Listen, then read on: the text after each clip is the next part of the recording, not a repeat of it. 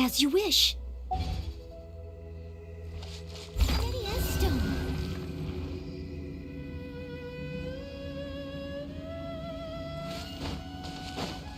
Huh. I'll catch up.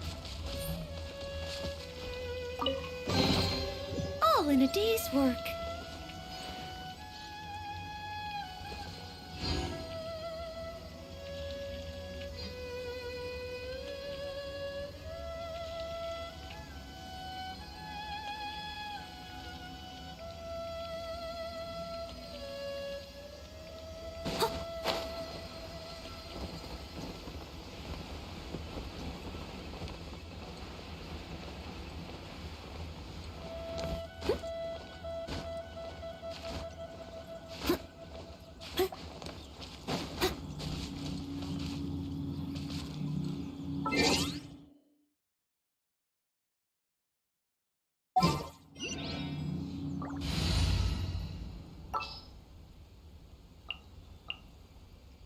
There's still a long road ahead.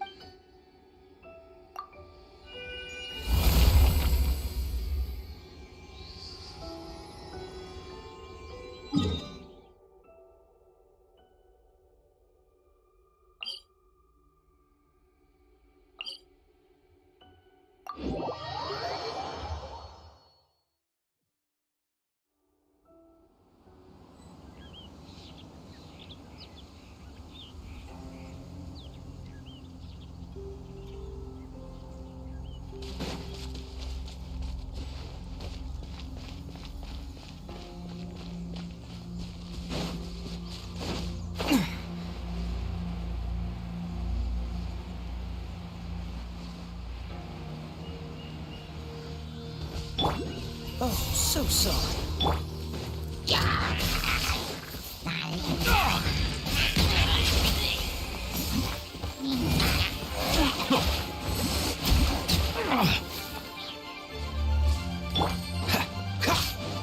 What's the hurry? Dodge this!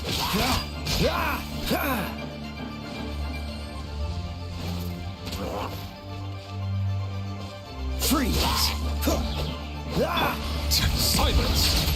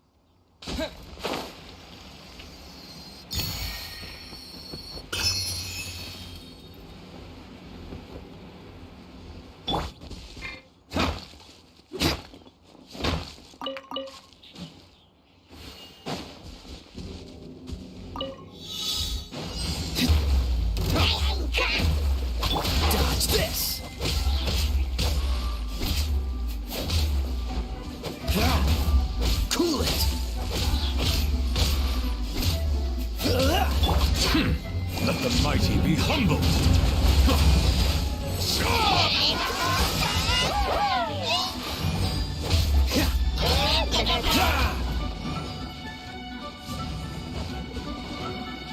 Dodge this!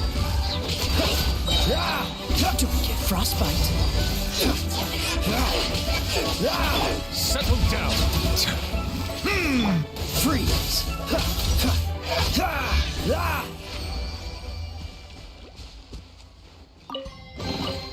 Fascinating.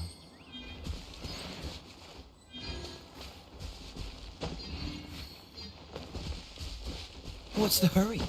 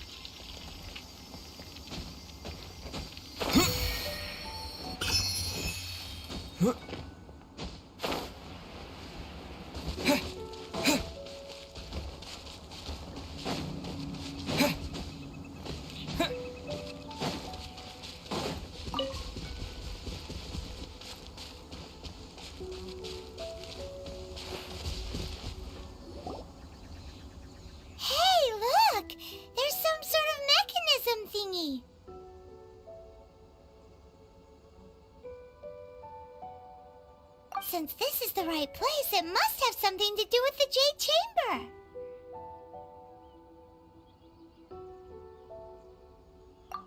No way! Just trust Paimon's instincts.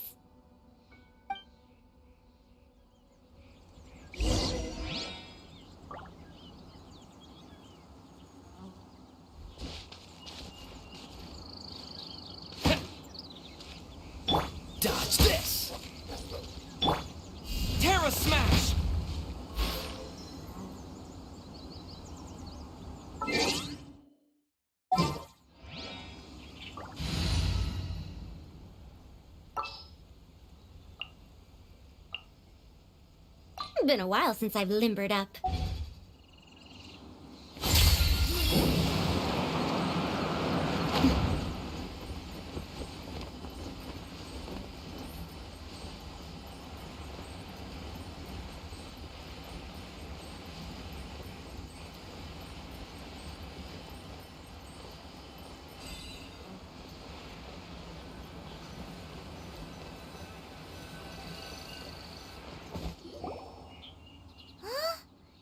Takes us up to here. Aw, if that wind current was stronger, we'd be able to reach the top in one go. Huh? Why? Or...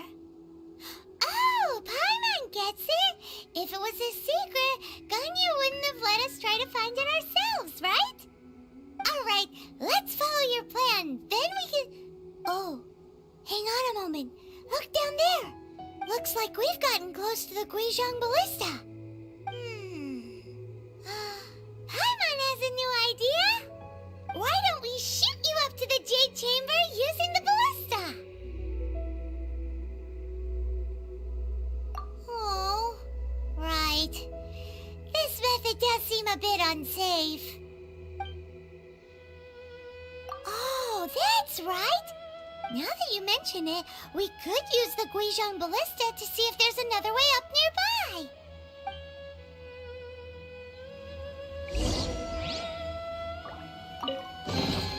A historical artifact. Never mind.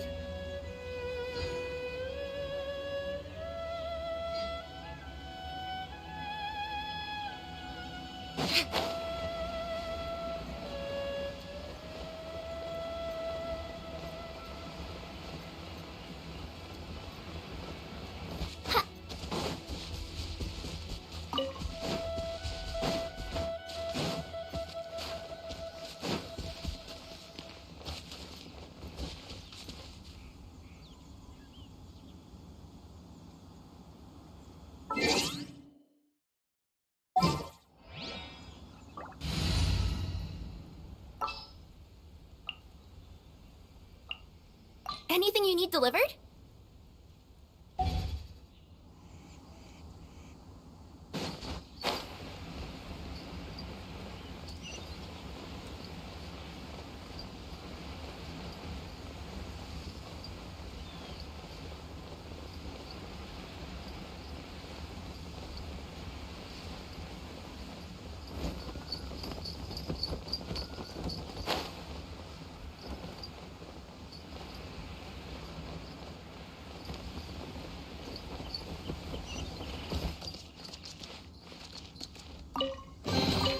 Did someone drop their package?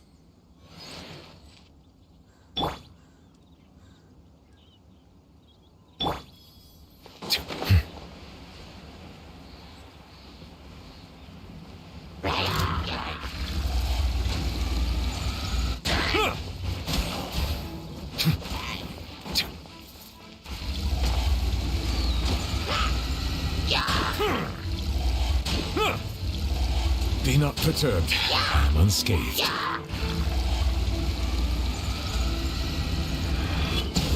Bow your head. Freeze!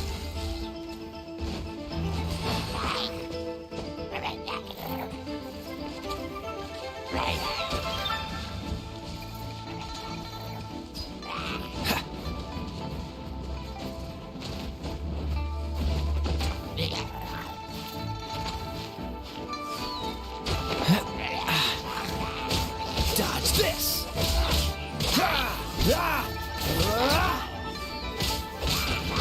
Cool it!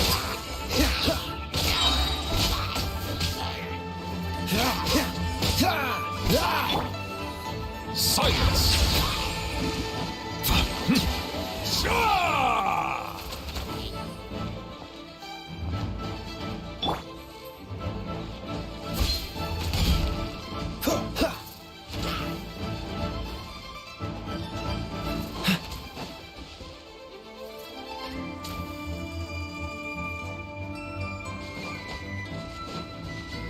Freeze!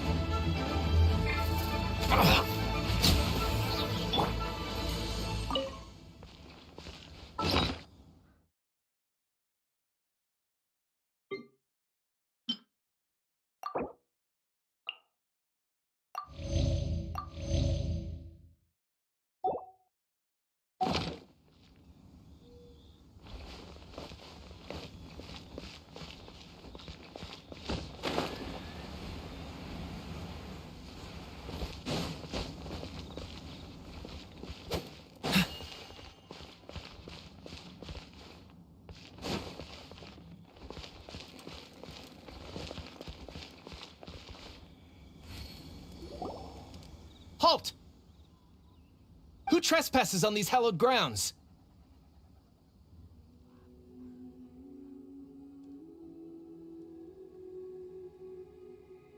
Exactly. What are you talking about? We're invited guests. What makes you think you can treat us like this? No. Wait. Maybe this was Ningguang's plan all along. She pretended to invite us to the Jade Chamber, but set up a Millilith ambush here to arrest us. Now Paimon's mad. You, over there. This is a trick, isn't it? How shameless. What? We're just on guard duty. What do you mean, shameless? What nonsense! Seize these suspicious intruders at once! Well, here they come. Light.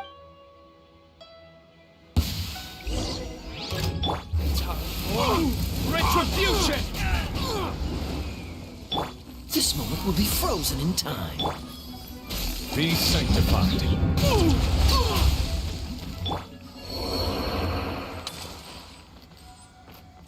Cool it! Service with a smile. Coming through.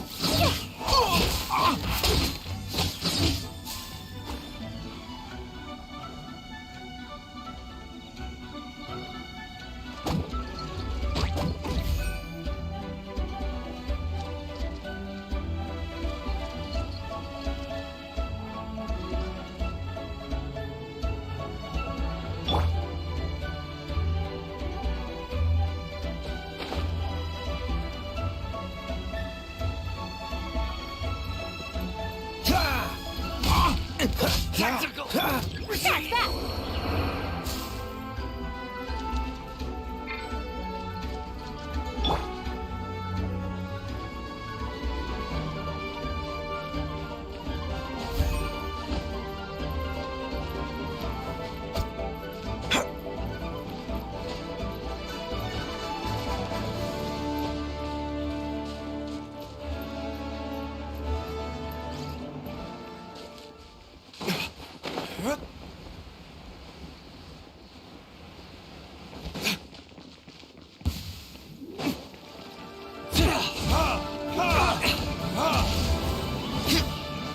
Dodge this!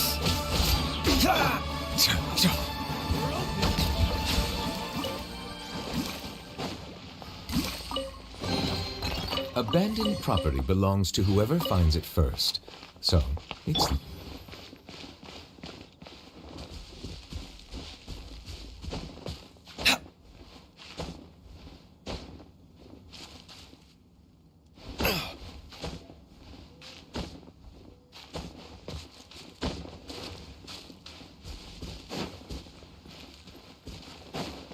Who goes there? There it is!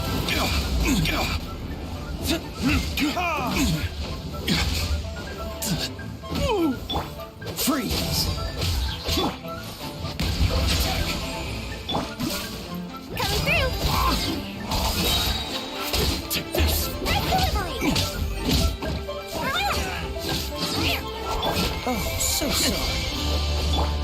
The time. Take the target alive! Cool it!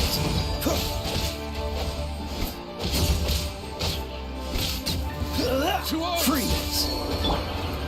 Attack!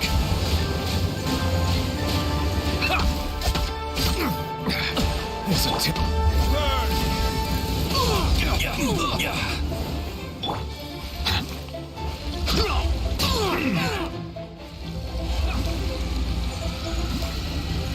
Take the target alive! Let the Dryad! blasted. Stop! What's all this about? Lady Kuching, these two strange people suddenly appeared. They seem to have designs on the Guizhong Ballista. Who are you calling strange?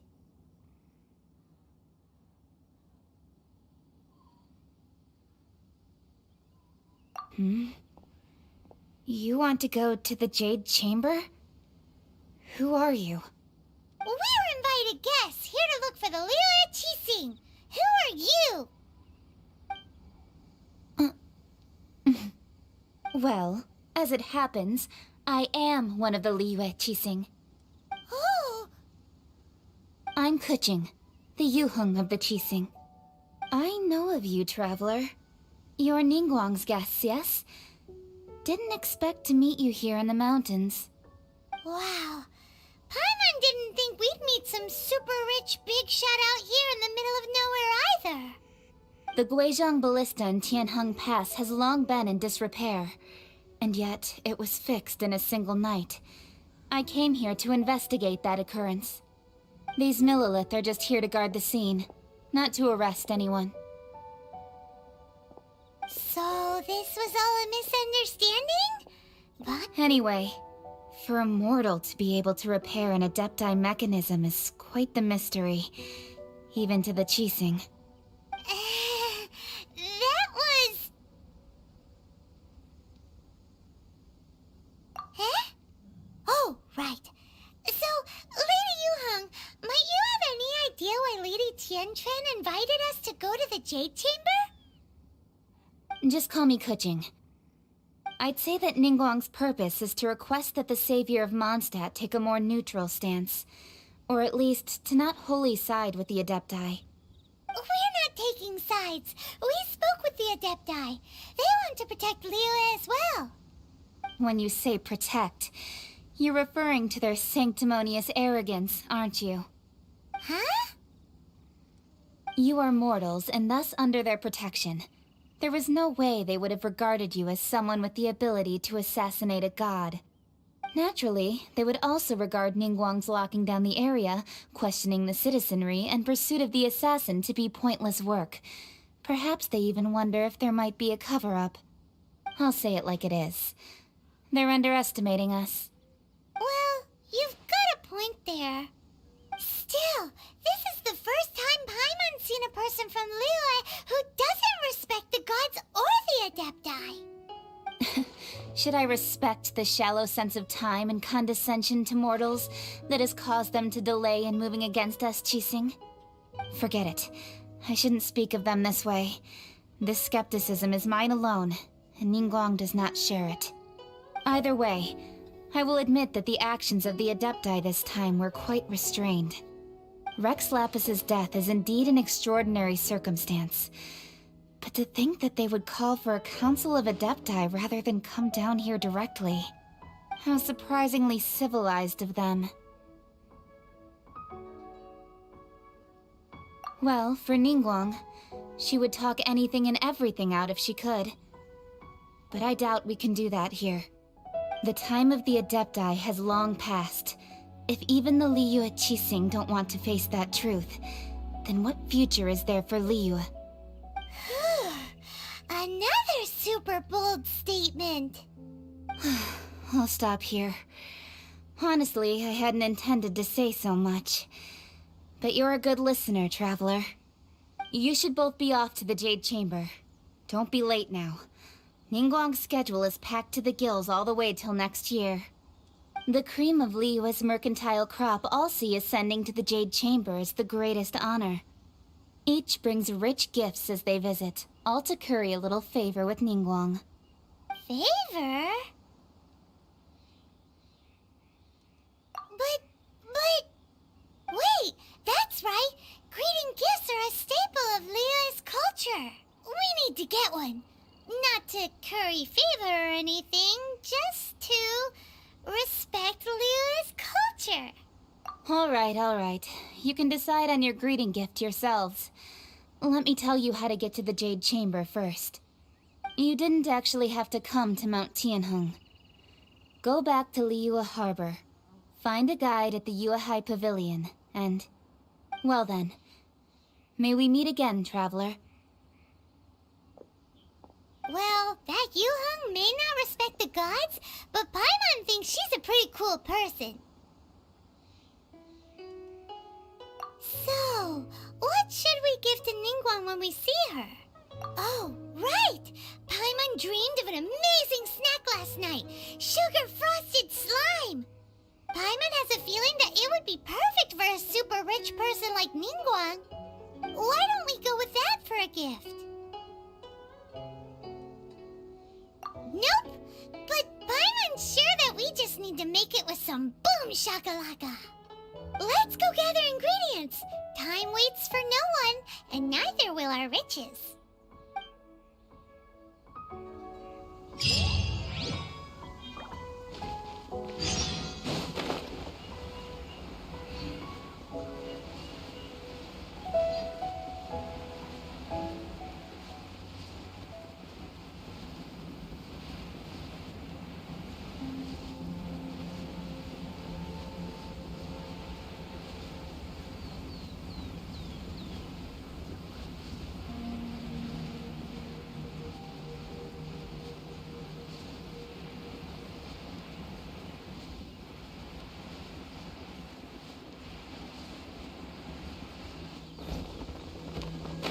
Look at that slime!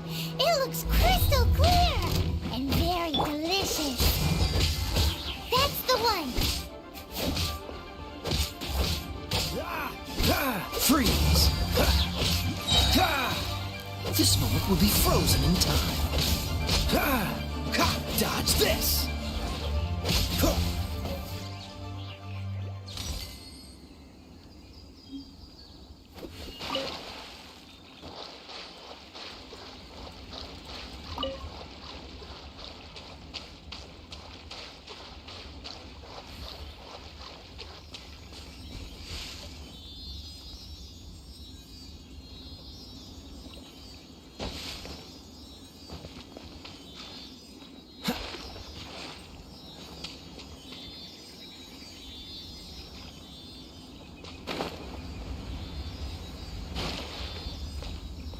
Cool it!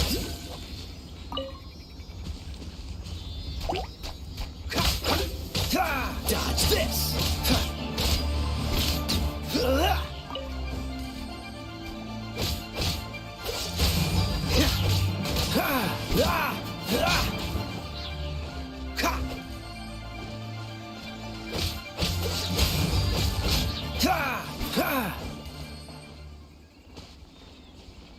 Cool it!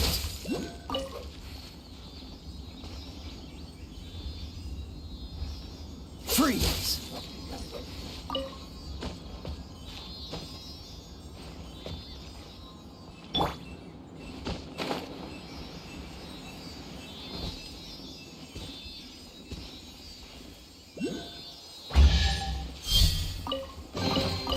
We'll need more where that came from.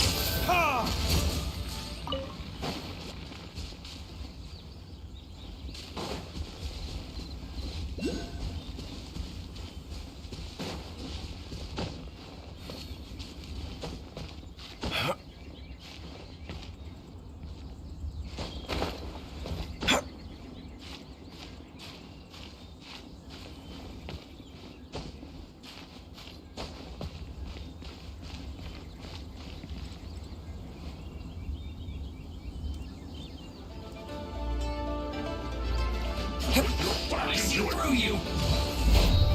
Time for retribution! You can't run! Well, neither can I. Oh, so sorry. Don't be a killjoy! We've only just begun! I'm here, please! My shield! You can't run!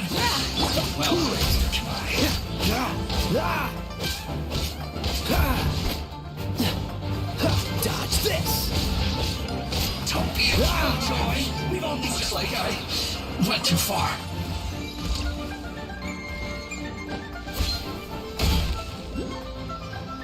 What's the hurry?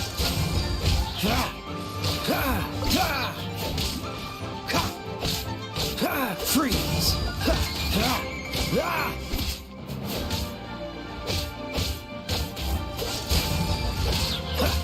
This moment will be frozen in time.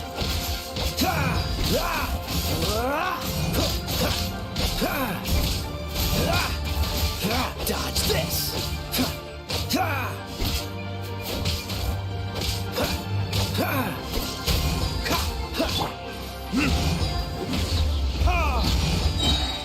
Burn!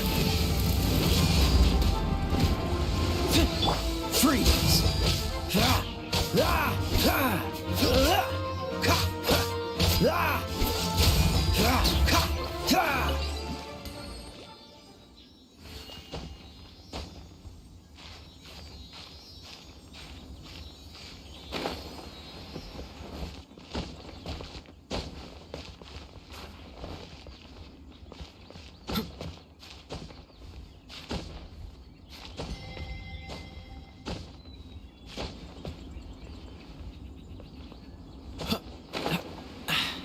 Catch the wind.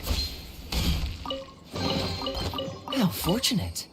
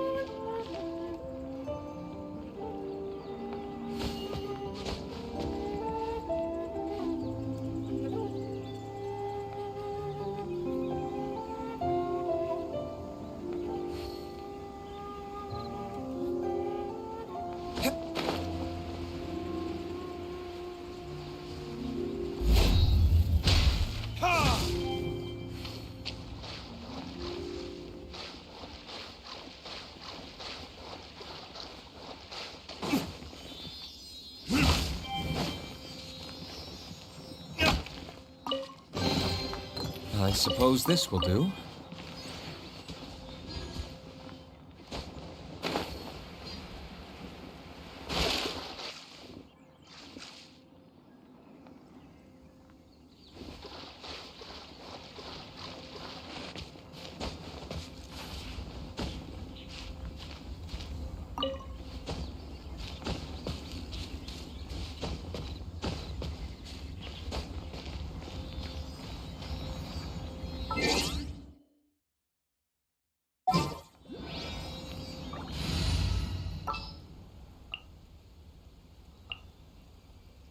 Just what will we come across this time?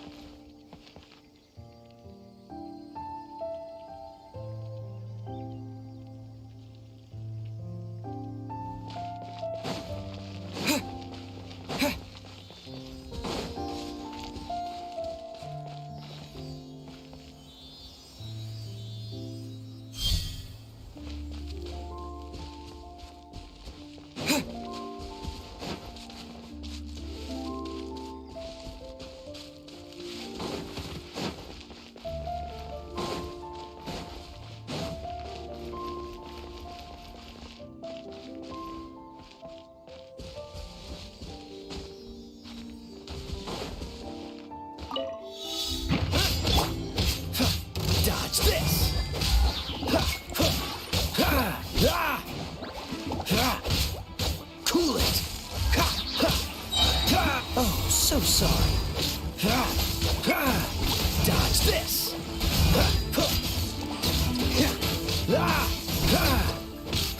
Freeze. Quake.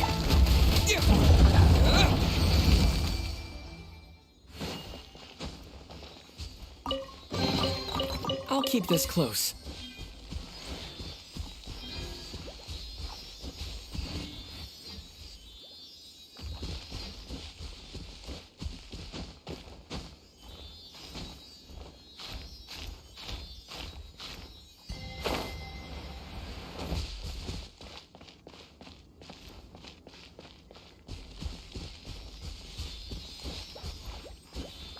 Yeah.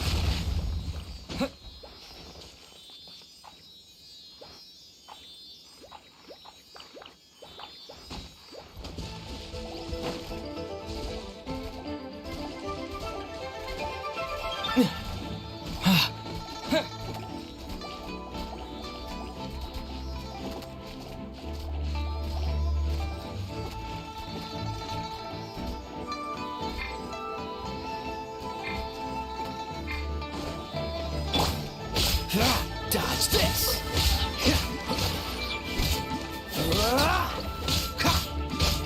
Freeze.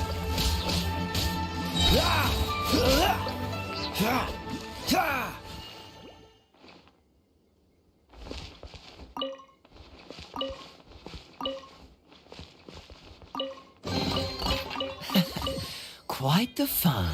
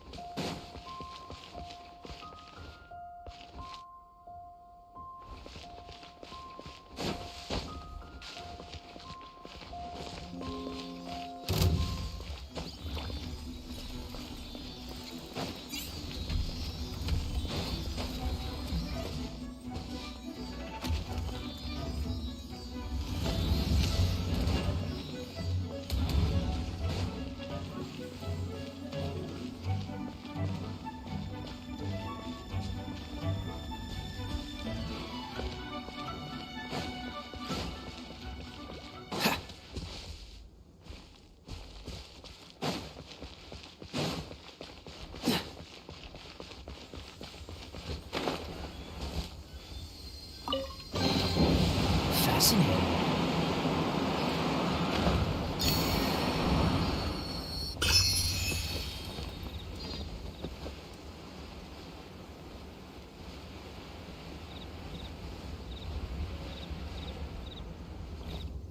Huh?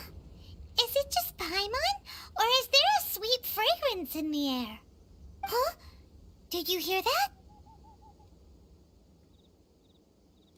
It seemed like it came from those ruins over there. Uh-oh. It looks like the treasure hoarders have locked someone inside.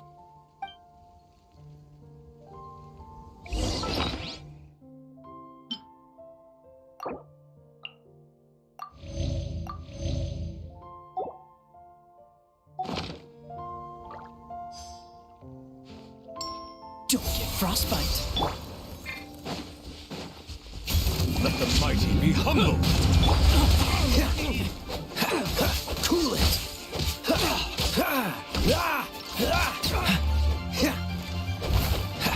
Freeze.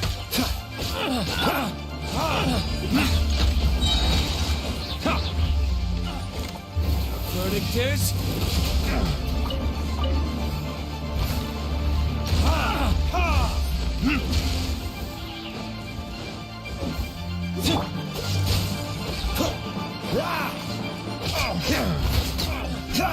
The hunter becomes the hunted. Cool it.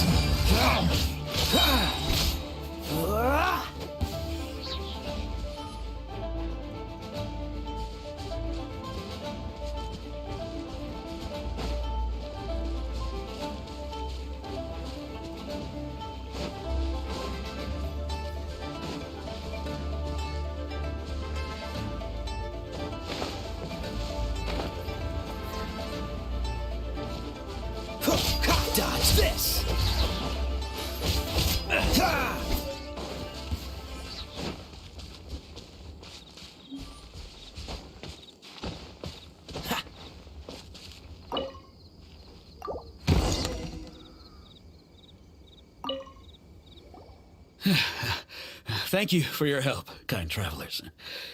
If you hadn't come to my aid, I surely would have rotted in this cell. Those treasure hoarders, when their mood was good, they'd rearrange those pots of sweet flowers. When they were in a bad mood, they'd rearrange my face. Aw, it was nothing. No need to thank us all at once or anything. I understand. Don't worry. I will compensate you both. Don't say that. I only escaped this predicament because of you. I'm Meng Dan, a supplier for Mingxing Jewelry in Liyue Harbor. I often walk around these mountains in search of antiques. I never expected that those treasure hoarders would have their eyes on the same ruins that I had. Before I knew it, they'd caught and imprisoned me. Is there anything that you lack? Antiques, treasure, various knickknacks, you name it. Well, as long as you want what I have to offer, of course. Wait a moment. Actually, we are looking for something. Oh? And what might that be? Do you have a box that can store presents? We'd like a pretty one. The kind that you can use to store snacks. Of course we do. How can one sell antiques without gift boxes? At Mingxing Jewelry, we have the best gift wrapping service in the 7 nations. Now just give me a moment and I'll let the boss know. You can go see her whenever you require that box. Great! Paimon's sugar frosted slime now comes in a beautiful package.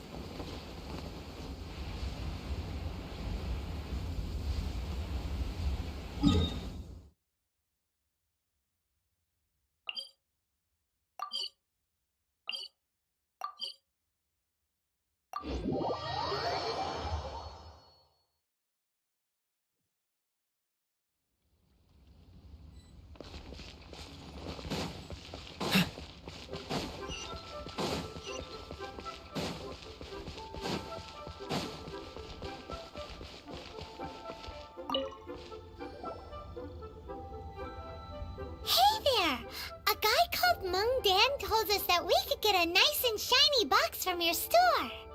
Uncle Meng already told me about it. Thank you both for saving him. Many of the best goods in our store were found by Uncle Meng. If anything were to happen to him, it would be impossible for us to continue doing business. Here, this container is itself an antique, with at least 140 years of history. It's already been cleaned. Will it do? Yep. It's great! Hang on a moment. Could we borrow one other thing? Sure. Please help yourselves. As long as it's on our shelves. Traveler, this clay pot looks really awesome. If we use an antique as our mixing bowl, we should be able to make a great snack. It's done! The one and only sugar-frosted slime! Carefully now. Into the box it goes and dust it over with a bit more powdered sugar. Oh, yes. You might want to use these 2 freshly picked flowers as decorations, too. Woohoo! It looks beautiful! Great! Now that we've put all that we've got into this box, let's go to the Jade Chamber to see Ningguang.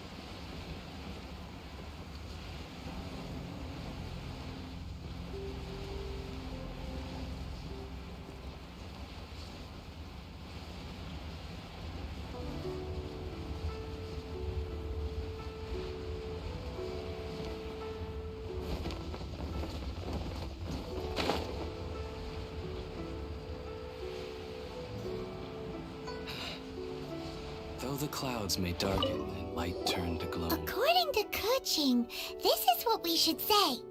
Excuse me, do you sell the moon here? Yes. How many would you like? It's not convenient to speak of numbers here. Ah, well said. Please, use this to ascend to the chamber. Yes, speaking of which, are you two the guests that Lady Ningguang has arranged to meet with today? Yep. And yet the code they used was not the one for guests, but for the Yuheng. What's going on here?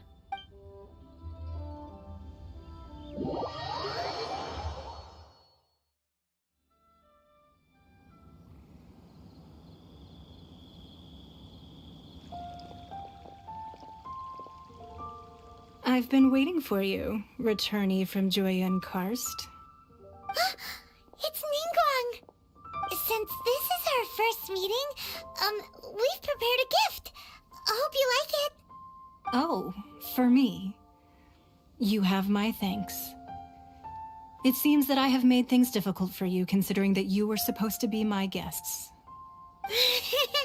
Oh no, it's nothing. I'm glad you like it too. This palace floats in the skies, higher than the peak of any mountain. From this vantage point, one may survey all of Liyue. I have been gathering the funds necessary to build it from the time I began learning the merchant's craft.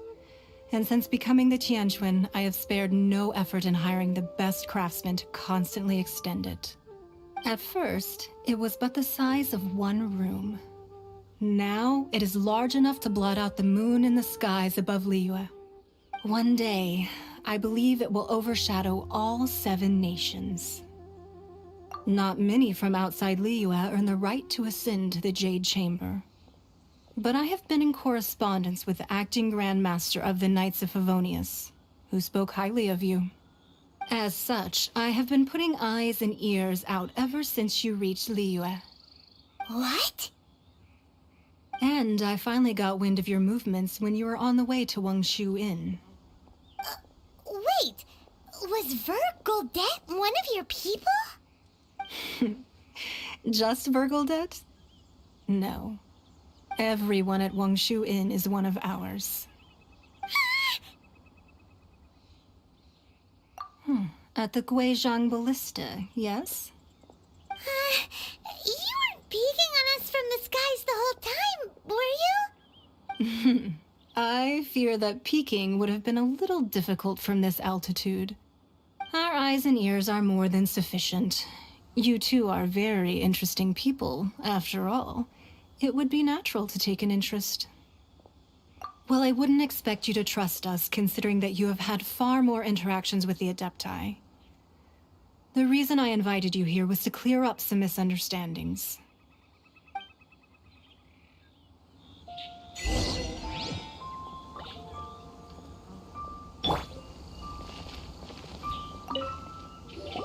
I believe that you've heard of the Archon War. Many gods used to walk this earth, and many long wars were fought between them that did not abate until 2,000 years ago. Much blood was shed, and many lives were lost. In the end, only 7 victors remained standing in Tevat. They built cities and nations on the corpses of the vanquished, and thus began the era of the 7.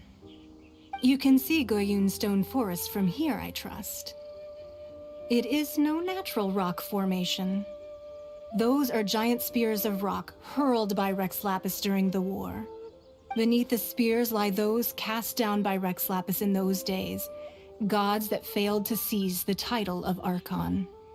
Not only is it true that gods may die, but so too has the membership of the 7 changed over the last 2 millennia. Rex Lapis's passing is an unimaginable disaster for Liyue, but the Order of the 7 will not collapse simply because of that. Another Lord of Geo will arise sooner or later. Yet, how are we to forget Rex Lapis? When that time comes, the relationship between the people of Liyue and the gods and Adepti will surely be different from before. Even in a new era, The Liyue Qixing remain Rex Lapis's former subjects. Do you really think us capable of having played a part in his demise? Of lacking the foresight to see the certain repercussions?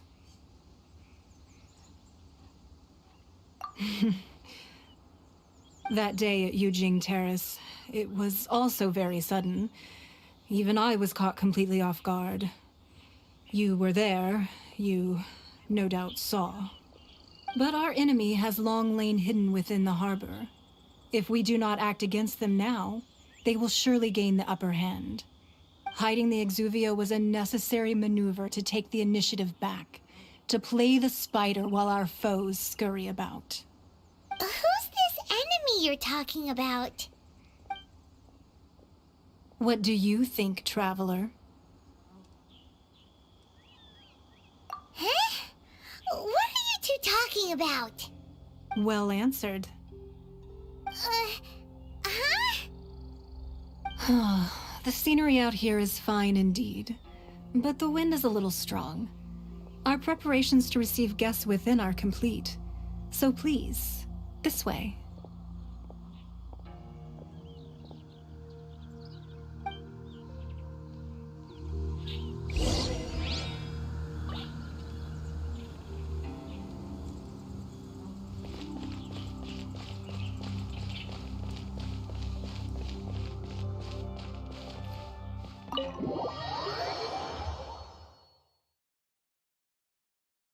Wowee! What a huge hall! Paimon's never seen such a fancy place before.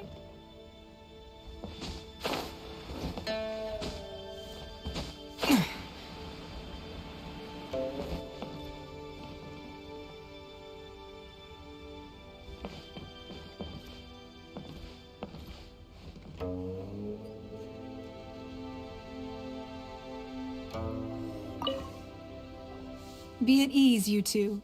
Make yourselves at home if you wish. Can we really? I have invited you two here as friends. And when friends come over to play, our enjoyment comes first. Naturally. Ooh! Isn't this that legendary wall? Why, you've kept your ear to the ground, I see. That's because even the storytellers are talking about it. Everyone's after a piece of paper from that wall. It's super famous.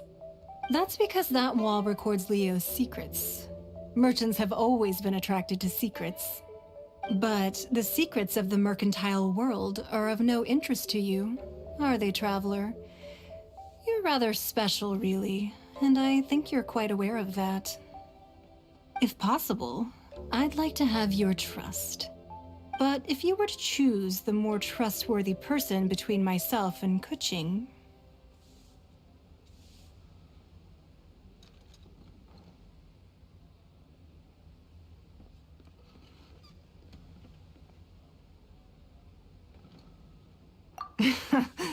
You'd pick Kuching? Nah, I had a feeling. I originally thought her a bit too hard-headed. With someone of her character on the Qixing, I've had some extra messes to clean up behind the scenes. But after she said those words, the time of the Adepti has long passed. If even the Liyue Qixing don't want to face that truth, then what future is there for Liyue? Well, I must say that quite a few of my doubts have been dispelled. I won't deny that Rex Lapis's passing seems advantageous to us. But, for Liyue's sake, we cannot allow ourselves to be shackled by rumors of our usurpation of power. Indeed, it seems that you understood what I meant to say from the very beginning. I called for the gag order and for the Exuvia to be hidden to temporarily stabilize the situation, and also to prevent something similar to the incident in Mondstadt. With Rex Lapis's death, the Fatui have busied themselves with many clandestine actions beyond their diplomatic remit. As the Tianquan, one responsible for Liyue, I cannot be too concerned with appearances when opposing them. Allowing the rite of parting to take place was also meant to buy some time for us to take control of Liyue's administration. It's exactly as Zhongli said. The Chising only provided the venue for their rite so they could use us for their own ends. Wait, that's right. Speaking of ends, could I say one other thing? Of course. Paimon's heard that anyone who sends a greeting gift gets a little something in return. So, does that include us? It's all right. I like direct people. Well, we have made quite a bit of trouble for you recently. How about this? You can pick any one object here as you please, and you may take it with you. Yay! Paimon was just waiting for you to say that! Let's see, what should we get? One of the sheets on that wall! Don't look at Paimon like that! One of these sheets of paper will sell for crazy prices, even if it's only as large as Paimon's fingernail. Just imagine how much more a whole untorn sheet would sell for. Let's grab one! The biggest one!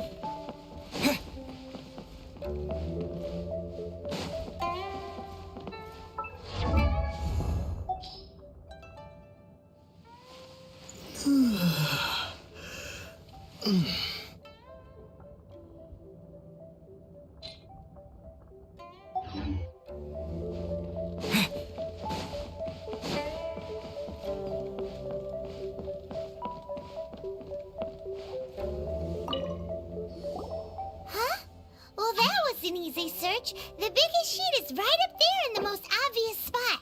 Let's go with that one. La la la la la. Let's see what's written on it. Huh? There's a place marked with a circle on here. Oh, could it be treasure? Whatever it is, it better make us filthy rich. Let's see what's written over here. Sigil of permission, something, something, Fatui, research, copy. Huh? Aw, that doesn't sound like treasure at all. This piece of paper shows that a Chising spy discovered traces of classified Fatui research on the Sigil of Permission. Oh, Ningguang did say that the Fatui have been up to all kinds of mischief in the shadows of Liyue, spreading rumors, wanting to get their hands on the Archon's body and whatnot. But research on the Sigil of Permission? Paimon wonders what they're up to. Speaking of which, there's also some connection between you and the Sigil of Permission. Seems there's still more for us to find out. Oh, you really think so? Well, should we not go then? Oh, so you're saying that it's precisely because we can't completely trust Ningguang that we should confirm the truth of what she says for ourselves. That's way out of Paimon's league. Paimon thinks she's been nothing but good to us. Anyway, we'll see if you're onto something. Before we look for Zhongli at Dihua Marsh, let's go to the place marked out on these papers and see if the Fatui really are up to no good there.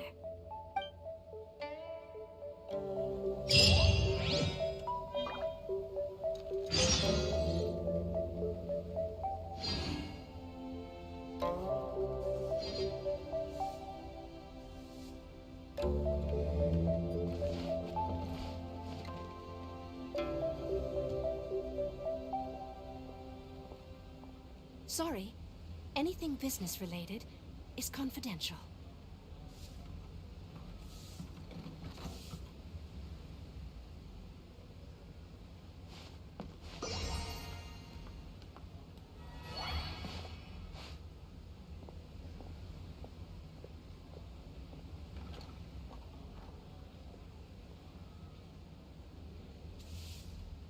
Sorry. Anything business related is confidential.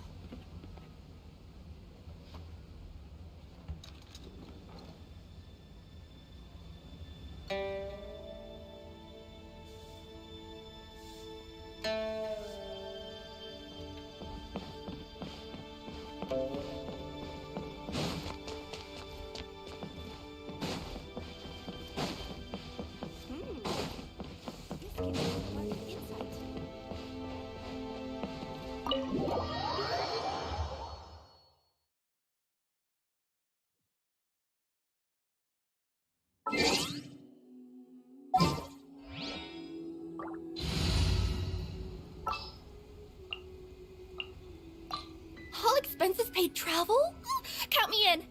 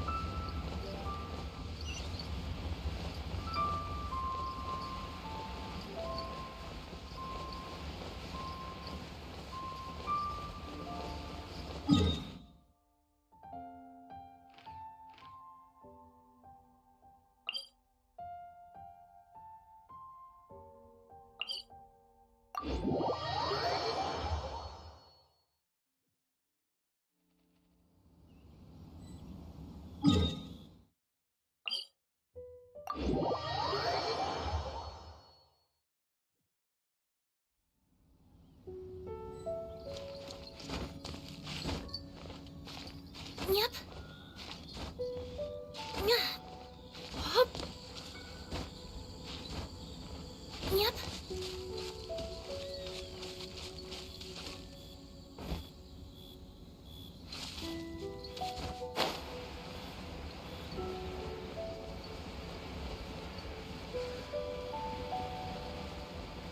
There really were Fatui at the location written down on this piece of paper. And they look really mad at us too.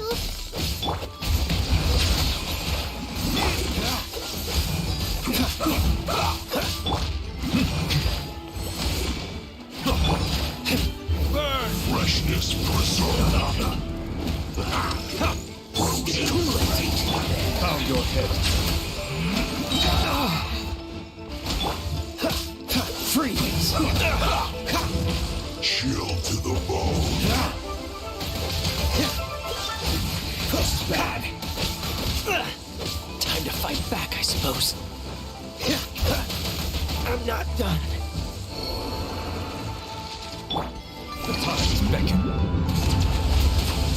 Silence! Oh no!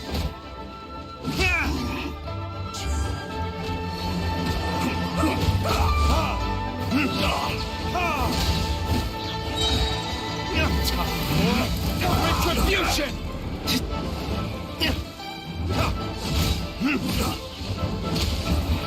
This isn't good.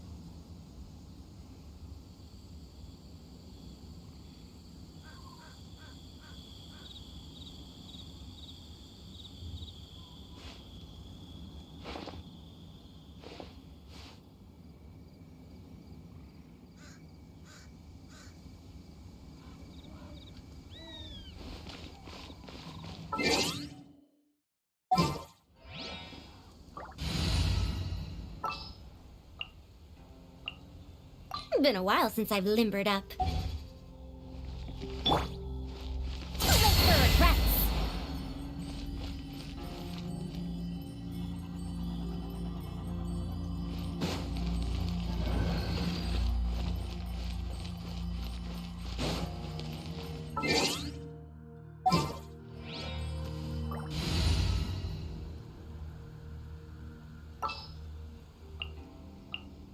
Thank you for choosing Comania Express. At your command.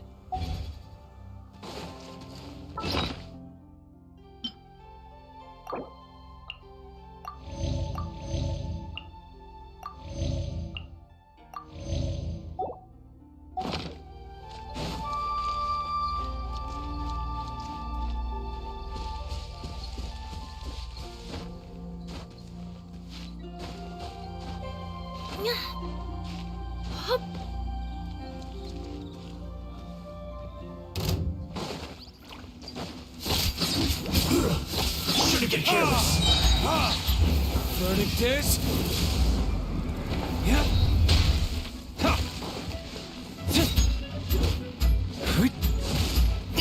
Coming through.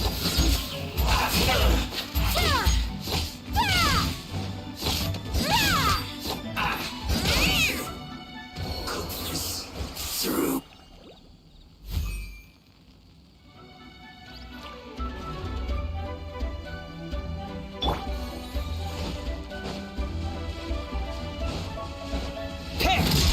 Getting here! Time to fulfill my duty. Burn! This should be fun. Nice delivery. Ha! Ha!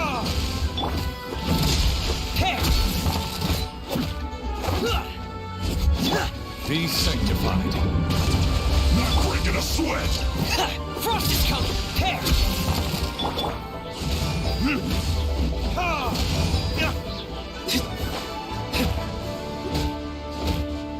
Frost is coming!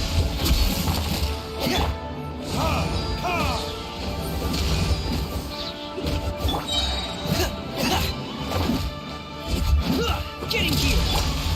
Verdict is...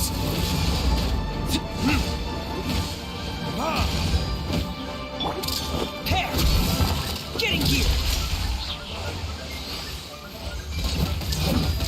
Frost is coming!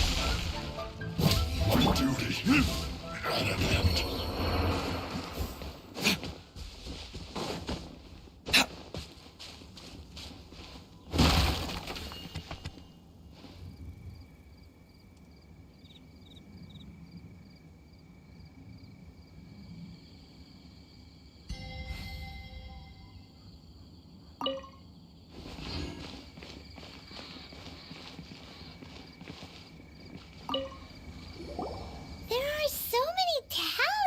Here.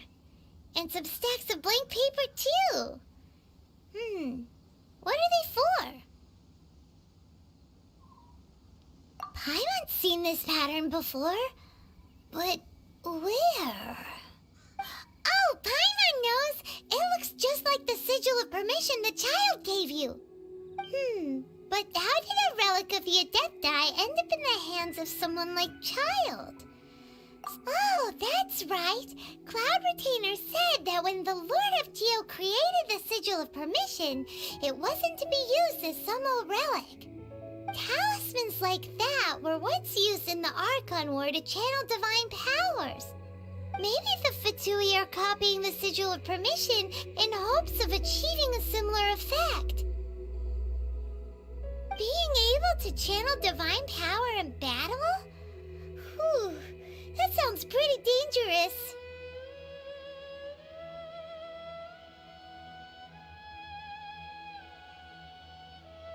And the plot thickens.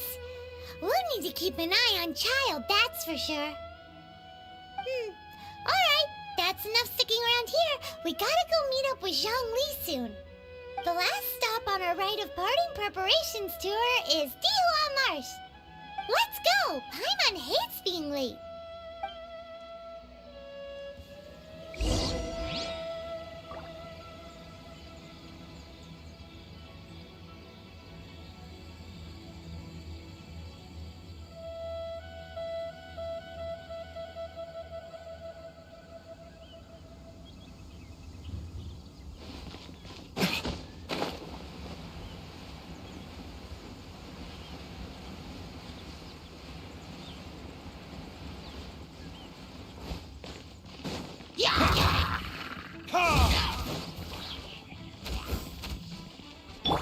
Bow your head.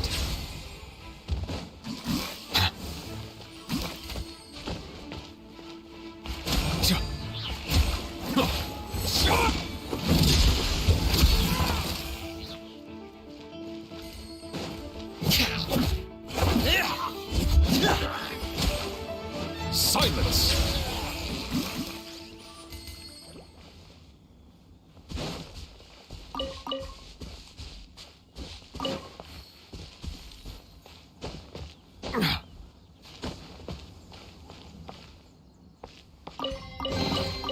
Abandoned property belongs to whoever finds it first, so it's legally yours now.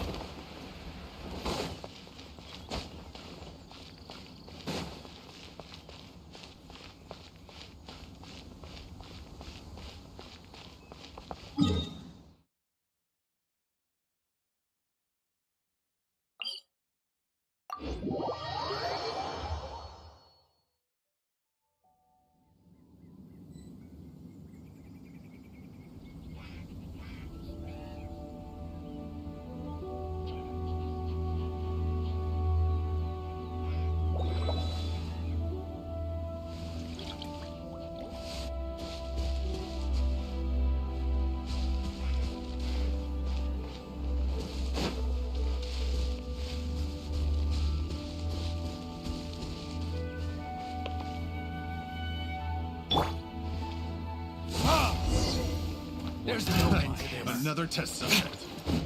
That tingle? Hey! Get in here! Bow your head. Jab, cross! Let the mighty be humbled. Commencing cleanup! Frost is coming! Get in gear! Frost is coming! Pair! Get in gear! Pair! Frost is coming! Burn! Picked the wrong time. I got careless. Coming through!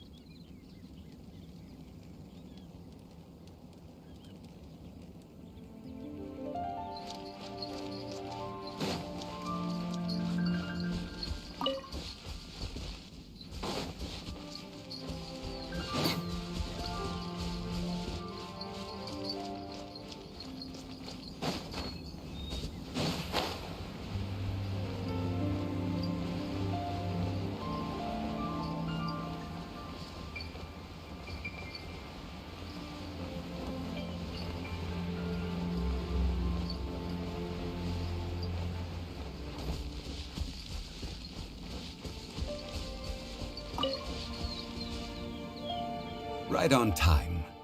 I myself only arrived moments ago. Did you enjoy your visit to the Jade Chamber? It was so big and pretty and expensive. Paimon's never seen such a fancy schmancy place before. Indeed. It's second to none in all of Liyue. Then you met with Ningguang, I trust? What did you talk about with her? She's super rich and so generous. Paimon thinks she's very friendly. Yeah, his take on Ningguang is quite different from Paimon's. He thinks that even the tactless Yuheng is more trustworthy than her. Oh, so you also met with Keqing then? What did she have to say? She said the time of the Adepti has long passed. If even the Liyue Qixing don't want to face that truth, then what future is there for Liyue? No respect for the divine. Indeed, contrary to the ever-bold Keqing, Ningguang is more of a businesswoman at heart, though they are both members of the Qixing. Although she's friendly, there's no way of clearly discerning her true intentions.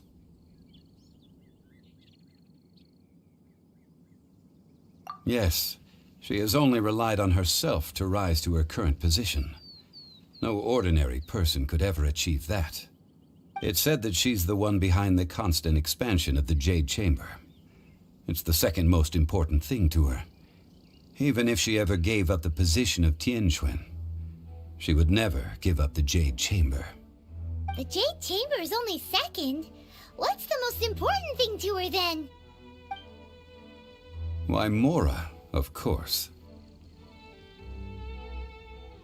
All Ningguang talked about was the Fatui this and the Fatui that. She said that after Rex Lapis was murdered, the Fatui have constantly been trying to sink their fingers into Liyue, and that they aren't to be trusted. That is how the Fatui have always been. It doesn't surprise me in the least. No matter what they may be planning, you must be careful when dealing with the Fatui. Always be on your guard. So, is there anything we need to get for the rite of parting in Dihua Marsh? Yes, as a matter of fact, there is. Today, we'll be gathering wild glaze lilies. Glaze lilies? But why did we come all the way out here? Doesn't the garden in Yujing Terrace have some? Even Qingse Village has glaze lilies.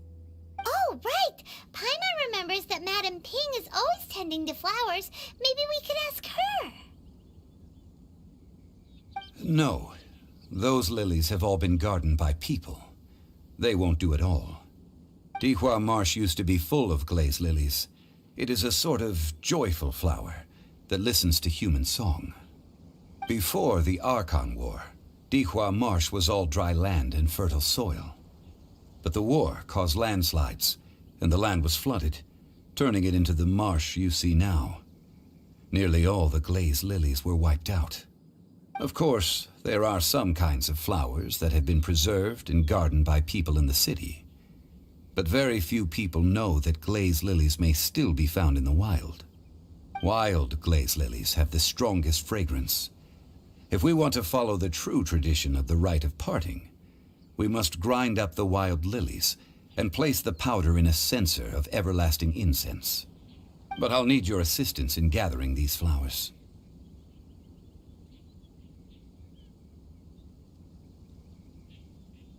No, I need you to sing to them. Singing to the flowers will make them more fragrant. So how good is your singing? Really? Why doesn't Paimon believe you? We'll only know once he starts singing.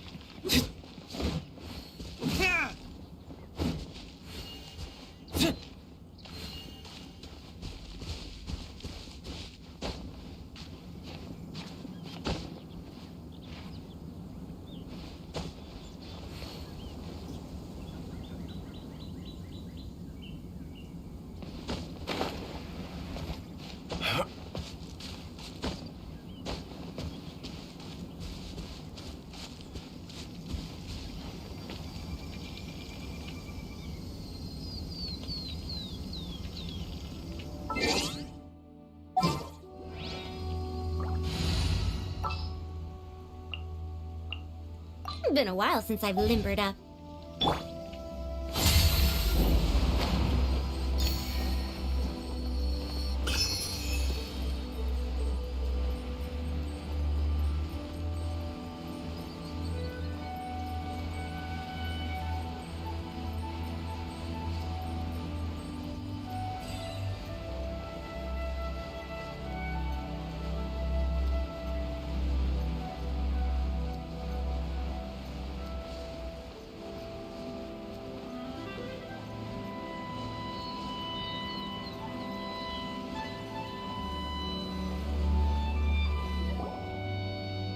It's time to sing, whenever you're ready. Da da da da da da da da da. What happened? These flowers are jumping. They look really angry. Is it because you sang a song for Mondstadt that they don't understand here in Leland?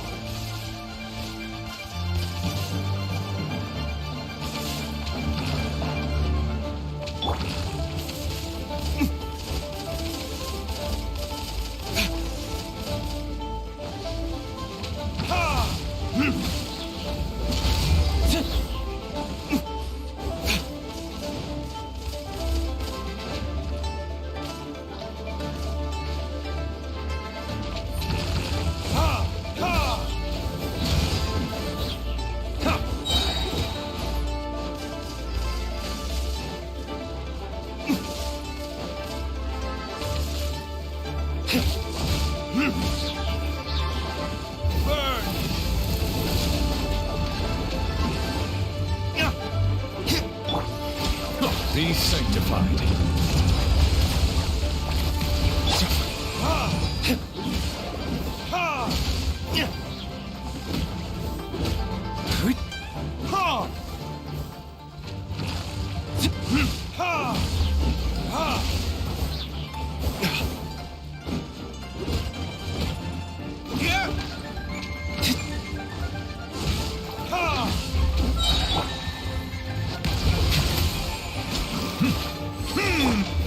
Verdict is...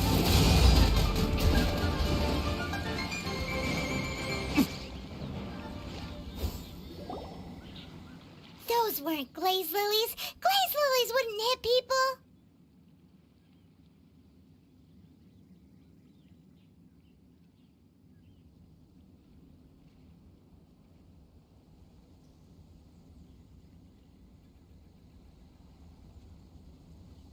This little monster is known as a whopper flower. Strange. These petals look interesting. The glaze lilies used as a disguise were buried with the whopper flower for too long. The result seems to have surprisingly potent medicinal value. Let's collect what we can of these petals. Well, that's nice and all, but will those petals be useful for the rite of parting? Unfortunately, no. That's so lame. Excuse me. Are you searching for glaze lilies? Oh, hey! It's... What's-her-face? Hello, traveler. I'm surprised you still remember my name. Ah, that reminds me. How was your visit to the Jade Chamber? Well, it sure would have been better if you told us how to get up there. Didn't I tell you the way? Surely I did. Nope, we found the way on our own.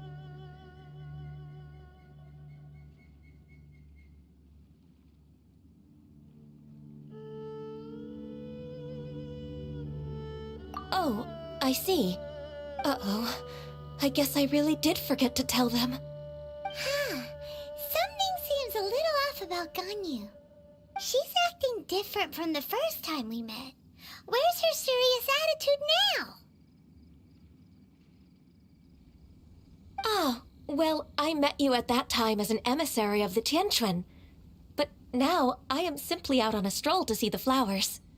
You came all the way out here to see the flowers? Why not just enjoy the gardens of the city? Yujing Terrace is where Rex Lapis parted from this world. If I strolled through those lonely gardens now, I wouldn't be able to bear it. Whenever my duties take me near Yujing Terrace these days, I draw the windows to block my view of the gardens. Oh, sorry. We shouldn't have brought it up. No, it's quite all right. I just haven't processed my emotions yet. When the Archon War came to its end 2,000 years ago, the first iteration of the Seven would gather in Liyue and drink with Rex Lapis. But 5 of those original 7 had already passed before Rex Lapis. It's truly a changing of the guard. Yes, now that the spirit of Rex Lapis has returned to the heavens, only Barbados of Mondstadt remains of the first 7. The other 5, including Inazuma's Raiden Shogun, are no longer the same friends from 2,000 years ago. Of the current 7 Archons, the youngest is Sumeru's god of Dendro. She is merely 500 years old, whereas Rex Lapis was more than 6,000 years old at the time of his passing.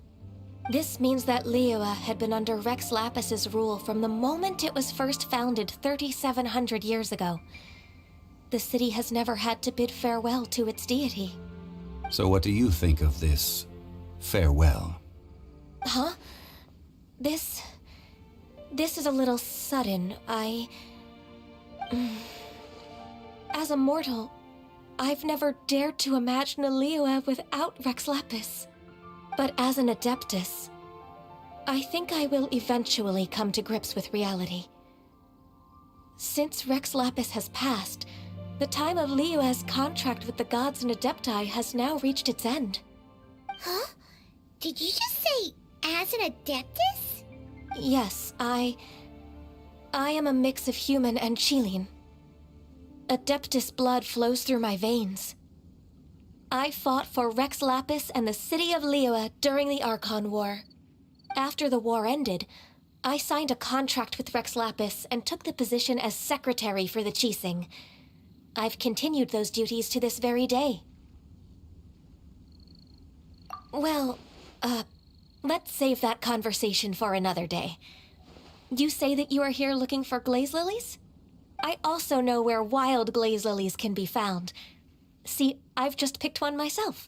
Here, you may have it if you wish. We dare not refuse it.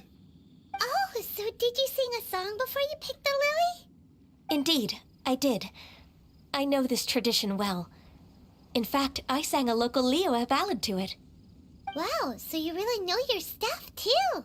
Thanks, Gunyu. No, it is you who I should be thanking. If not for this chance meeting, I never thought that I would be able to contribute to the upcoming farewell for our ancient lord. If you would excuse me, I should return to my work now. Good luck. And that just about does it. Our preparations for the rite of parting are mostly finished. Given the ease of picking glaze lilies, I think this was a fitting end to our tasks, in more ways than one. Yeah, Paimon can already imagine him starting a business in Liyue. I've had enough ventures in my life already. Beginning a new undertaking is always difficult at first, and requires no small amount of effort. And once business is at full steam, the stress of it all only wears away at you over time. So you must be careful to take the time to step back and re-examine yourself.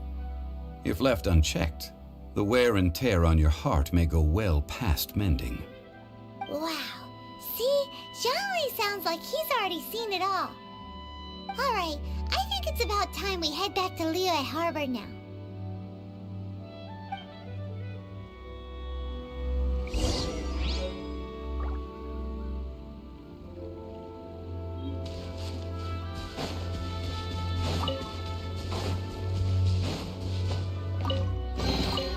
We'll need more where that came from.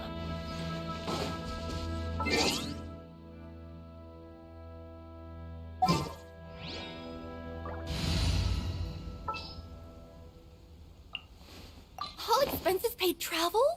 Count me in.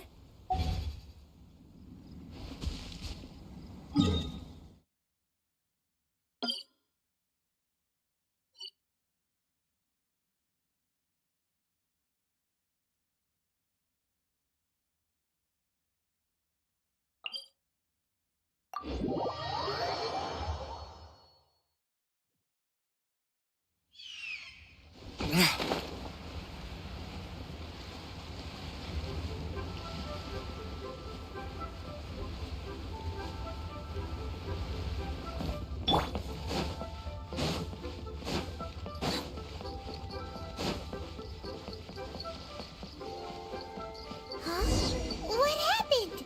The city gate is swarming with Millilith and the Fatui? Ah, you're the consultant to Wangsheng Funeral Parlor. Mr. Zhongli, I presume. The Millilith are watching our every move now. These are desperate times. We mustn't act rashly. Desperate times? The Adepti of Joyun Karst are finally on the move. Do they intend to exercise force? Most likely. I've heard that some members of the Qixing have already gone to meet them. Well, I say meet, but it's more like they're attempting to stall the Adepti outside the city. However, both sides were quite obstinate and hit an impasse. It seems inevitable, given the current situation. The Adepti do not acknowledge the Qixing. They only acknowledge the contracts of the Geo-Archon. If the two sides come to blows, Liyue Harbor will be in no position to stop them. Surely the Liyue Qixing are not the sort to give in so easily. Their boneheadedness is known throughout the lands. Yet it's because of that obstinacy that mortals and Adepti are now on the verge of conflict. And what now? How is it that the Fatui have come under fire? That's all Ningguang's doing. She proclaimed that in these tumultuous times, the Millilith must rein in the actions of the Fatui. Only now do they want to start keeping tabs on us? That's the Qixing for you. Anyway, Mr. Zhongli, you're one of Child's close associates. Please understand that your actions will reflect on us. Don't let anyone catch you off guard. It looks like things are about to boil over in Liyue Harbor. Do you intend to use your neutral identity as an intermediary between both sides? Or will you use your sword to turn the balance? Neither path is an easy one. Oh, by the way, Mr. Zhongli, we've heard that the Wangsheng Funeral Parlor has also been caught up in all of this. They're currently squaring off with the authorities at the gates. Things are taking a turn for the worse. I'm afraid I must leave now to handle things back at Wangsheng Funeral Parlor. I hope that Master Hu has been able to keep things under control for the moment. Consider your next course of action carefully, Traveler. If you're trying to prevent an explosion, it may be wisest to look for the fuse first. Having connections with the Fatui seems to be quite the double-edged sword. So what does Zhongli mean by looking for the fuse? Oh, Paimon gets it! If there's anyone that wants to see the whole city turned upside down, it's definitely him!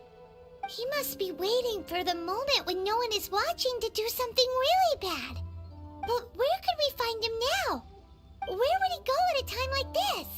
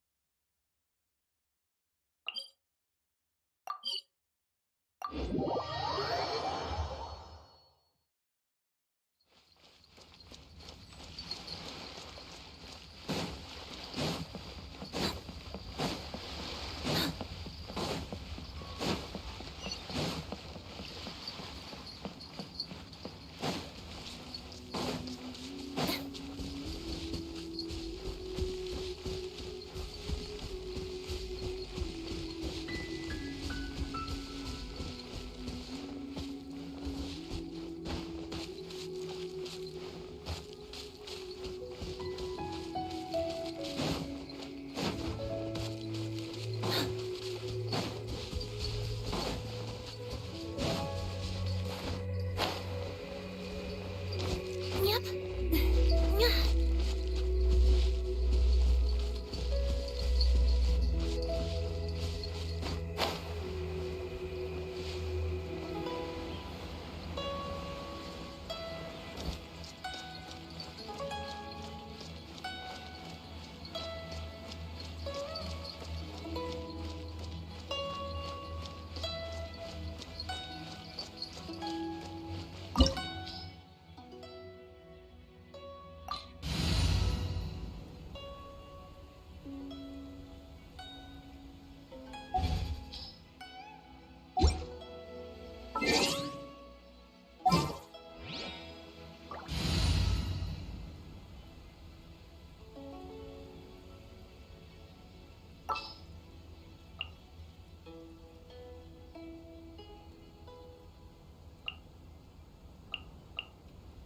Oh, I'm looking forward to this.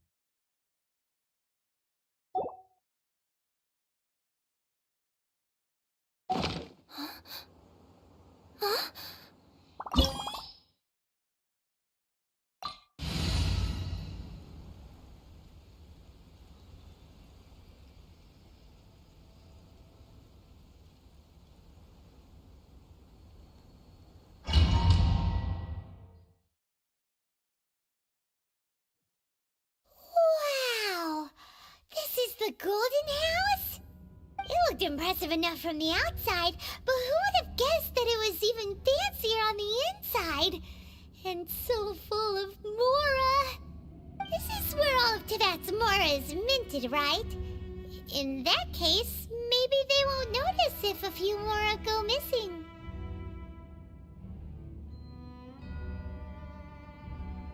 Oh, so it's a trap!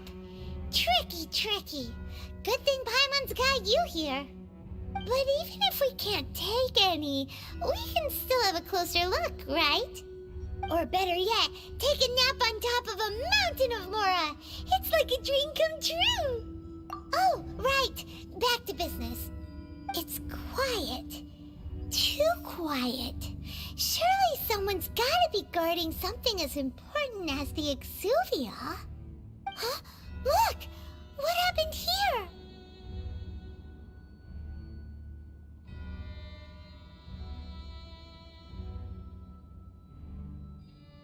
Uh-oh. Paimon smells trouble. Quick! We have to go make sure that the Exuvia is all right.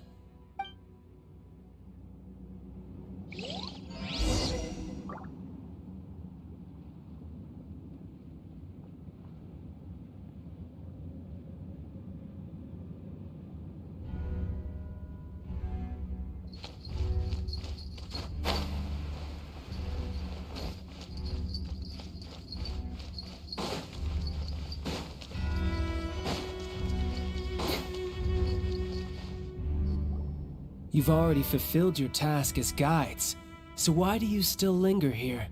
Haven't you already seen enough trouble for today? Huh? Who's there? If you were Fatui, I imagine that you would be entitled to a generous reward from the Tsaritsa herself. But now, you're nothing but dross, and you're in my way. Although I'm deeply grateful to you that I was able to effortlessly find this secret location, don't you think that trying to stop me now would just be wasted effort? Stopping the Mora Mints, hiding away the Exuvia. The Chising are really pulling out all the stops this time. So you've been planning to take the Gnosis from inside the Exuvia all along? As one of the 11 Fatui Harbingers, it's my duty to see the will of the Tsaritsa fulfilled. She will get that which she desires. I'm not asking for your blessing, and there's nothing you can do to stop me anyway. The time for discussion and diplomacy has already passed. I mean, if it were up to me, I would have skipped that stage to begin with. But I'm willing to do as the Tsaritsa deems fit. Either way, we now come to my favorite part. A simple pleasure, and one that I am oh so delighted to be sharing with you. The battle. Battle? So you're the type that goes looking for trouble, huh? You could say that. When Signora offended the deities outside the cathedral in Mondstadt, she swiftly left the scene once her mission was accomplished. Instead of confronting you directly, she chose to rely on the snow and ice to make her escape. She wouldn't want the knights to come running towards the sound of battle now, would she? When she faces a worthy opponent, she will prioritize her mission, weigh the outcomes, and consider the consequences of her actions. But as for me, the greatest pleasure of being a harbinger lies in crossing blades with strong opponents. We won't let what happened in Mondstadt ever happen again! Oh, so you intend to fight me? Good. I won't kill you, Traveler. I'll just play along, to feel the thrill of battle. Besides, you could never defeat me, not even in your wildest dreams. But hey, try to relish the fight anyway, because if you ask me, without that, what else is there? Fighting talk, I love it! Now let's see you live up to it. This chance is hard to come by, so show me all you've got. So very few ever get the chance to square off with the Fatui Harbinger. So come now, amuse me, and don't you dare disappoint. Settle down.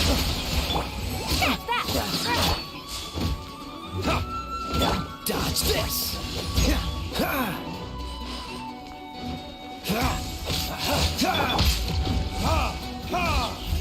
Not bad, not bad. Burn! You've made some progress. Not bad. You've got a trick or two. Good. No wonder Signora was so wary of you. Well, that just means I can go all out. Brace yourself. This is about to get tough. Now, show me what you can do against the might of a Harbinger.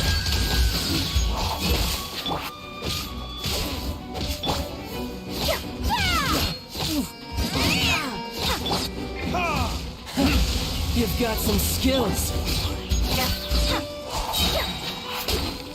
Red delivery! Break!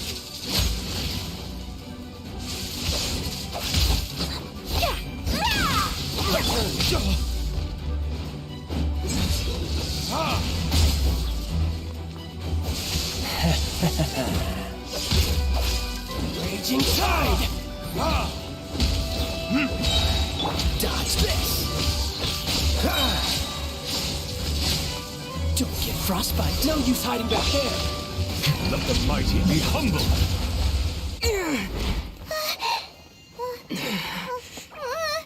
Not bad. Your swordsmanship is quite impressive. But that's about as far as you'll get.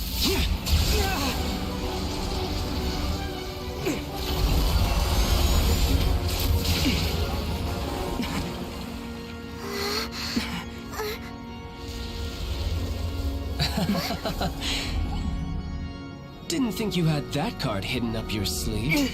You were just playing us to get close to the Exuvia! Oh, quiet down. Stop acting like some wide-eyed recruit. You've seen this world. You of all people should know. This should have been expected.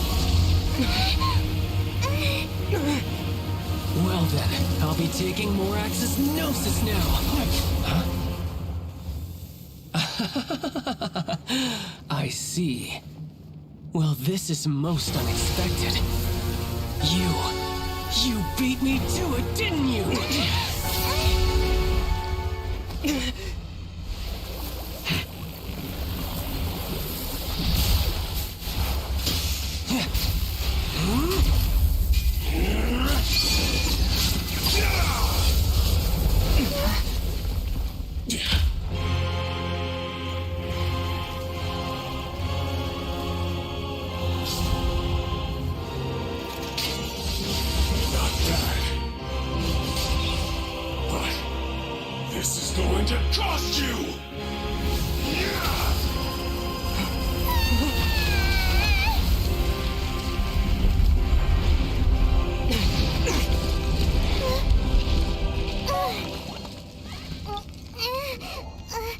You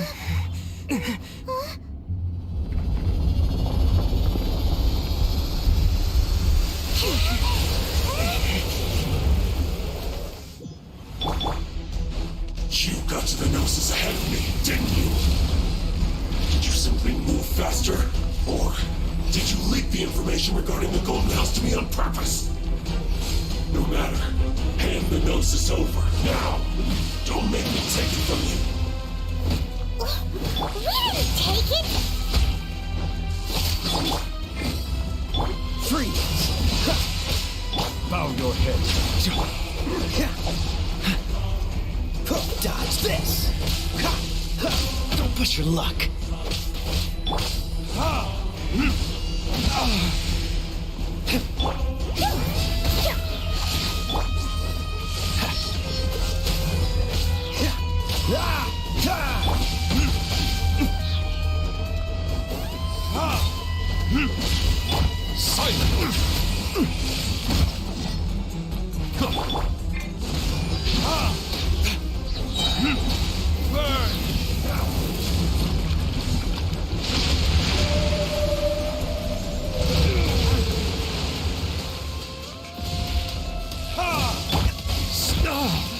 Silence! Coming through!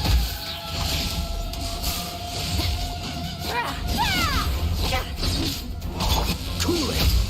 What's the hurry?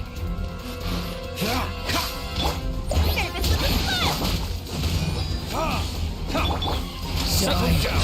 Eva.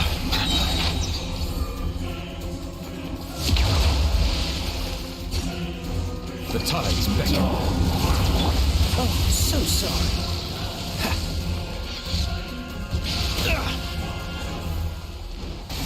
Freeze!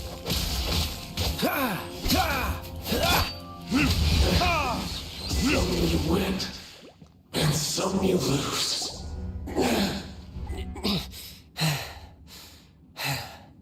Look! Child's back to normal again! Well then, time to cool off. It seems the burden of the foul legacy transformation was too great for my body. I lacked the opportunity to think this through. And now that I consider the matter more carefully, you never had any chance of beating me to the Gnosis. You had no connection to the Gnosis, no matter where it had been taken. That's what we've been trying to tell you! We didn't take it! Your show of ability today far surpasses that of Signora's initial assessment of you in Mondstadt. Tell me, how could that be? You already know the answer, don't you? I can see it in your eyes. But if that is a secret you wish to keep, I guess I'll just have to curb my curiosity. This battle has already left me satisfied. Anyone who strives as I do to grow stronger shall be called a friend, even if our friendship can only be shown in battle against one another. Pretty sure that's not the normal way to make friends. Unfortunately, I must bring this amiable conversation to an end. My quest still beckons. Given that the Gnosis wasn't taken by anyone, then we must look once again to the beginning. Perhaps it was never in the Exuvia to begin with. In fact, it might be that the Exuvia was just a diversion of sorts. What? So you mean that... Yes, it appears so. Interesting to say the least. It seems that the guardian deity of the capital of commerce is also well versed in little maneuvers beyond the boundaries of contracts. As such, we must now look to our backup plan. Backup plan? I had hoped it would never come to this, for the weak will be swept away in the process. The truth is, the world belongs to those who pursue strength. I seldom willingly involve myself with the weak. Unfortunately, we cannot be picky about our methods as Fatui Harbingers. Children must all learn to eat their vegetables sometime. So what are you planning to do?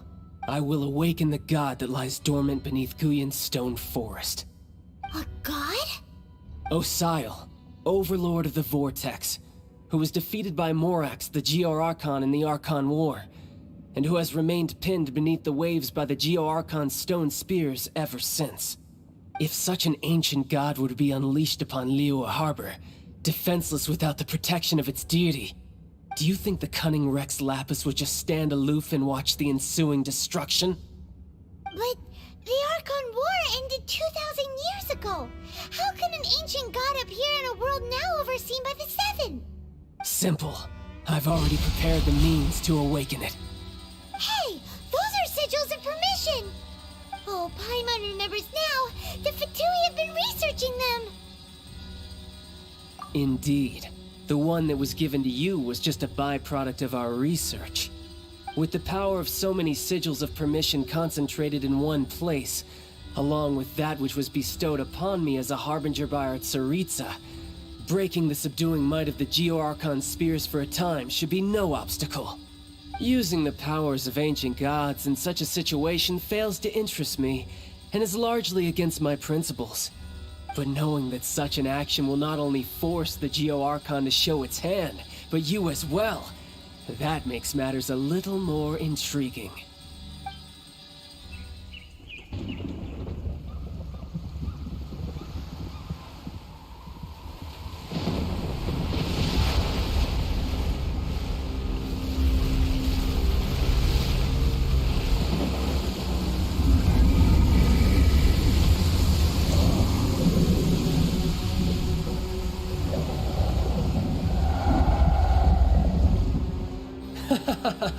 Let's see.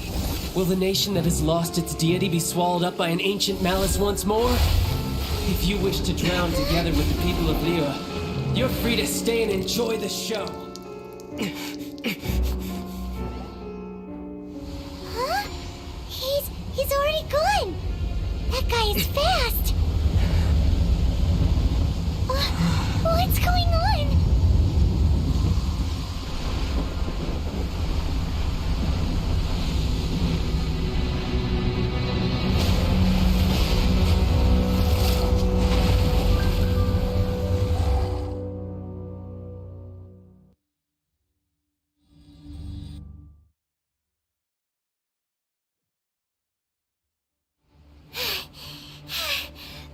Exhausted.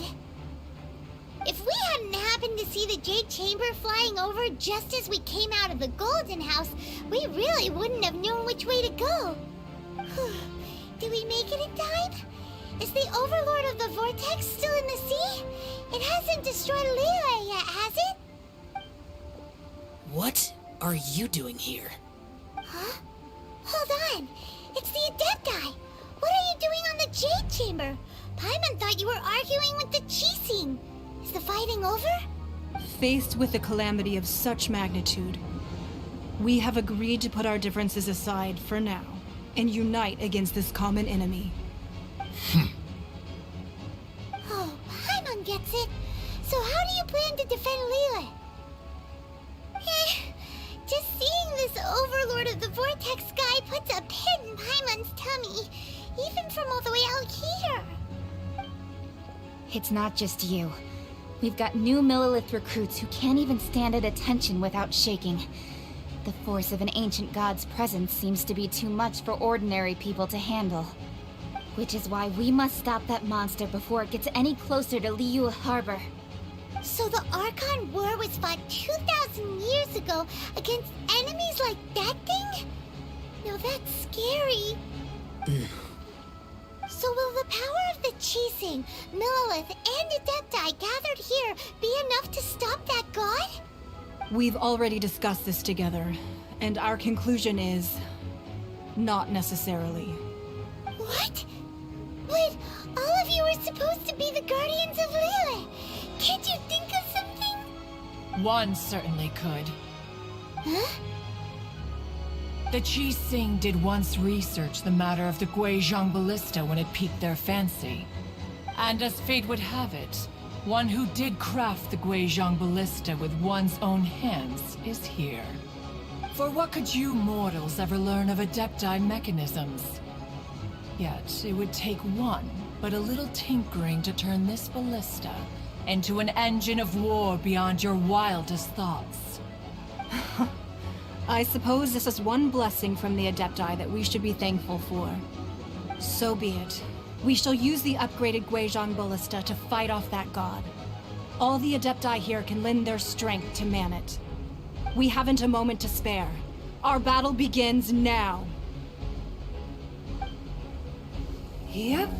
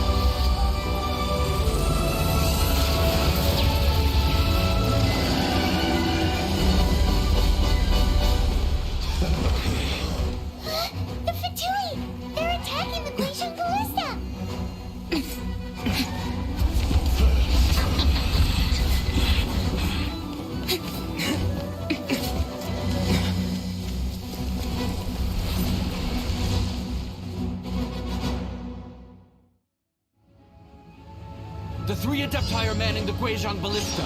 Do not let the Fatui disturb their work. All able Millilith, with me! Let's go help too! We Adepti have not faced a god in several millennia. Let one see what you're made of then. What strength remains within you? One wishes to witness.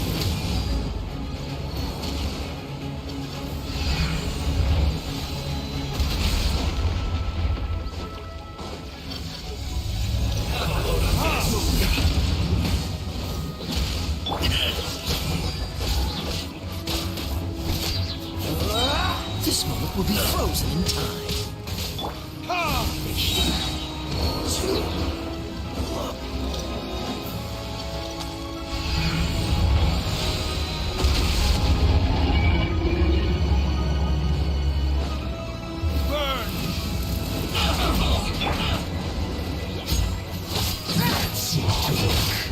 Cool it.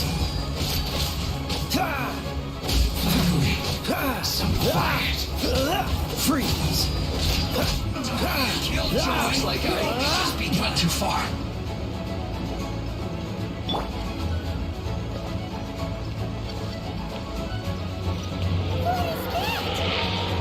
That is Osial's divine power. I am very familiar with it. Be careful not to get hit.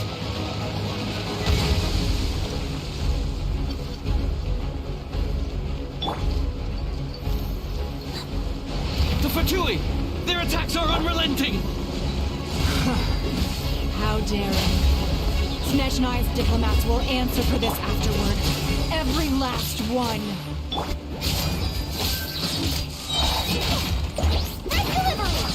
Say this quickly!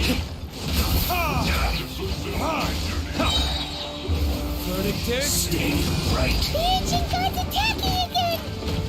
There are so many Fatui too! We can't look! Were you about to say we can't hold them, children? Frostbite, don't lose heart. Here, take this. This is simple energy. That light from your body. It's like the tiny giant cars. Wow, it's Madame Pink's shockwave. This granny's really strong.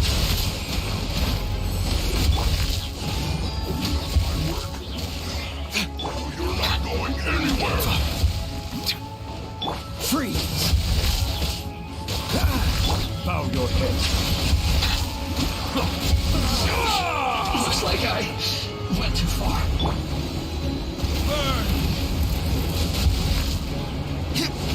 Backing off. The tides beckon. My duty. With the blood of the Chilian, I guard you against evil. Cast your fear of injury by the wayside and fight with all your might. I too did this during the Archon War. So this is what Ganyu's like in a fight. My name means swiftness. Take my power and run as I do. We're going too fast!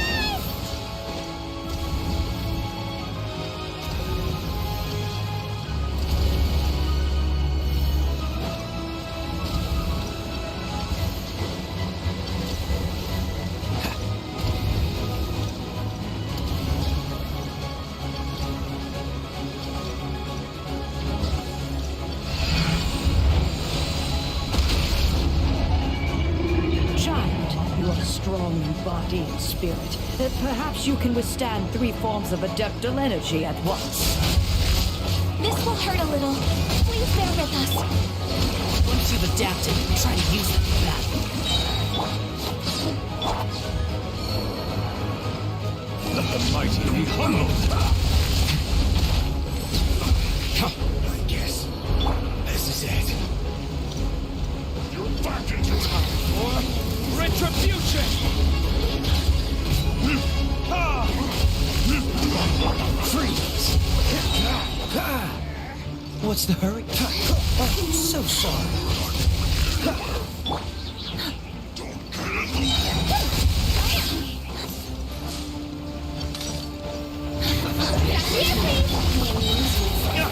Exercise caution. I fear that the god's power has reached its peak. In other words, if we hold here, there's nothing worse to come, right?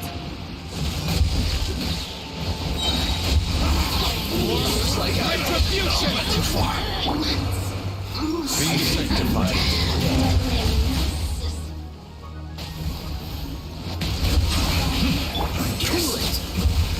This isn't good. Service with a smile! Coming through! Over here! Just... Frostbite. Freeze.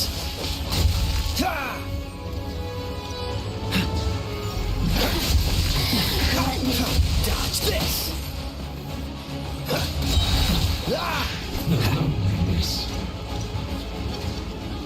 Oh, so sorry. The tides beckon. The Fatui's numbers are thinning! Fight on, comrades! Once we finish this lot off, the Adepti will be able to deal with the god in peace.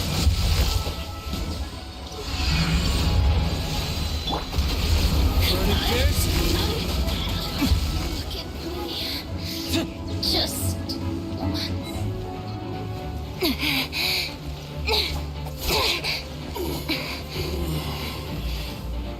The interlopers are no more. Now we may commit ourselves fully.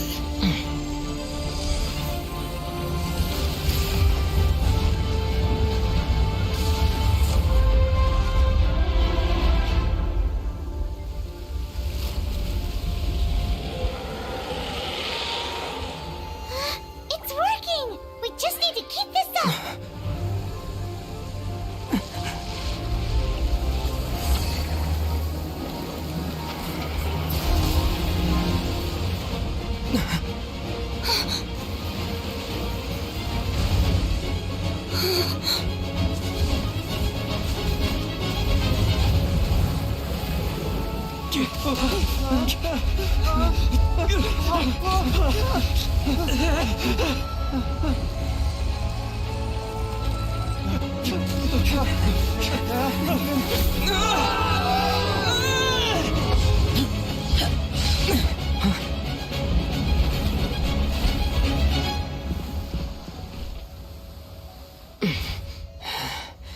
Be careful now.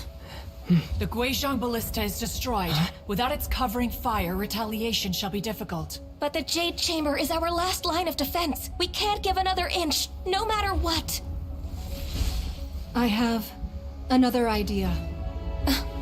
What do you mean, Lady Ningguang? I'll sacrifice the Jade Chamber. What is the meaning of this? I understand. Traveler, lend me a hand. Farewell, old friend. Goodbye for now. Let us meet again in the future.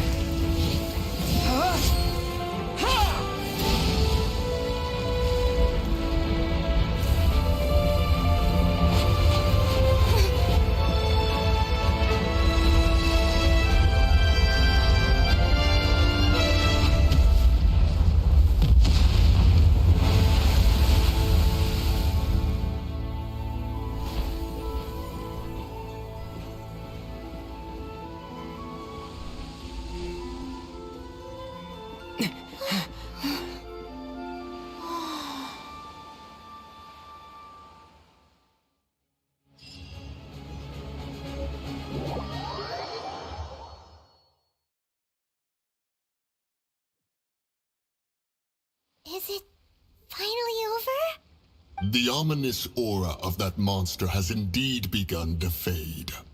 The effects of the Sigil of Permission last but a short time. It will be some time before the Overlord of the Vortex can make any waves again. We are indebted to you for your assistance. If the Adepti hadn't happened to be here, the future of Liyue Harbor would surely have been in great jeopardy. Save your flattery. We didn't just happen to be here. Surely you won't pretend to have forgotten the reason for which we came. Come now. There's no need for such harsh words, Cloud Retainer. I've heard that when Ningguang began learning to do business, she had already started setting aside part of her then limited income in preparation for building the Jade Chamber. At first, it was only the size of a small room, but with continued expansion, it has become the palace that lies before you now. It is a testament to Ningguang's entire life, both as a businesswoman and as the backbone of the Liyue Qixing. Seeing the Jade Chamber destroyed in the defense of Liyue means much to her. To me, such cooperation and sacrifice deserves at least some recognition, don't you agree?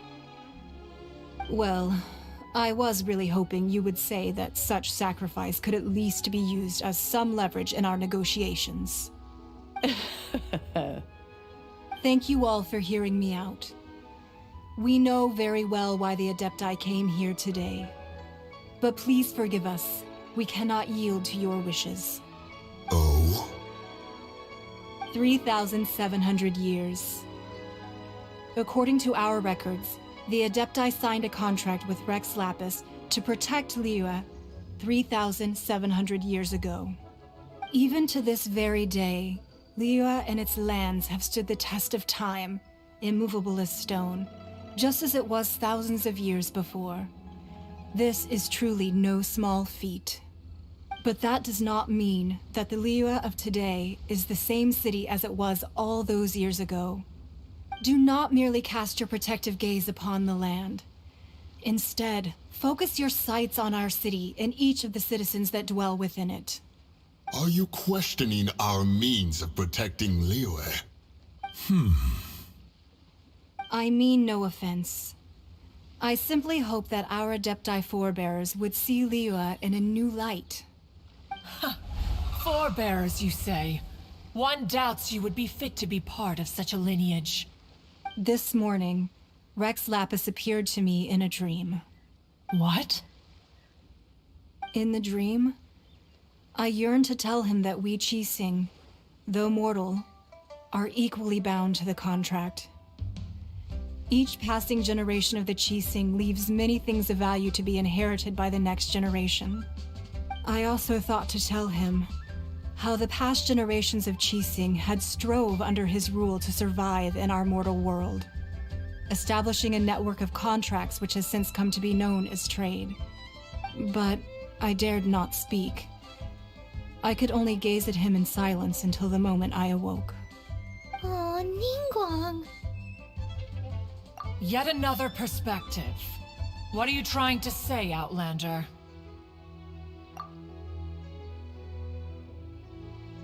Right! That's something that happened in Mondstadt. It's a story about the Four Winds and the people of the Animal Archon. The Animal Archon sought to quell the strife between the two sides, because he believed that such conflict would only scar the hearts of both, and that Each of the 7 nations has its own scars from the past. Though your point is the very height of simplicity. As Adepti, we've become a laughingstock, to be chastised thus by an outlander who has lent us such succor. All right, all right. Didn't Ningguang suggest that we should focus on the city and each of its citizens? I know I already have, so why not see for yourselves? I apologize for appearing in full armor. I am afraid I cannot show the proper courtesies. And who are you? I am Feng Yan, a sergeant of the Millelith. I have come to extend my thanks to the I thought this battle would perhaps be my last. But thanks to the aid of the Adepti, our forces were not as badly battered as I feared we might be. Although I am a mere mortal soldier, I promise to hold the line and never betray the grace given to us by the illuminated Adepti this day.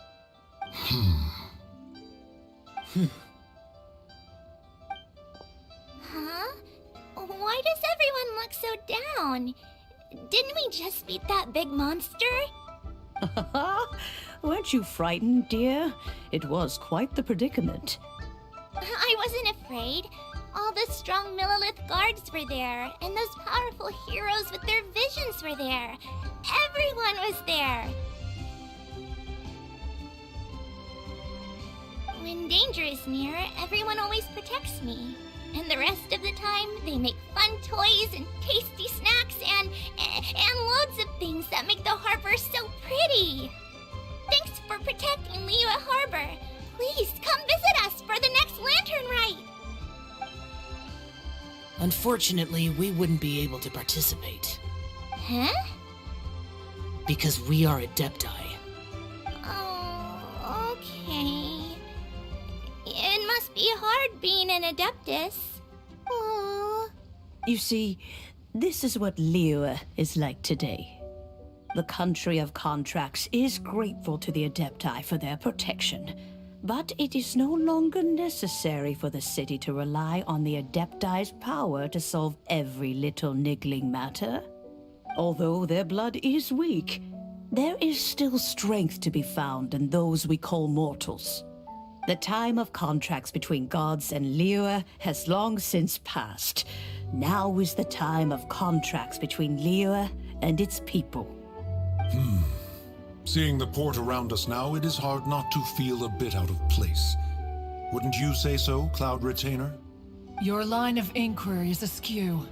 One did not spearhead this expedition to Liyue Harbor. Seems like the Adepti have had a change of heart. Let us return now. Eager to leave, Conqueror of Demons. Yes, one understands what the Conqueror of Demons means. The city of Liyue has changed much after our long separation. One fears that by the time one finally grasps the new contracts of Liyue, you humans would have once again changed the place beyond recognition. Fair enough. Away we shall, and return whence we came. Since we Adepti have consensus, then one shall persist no further. But how will we ensure that the Liyue Qixing will not simply exploit their power once we depart? In my view, that is still a thing to be guarded against. All right, Mooncarver, you needn't worry. It seems to me that this right of supervision is best left to the people of Liyue. Looks like the conflict between humans and Adepti was avoided. All's well that ends well, huh? Oh, right! It's nice that we've got peace and all, but we're forgetting one thing. Child wanted to unleash the god so he could lure Rex Lapis out. But we were able to handle the Overlord of the Vortex on our own, so Rex Lapis never showed up. Oh, and speaking of that, don't we still need to get to the bottom of that Archon's death, too?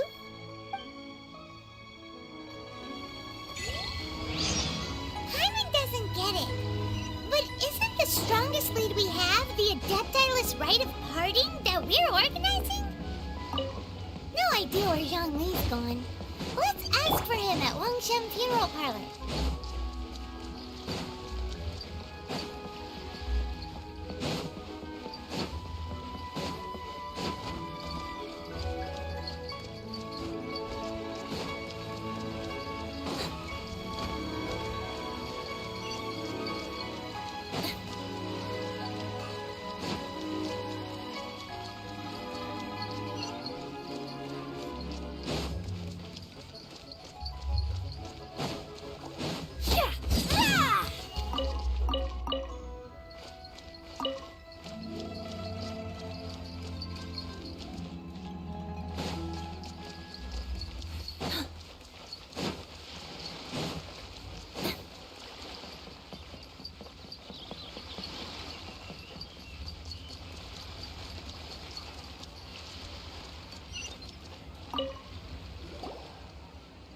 Is there anything I can do for you two?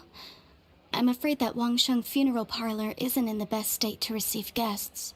We've come to see Zhongli. Could you please tell him we're here?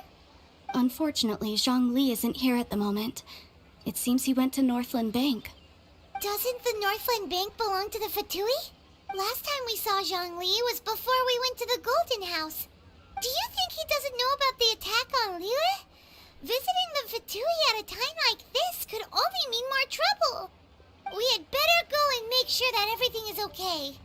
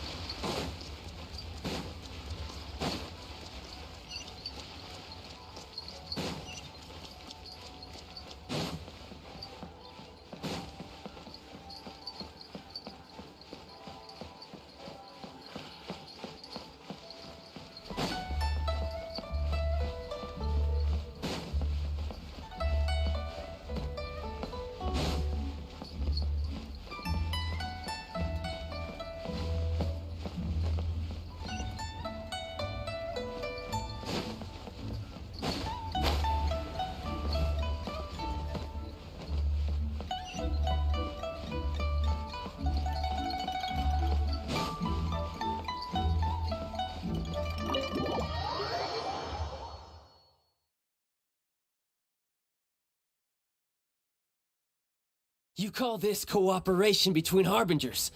Cooperation involves communication, you know. Don't take it to heart, child. Besides, aren't you happy that you got to skip the formalities and bring chaos to the land? I'm sure you must have enjoyed that. Oh, it seems that some of your friends have arrived. Hey, it's Zhongli and Child. And you! It's you two. I believe we've met once before. In the city of Bards, was it? I'm glad you still remember my name. Ah, right. I imagine that it must have been rather hard to forget watching helplessly as something precious was snatched away from your friend. Well, if it isn't you two. This is our first time seeing each other since Liyue was nearly wiped off the map. This is certainly a bit awkward, wouldn't you say? Paimon knew that we should never have trusted a Fatui Harbinger. Oh, now don't say that. Sure, I may have misled you, but I never had anything against you personally. Besides, I thought we were getting along quite well together, didn't you? Except for that little tussle we had at the end. Nothing personal. We just have different views, that's all. Of course, you may very well hold this against me, but that's up to you. The real deceivers here are Senora and Zhongli. Curse them for leading me on. So actually, I think... Stop wasting time, child. There'll be plenty of time to chat once I'm through here.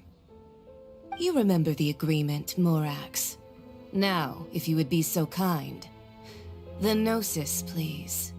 What in the world are you talking about? The contract is fulfilled. That which thou seeketh is now bestowed unto thee. For my promise is solid as stone.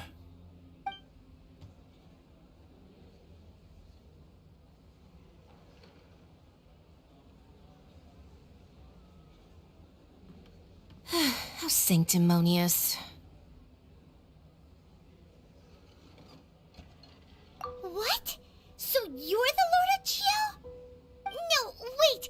That's an exciting twist and all, but why give the Gnosis to the Fatui? I do not give it for free.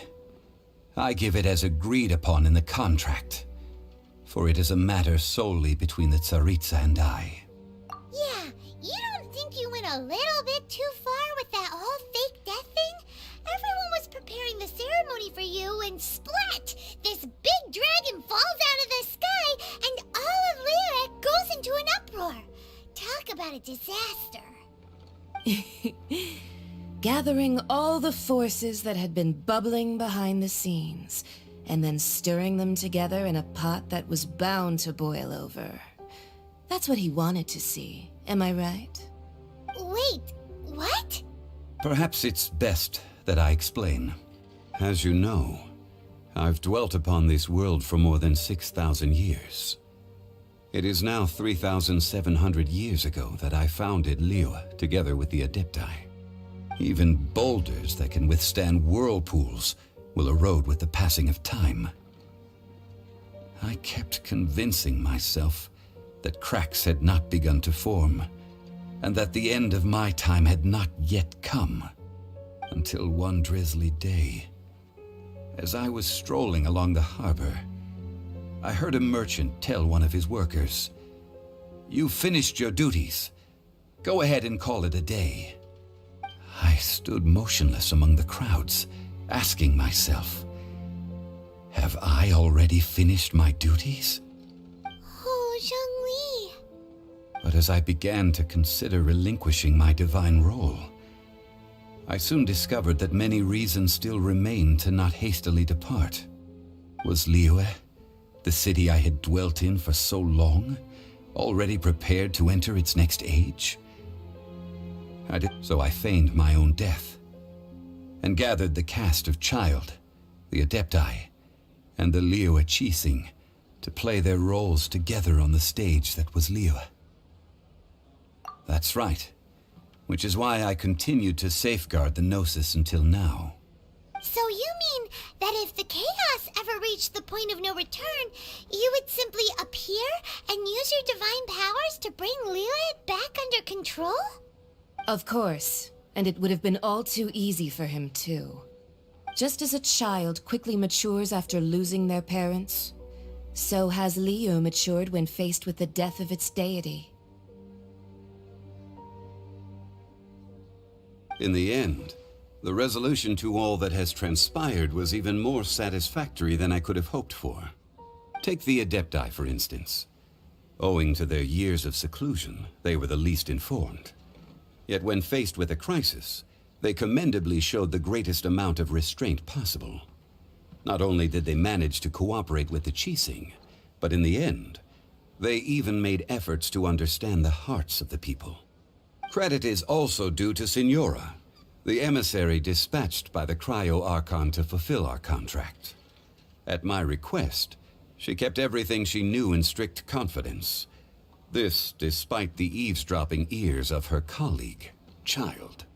This meant I could remain as Zhongli, even having the chance to fulfill the age-old traditions of Liyue in this mortal form. Thank you for joining me on this journey, traveler. All of these things turned out as I had planned. There is only one thing that I had not anticipated, and that was the conduct of the Liyue Qixing. I had expected them to do no more than the Adepti, to come to the defense of Liyue. But when all was said and done, they seized the opportunity to supplant Liyue's divine protectors, and used the subsequent power vacuum left by my death to quickly gain complete control of Liyue.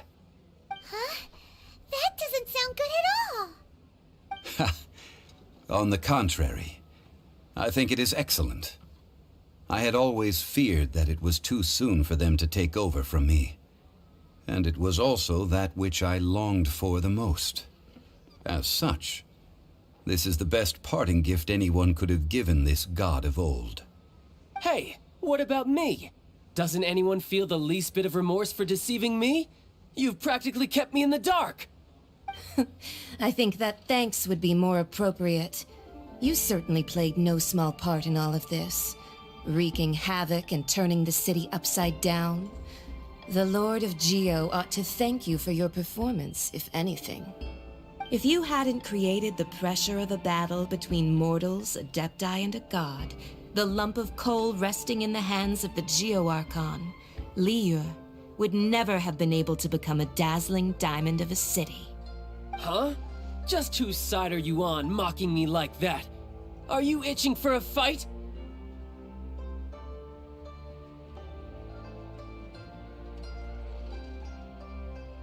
Be that as it may, you've come out of this as the hero of Liyue.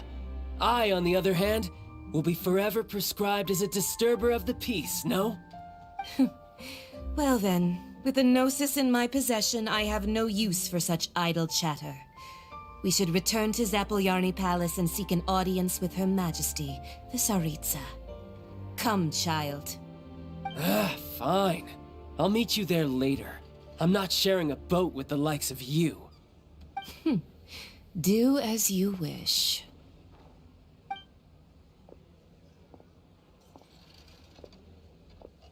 Now then, is there anything else you wish to ask me?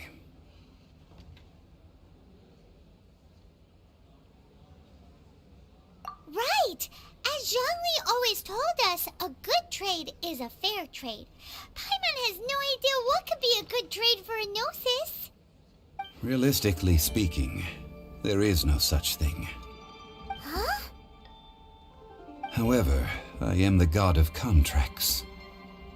For thousands of years, I have made countless contracts. If the deal was of no benefit, then I certainly would not be inclined to agree to it. My agreement with the Cryo-Archon will be the last of my contracts as the Geo-Archon. My contract to end all contracts. As for the bargaining chip that the Tsaritsa used to balance the scales, uncover that answer for yourself in your future journeys.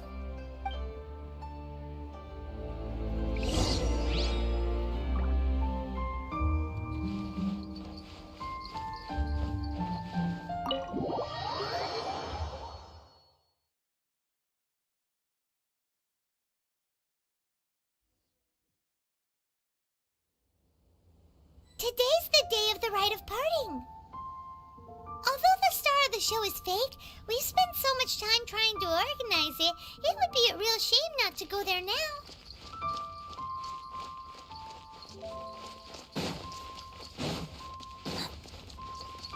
So, are you buying or not?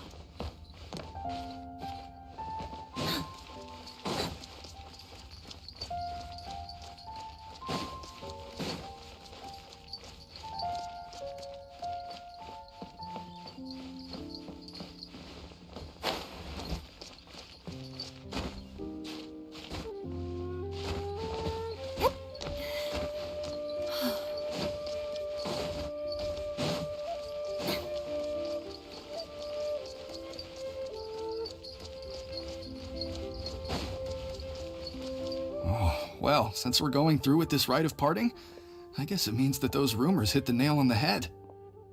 So Rex Lapis is really... But they didn't catch the culprit, did they? Oh, come on. Do you think that the assassin could have been a normal person? You know what I think? I don't think any of the gossip on the streets you hear from those shady types is worth anything. There's only one real possibility in my mind. I've heard that the assassin was that Fatui fellow. Youngish, pretty high in rank. I think they called him Child.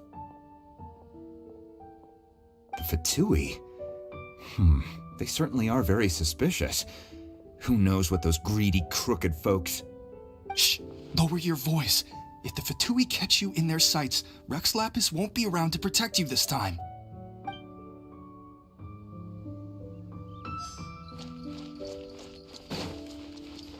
You know that god from the ocean couldn't have just shown up out of nowhere. I mean, it's been 2,000 years since Rex Lapis subdued it. Yes, and to think that this happened right on the heels of the incident with Rex Lapis, too. Say, do you think the person who assassinated our lord and released that evil god might have been one and the same? Now that you mention it, that's very possible. Yes, it's very possible indeed. I mean, it all fits together. That person must have colluded with the evil god to harm Rex Lapis.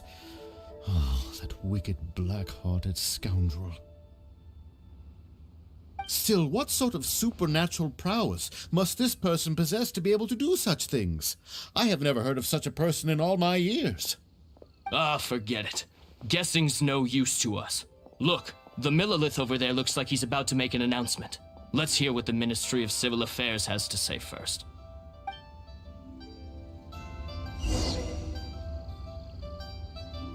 Please be mindful of your personal safety.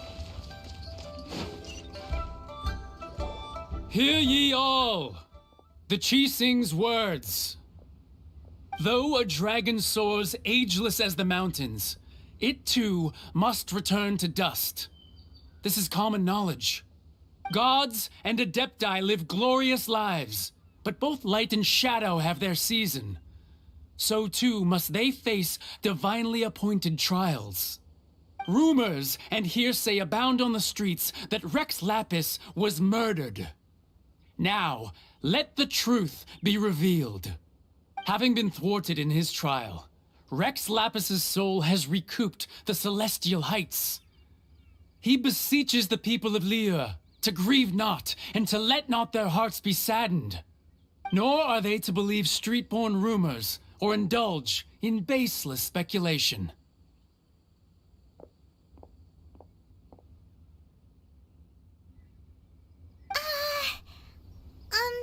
Paimon needs a translation on what the Qixing's announcement said. So that's how they're spinning it. Something feels off. Why would they suddenly give up looking for the murderer?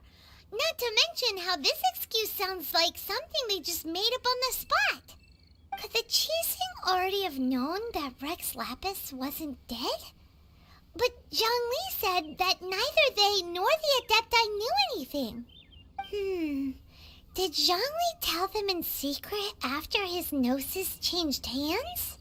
Exactly, right? Ooh, seems like the rite of parting has been going on for a while now. Let's go have a look.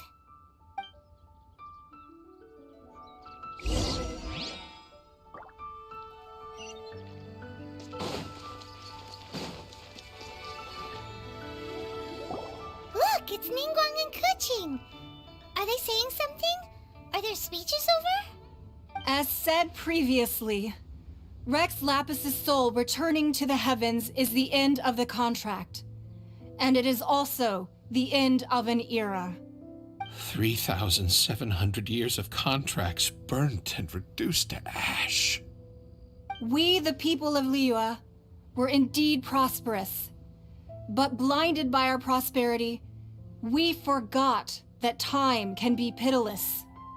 The long, unending dream of our Archon walking among us. Now that we have awoken from our dream, we must learn to say farewell. Will you stand with us as we re-establish our contracts? As we build a new age of prosperity? So concludes the words of Her Eminence the Tianquan. Does Her Eminence the Yuheng have anything to add?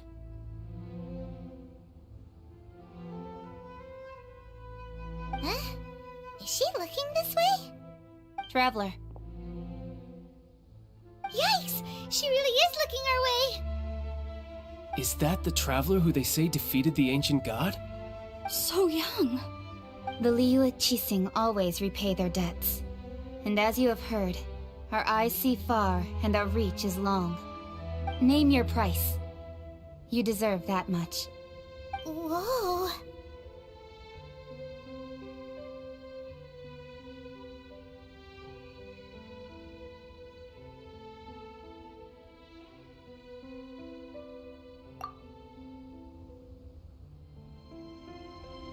Well, could you help me put up some missing person posters?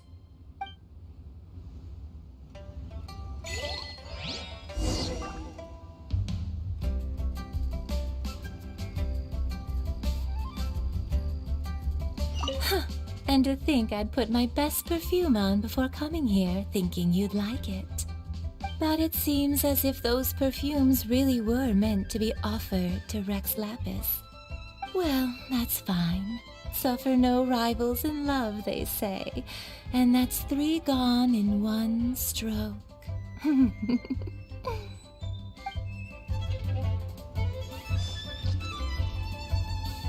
As for the mortals and Adepti of Liyue, what shape shall our relationship take from now on?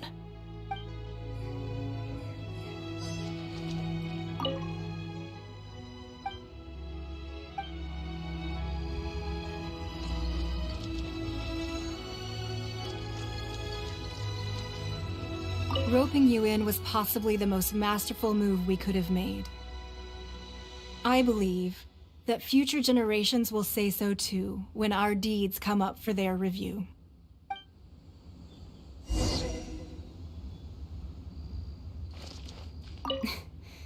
Why, were you just trying to look cool earlier, or are you really that selfless? If you were looking for someone, you could have just told me that in private. The cleanup of the premises, managing the crowds as they exit, making an account of the rite. There's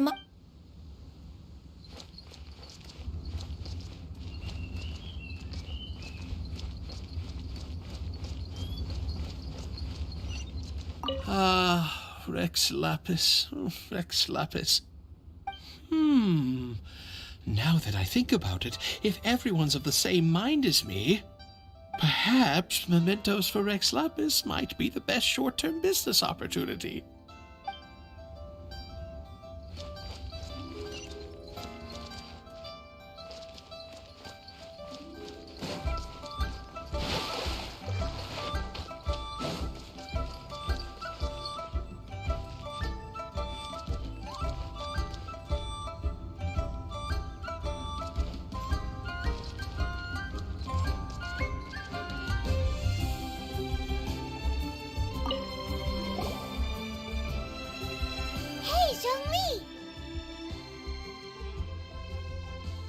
Look at this. Everyone in Liyue is caught up in their emotions, thinking that they'll never see Rex Lapis again. And here you are looking all relaxed. Why would I not feel more at ease after laying down the burden I have borne for 3,700 years? Right. If the two of you can spare the time, I should treat you to a meal at the Shinya kiosk. Ha! That sounds like big talk, Zhongli. Paimon might have believed you if you were treating us to some third-round knockout, but you'd have to pay out your nose just to stand inside Shinya kiosk. Are you sure you can afford it? You're right. I do lack the Mora. As the Rex Lapis Morax, I can easily create Mora.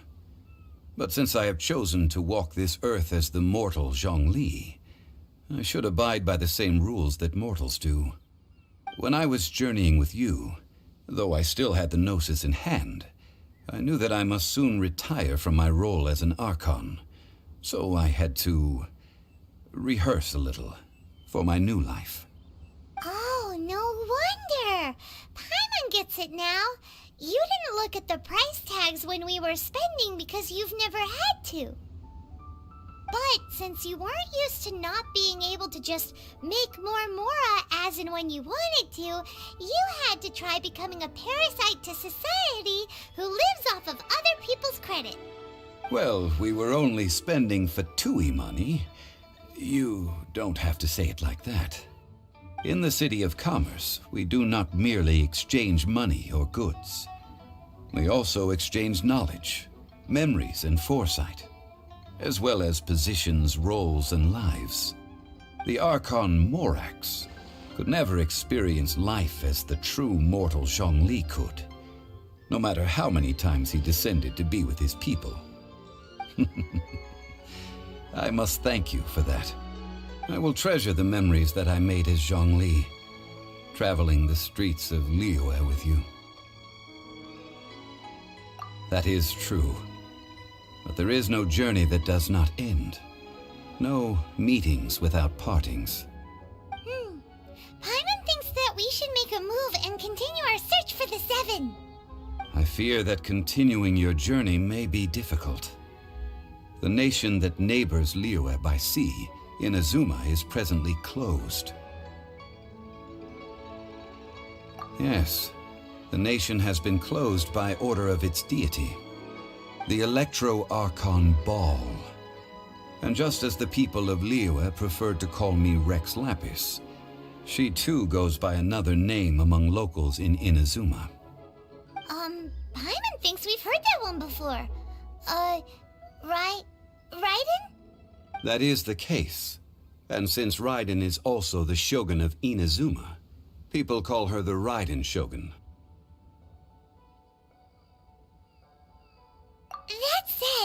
Though people at the wharf were saying that the situation in Inazuma is very tense, Paimon doesn't remember that always being the case. It wasn't that bad last year.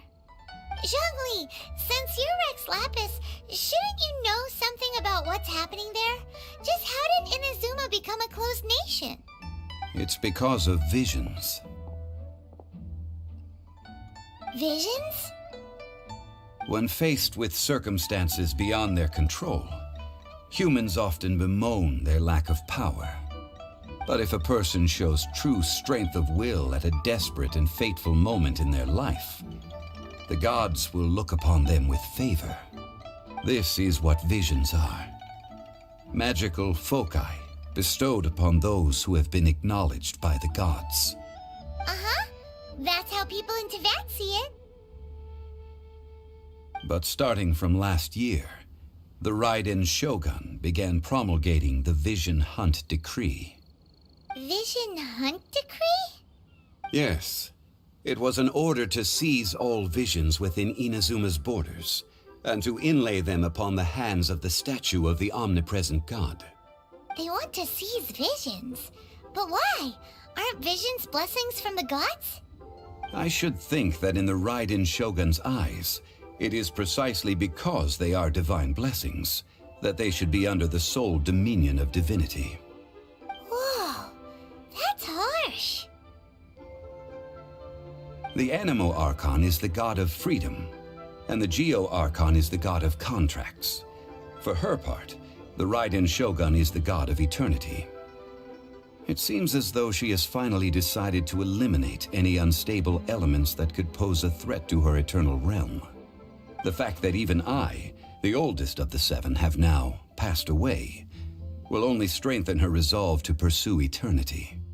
Knowing her, she must have again quoted that adage she is most fond of when proclaiming that decree to her people. 7 ideals for 7 gods, and of these, eternity is nearest unto the heavenly principles. All right then. Was there anything else you wish to know? Ah, that was a good one. Failing a divine trial. How they came up with that excuse, I will never know. That said, the reason why the Qixing were so eager to resolve the incident and stop pursuing the culprit was indeed because they received news in secret that Rex Lapis was not dead.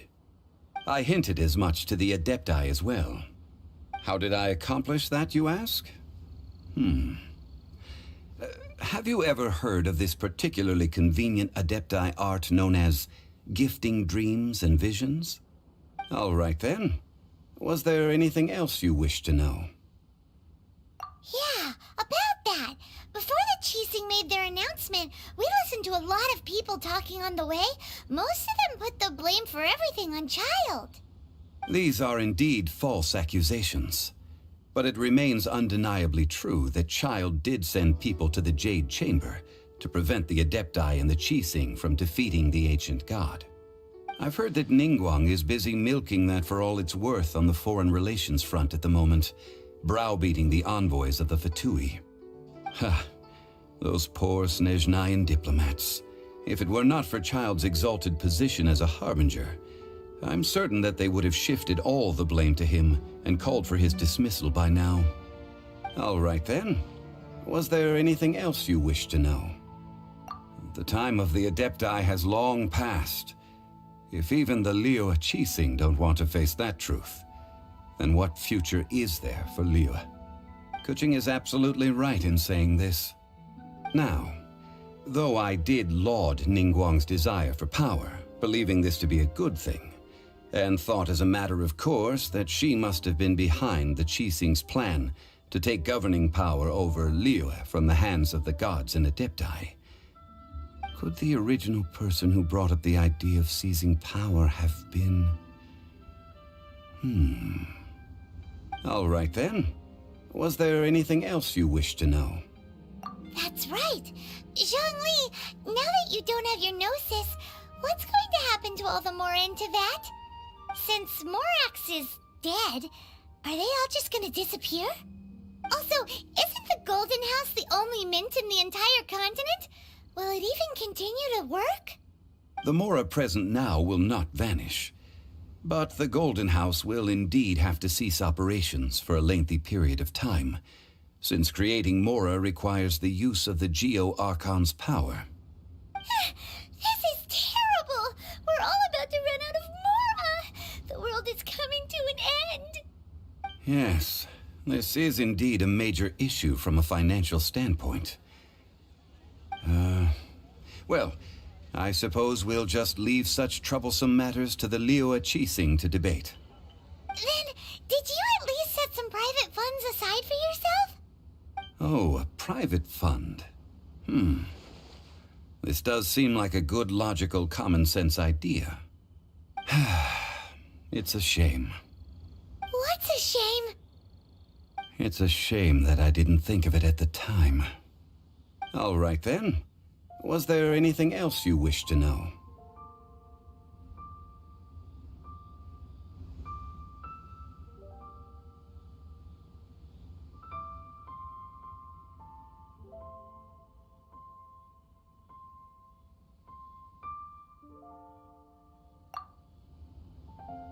Well then, I suppose you'll have to find a way to get inside this closed nation. Have patience. I suspect that some serendipity must first come into play.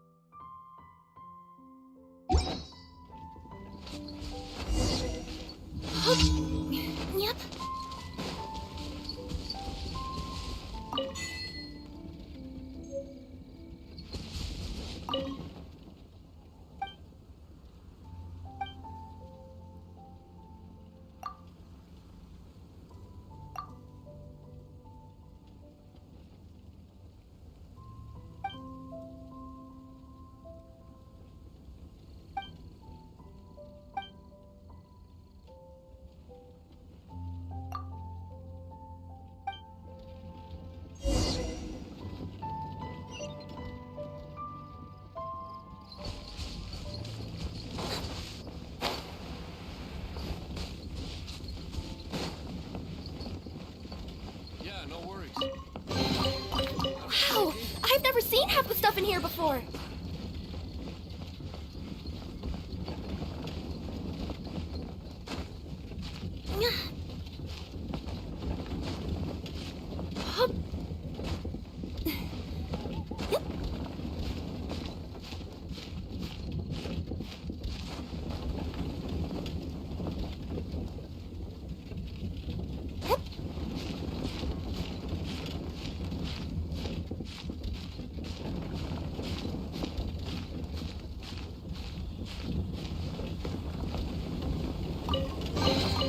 Did someone drop their package?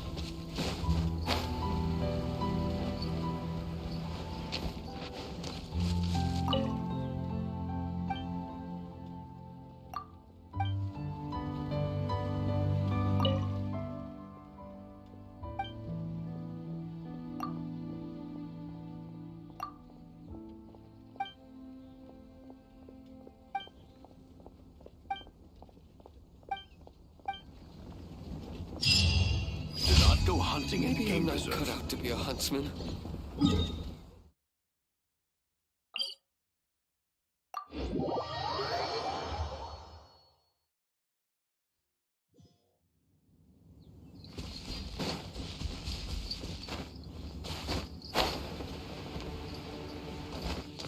Yep.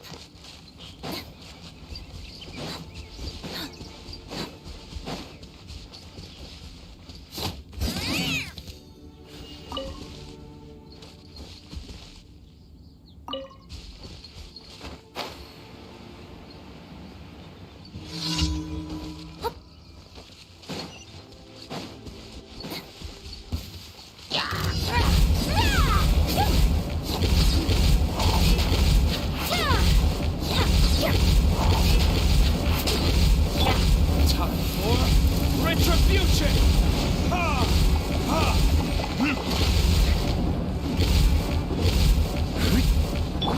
Dodge this! Bow your head.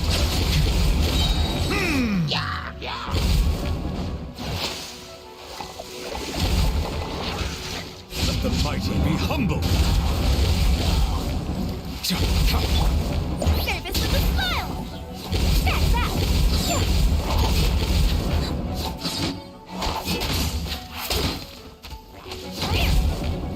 Coming through!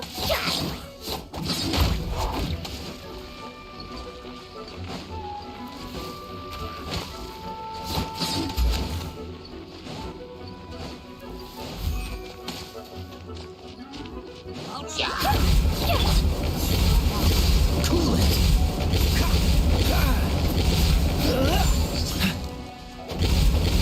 Dodge this.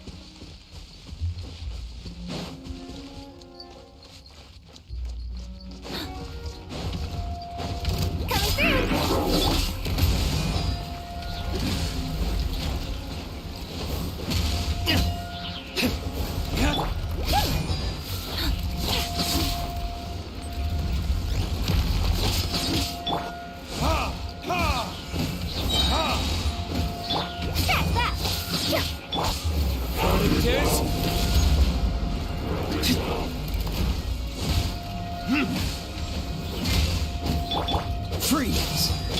Settle down! Cool it! Coming through!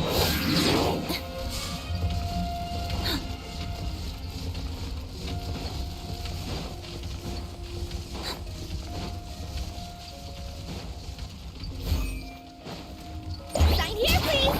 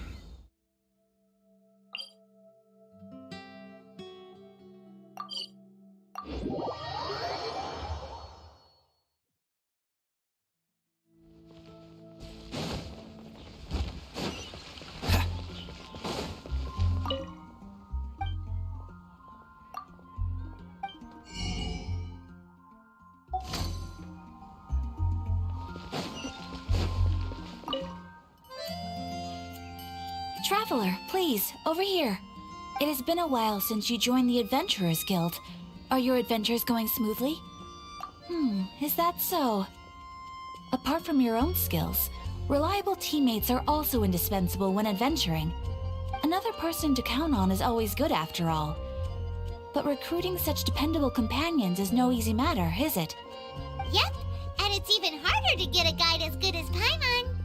Ah, yes. I do have some information that may be of help to you. Let me consult our records. Ah, there it is. There's been a certain blonde stranger who arrived in Mondstadt lately, dressed in most unusual clothes. Blonde. Dresses all funny. It feels like Paimon's heard this one before. Wait, do you mean... Does that stranger's face look anything like his? Like the honorary knights? No, they couldn't look more different. This stranger is a very tall man, and even has an eye patch. Seriously? How does this have anything to do with Kaya? Eye patches can't prove that you're related anyway. That stranger declined the guild's invitation, so I can't say that I know anything about the relationship between him and Mr. Kaya. Nonetheless, you can look for him if you're interested. Perhaps he might accept your commission instead. After all, it is not uncommon for some adventurers to not want to be limited by the guild, but be happy to accept a fellow adventurer's requests. And should the stranger be a strong adventurer indeed, he would certainly be a big help on your journey. Please don't talk down on yourself like that. You are the honorary knight of the Knights of Favonius, after all. Your deeds are the stuff of song for all the bards in the city, even now. Well, as to further news about him, you may want to ask Mr. Lawrence. He stands guard at the city gate, so he may know something about that stranger. I wish you every success, adventurer.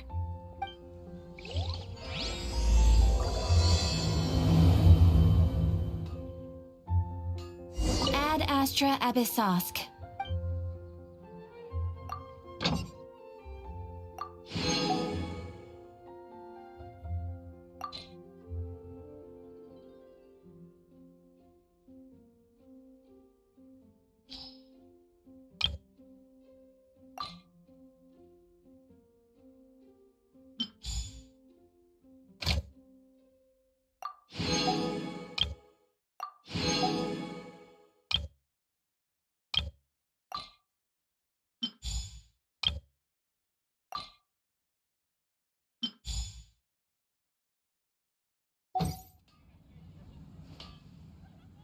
Ad Astra Abyssosk.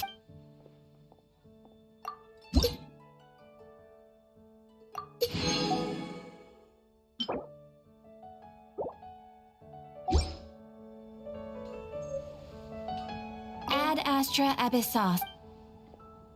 Thank you for completing today's commissions. Here is your reward.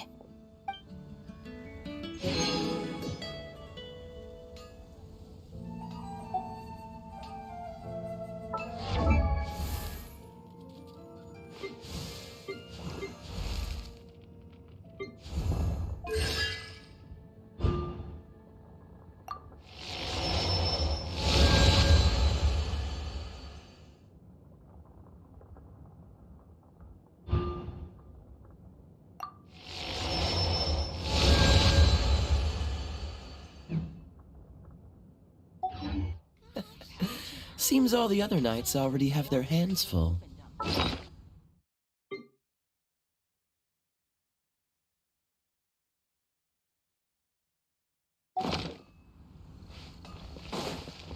What's the hurry?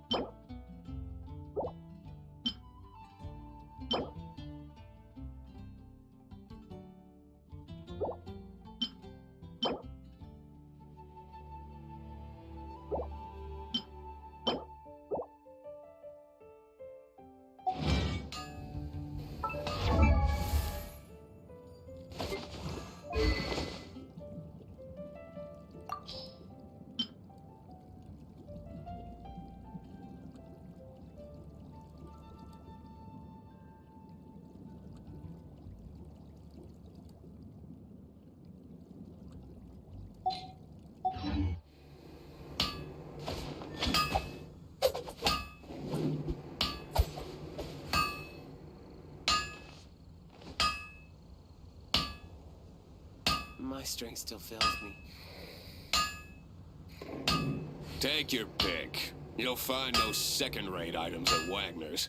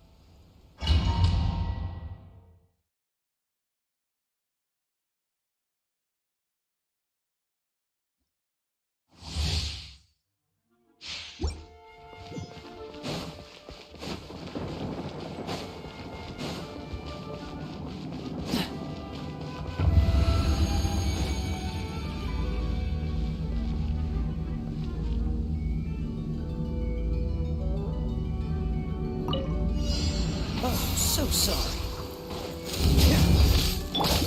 Be sanctified.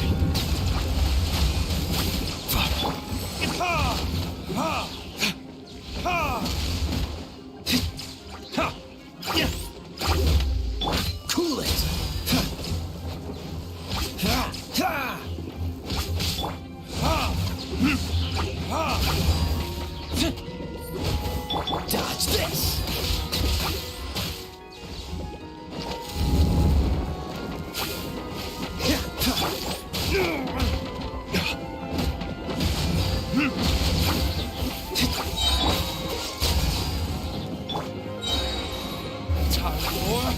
Retribution! Ha! Ha! Ha! Cool it! Ah! Bow your head.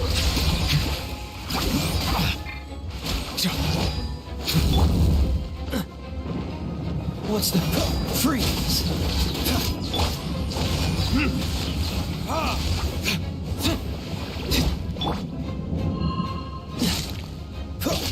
Dodge this!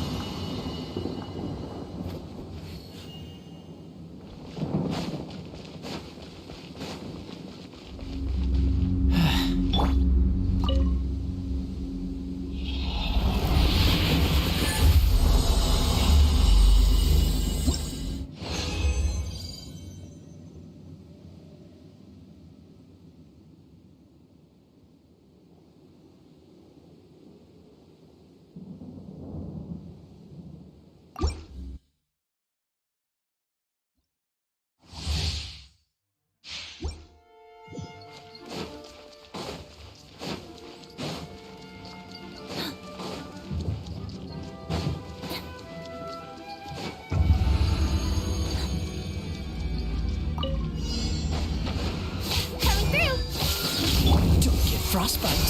Cool it. Burn.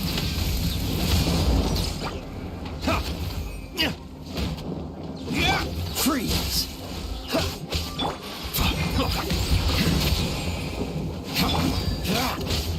Dodge this.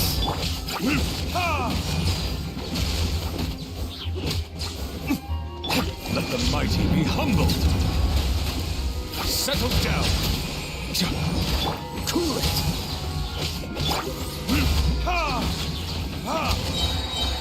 Time for retribution.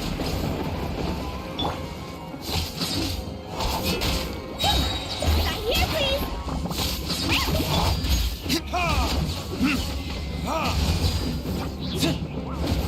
Dodge this.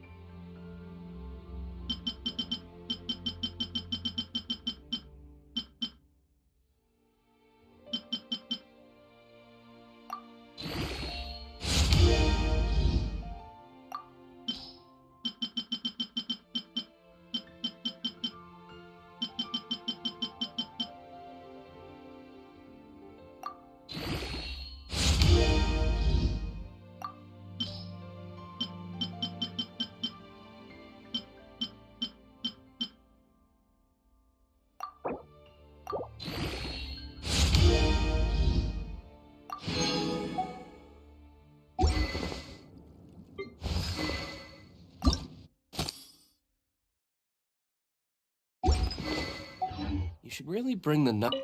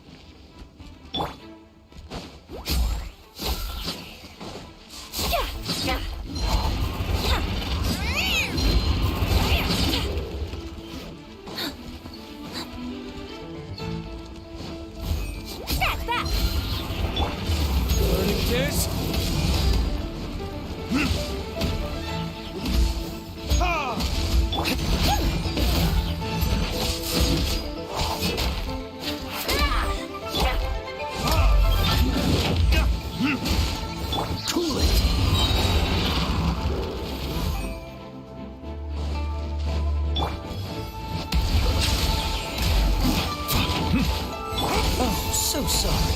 Dodge this. Be sanctified.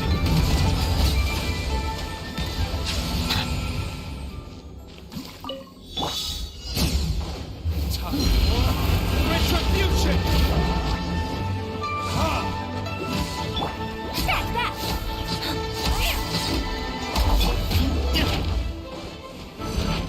Cool it.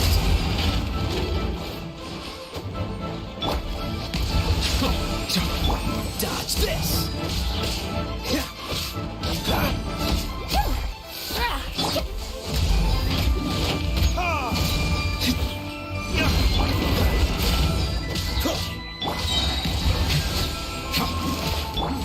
This moment will be frozen in time.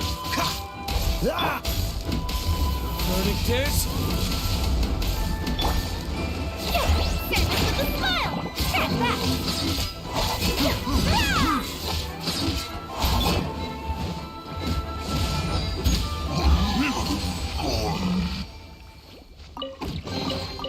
We'll need more where that came from.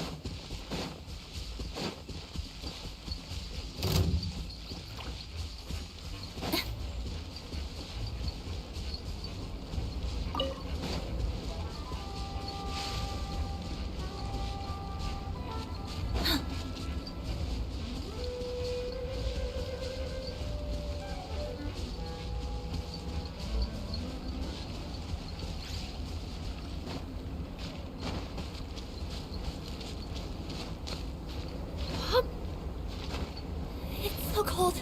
Oh, my tails are turning into ice pops. I should have stayed inside near the fireplace. My fur won't get singed as long as I don't get too close to it, right?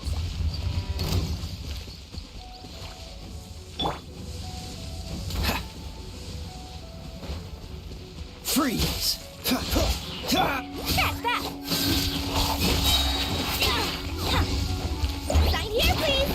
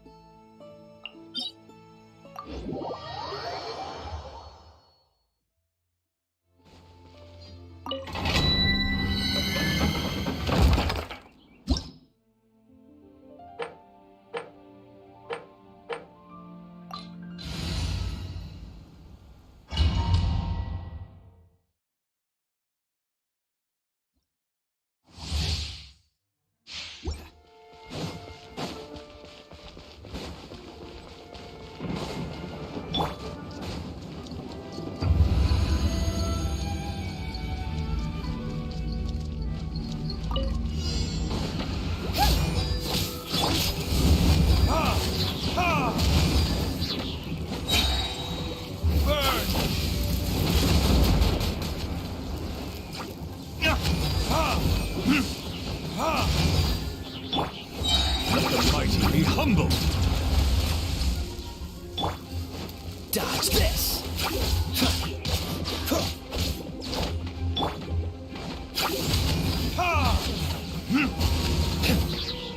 Don't get frostbite. Cool it.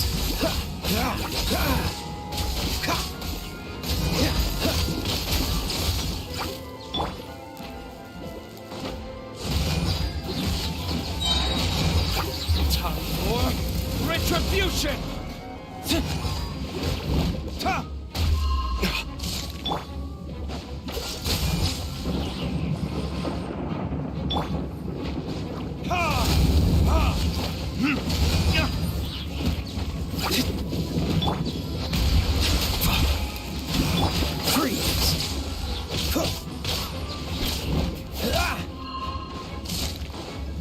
Dodge this! That's that!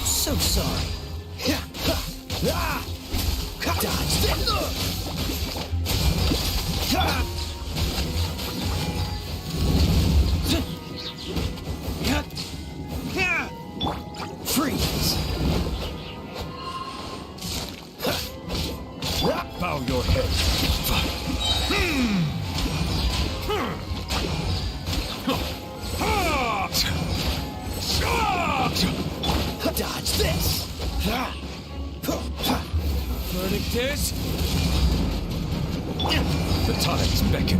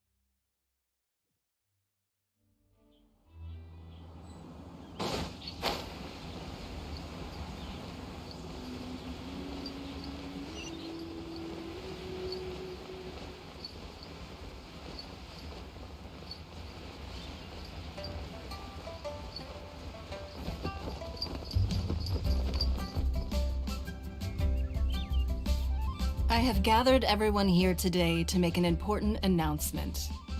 Perhaps some of you will have heard the news already. I am, in fact, planning to rebuild the Jade Chamber. Rebuild the Jade Chamber? That's a huge project! So the rumors are true. No wonder the price of building materials has gone up so much lately. The Jade Chamber means a lot to Lady Ningguang. Getting involved in this would be a huge opportunity.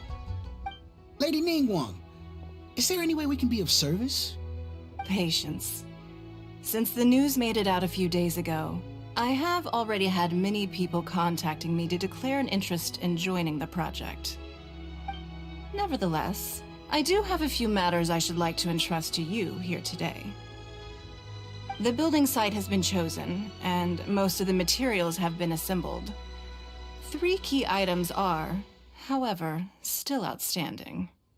They are as follows: Sunset Vermilionite, Wonder Cores, and Adepti Sigils.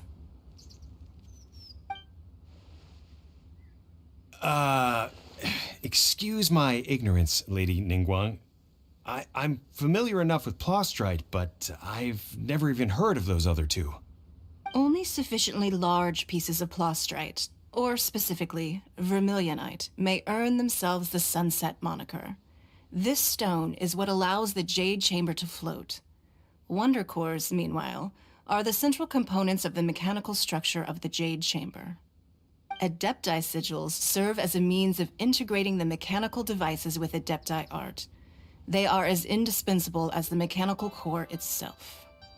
Although these 3 items are rare, I trust that with your connections and capabilities, procuring them will not be a question of if, but of when. I take the saying, time is money, more seriously than most. Efficiency is everything. I will pay a generous price for the materials that you find, and in addition, the first 3 people who collect all the materials will have the opportunity to ask me a question. You may ask me anything, and I will give you an honest answer. I trust that this means of compensation will be to everyone's satisfaction. These things won't be easy to get hold of. But if it means a chance to get some inside information on Liyue Harbor's development plan for next year... Then it's the deal of a lifetime. Information from Lady Ningguang is priceless. Whoever gets to it first takes the market. Haha, what a coincidence! I won't divulge too much, but I heard some murmurings about some Plostrite just the other day. So excuse me all, but I have some business to do.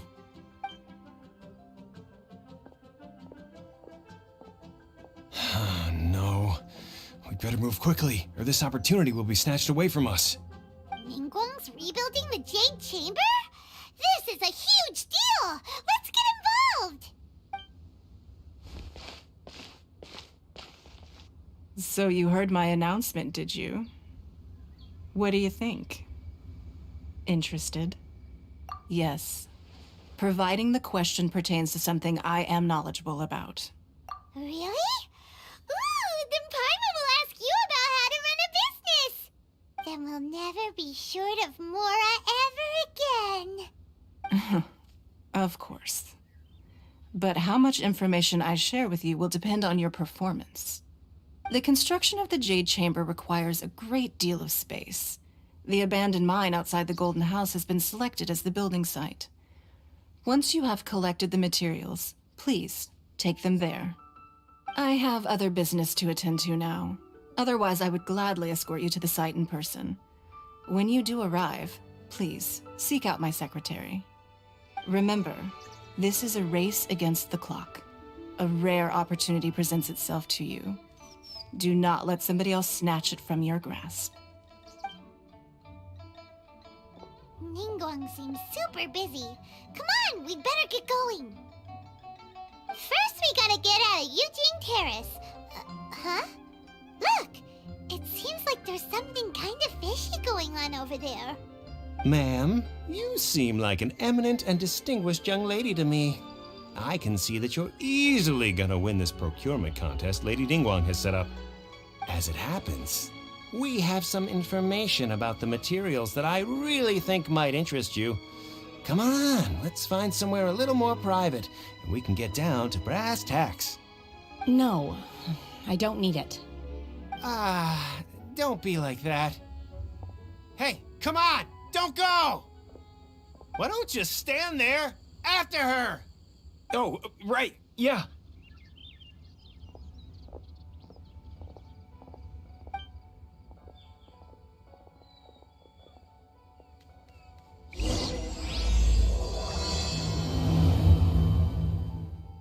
Did you hear that? They said they had some useful information. Information's just what we need right now. Let's follow them and see what we can find out.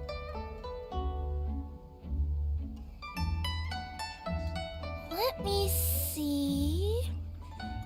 Okay, let's get going. The next location on my list is really far away.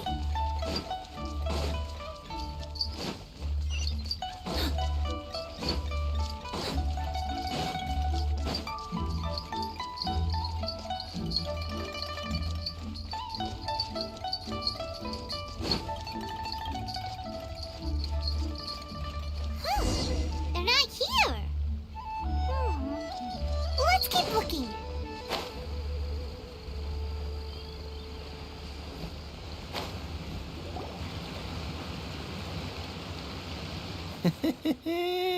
Well, will you look at that, ma'am? Nowhere left to run. Don't worry, we're not bad guys. You give us some Mora, we give you a little info. Everybody's a winner. Boss, I got a bad feeling about this. Look at her, the white hair, the energy she gives off. I'm telling you, there's something different about her. So what? She's loaded. How are we ever going to repay those gambling debts if we just let money walk away from us, huh? I've already told you, I don't need your information. If you still can't grasp that, I'm happy to repeat it in a way that won't be so easy to forget. Come on, ma'am. You seem like an intelligent lady. I shouldn't have to spell this out to you. It's not about whether you need the info or not, okay? It's about you taking out your money and handing it over and nobody getting hurt. I won't... No more excuses! Okay, I know you have money. I saw you. Yeah, I saw you. Strolling into Leo Lee Pavilion, ordering a table full of food, and only taking a few bites. Then Shinyue Kiosk, then Wanmin Restaurant. Same story each time. You order all the signature dishes, take a few bites, then you're on your way again. How could you afford to be so wasteful if you weren't from a rich family? And since you're so rich, what's the loss to you in giving us a little spare change, huh? Master warned me not to lay a hand on anyone in Liyue Harbor. But here we are. Perhaps... yes. Let's call it fate. Boss, I'm telling you, something's not right. What are you afraid of? We're just selling information. It's not illegal. If she lays a finger on us, all the better. We'll sue her for everything she's worth. Oh, you again. Millilith? What are the Millilith doing here? Did you do this? You ought to mind your own business, I swear! Silence! How dare you threaten innocent civilians? You're coming with us. No, don't be angry, sir. Please, let me explain.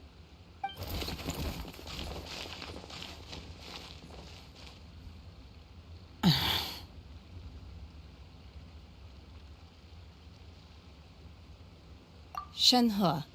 Shenhe? My name.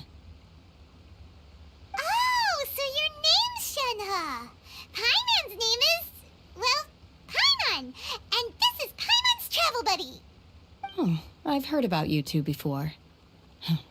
Thank you for helping to defuse the situation. I could have dealt with it myself, though. I suspect smashing his head against the ground a handful of times is all it would have taken to get him to surrender. You can't do that. That's way too violent. This is Lila Harbor. There are laws against that kind of stuff, you know. Laws? No, apparently not. Really? So how exactly have you...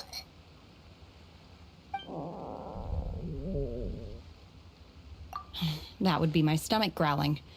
I haven't eaten enough. She's so honest. Wait, that's right. They said you went around all the restaurants ordering this and that and the other, but only took a small bite of each dish. Then of course you're still hungry. So, anything in particular you're hungry for? Chingson, glaze lily, violet grass. These are my usuals. Medicinal herbs? Kinda hard to explain. Anyway, Boo Pharmacy's not far away. Let's take Shenhe there for a big medicinal meal. After all, you can't work on an empty stomach. Psst. Do you think Shenhe might be an Adeptus? It seems like it's her first time in Liyue Harbor, and she doesn't seem to get how things work here. If she is an Adeptus, that would explain everything. Where? Are you here to buy some herbs? I do hope you brought your prescription. Chingson, glaze lily, and violet grass, please. Half a pound of each.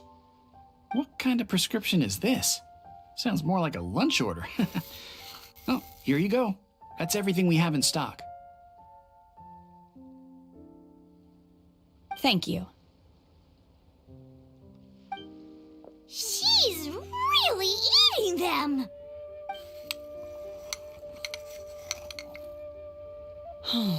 My hunger has now abated. Thank you. Rather awful. Though they were not completely devoid of sweet fragrance. After consuming a large quantity of them, bitterness is all that remains. So, how come you chow down on these and barely touch the restaurant food? If Paimon had enough Mora, Paimon would go to the fanciest restaurant in town and order a whole table of food and eat it all in one go. Because I'm not sure whether I will remain here in the future. The food of the mortal realm is most delicious, but should I return to the mountains, yearning for the food here shall only pose an obstacle to my continued spiritual development. Sampling each dish in order to appreciate its taste is enough. Return to the mountains! That proves it! Paimon knew she was an Adeptus! Enough about me. What are your plans from here? Oh, right! Paimon almost forgot! We came out to take part in the Rebuild the Jade Chamber competition! And now we're probably super behind because we've been held up for so long. I see. I heard something about the contest when I was passing by. Yep! You get to ask Ningguang any question you want if you win! Were you interested in the contest too, Shenhe? I came for the rebuilding of the Jade Chamber. but until this point I had no intention of joining a contest. However, you have shown me your kindness, and I would now like to lend you my assistance. Oh, don't worry. I ask for nothing in return. Wow, you really don't have to. But having an Adeptus help out will make things a whole lot easier, so... Then let's not delay. I have a plan. Great! Paimon bets this is gonna be the awesomest plan ever! I am not sure whether or to what extent this plan can be classified as awesome. I do, however, believe it will be highly effective. We simply need to dispose of everyone who is currently ahead of us. Then, we alone shall become the victors. Veto! That is not acceptable! Not by a long shot! Really? But I hear that competition is in essence about conflict and one-upmanship. Look, we want to win this competition fair and square, okay? Sunset Vermilionite, Wonder Cores, and Adepti Sigils. Let's start at the top of the list and work down. So, for Plostrite...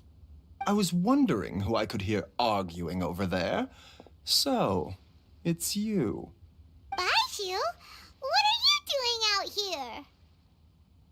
Lady Ningguang wishes to purchase a large batch of wound dressing. We're running low at the store, so I came out to fetch the ingredients personally. Huh? How come Lady Ningguang needs so much wound dressing all of a sudden? I'm not too sure. I did hear she's looking to rebuild the Jade Chamber. Maybe for its first aid on site? I didn't ask, though. Far be it from me to pry into my customers' personal affairs. Oh, and she also borrowed Chi-Chi. Meaning Boo Boo Pharmacy is very short-handed right now. I don't suppose any of you are looking for part-time work by any chance? No, we've got other stuff to do. While you're here though, you seem to know a lot. Have you ever heard of something called Sunset Vermilionite? Ah, the variety of plostrite used in the Jade Chamber, yes? There is some mention of it in the Seven Mountain Treatises. When activated, Sunset Vermilionite rises up all the way into the clouds. It's very rare indeed.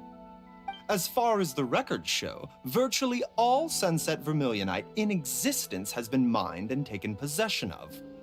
But the Feiyun Commerce Guild would know far more about this than I do. Okay then, let's go ask at the Feiyun Commerce Guild.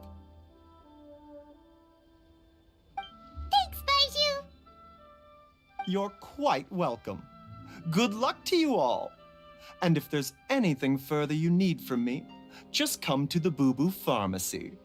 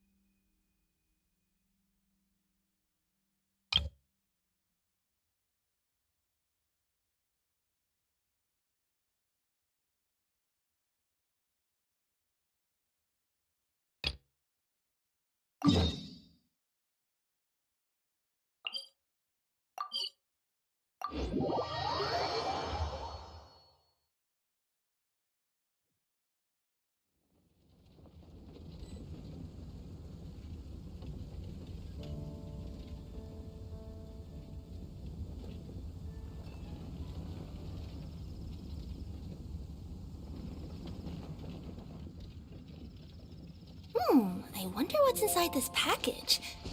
Have you heard? No. No peeking at my customers' stuff.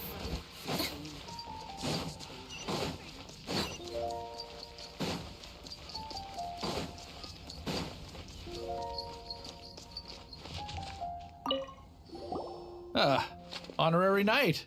Is something the matter? A stranger with an eye patch. Let me think. Oh yeah, I remember seeing someone like that. A blonde stranger dressed in unusual garb. He was wandering all over Mondstadt at first, which I found rather suspicious, so I decided to keep an eye on him for a while. I lost him pretty quickly. Still, I didn't think that this was such a huge matter that we needed our outrider to pursue him by air. As long as Master Jean is here, there's nothing to fear from some suspicious, unusual-looking person. That might be true, but if it were up to Jean, she'd take this way more seriously. That is true. But on the other hand, knowing that Master Jean may overreact to the situation is all the more reason to not tell her, no? Anyways, oh yeah, he was at Wagner's smithy for a while before I tried tailing him. He might have said something to Wagner.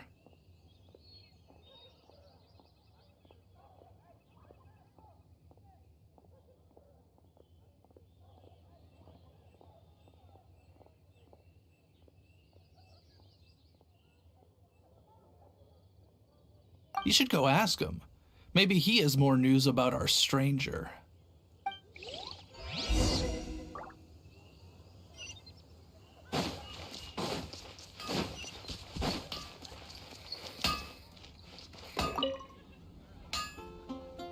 What? You need something? Yeah, I remember him. He showed up a few days ago asking to buy a bunch of forging materials. Can't say I've heard of any of the materials he mentioned, though. He then had a look at the weapons in my shop before leaving. I've heard that he can be found drinking at the Angel's Share. If the Knights of the Guild want to get hold of him, that's the only place to be. The Angel's Share? Well, Master Diluc probably has his eye on that stranger too, then. Anyway, let's go to the Angel's Share and have a look.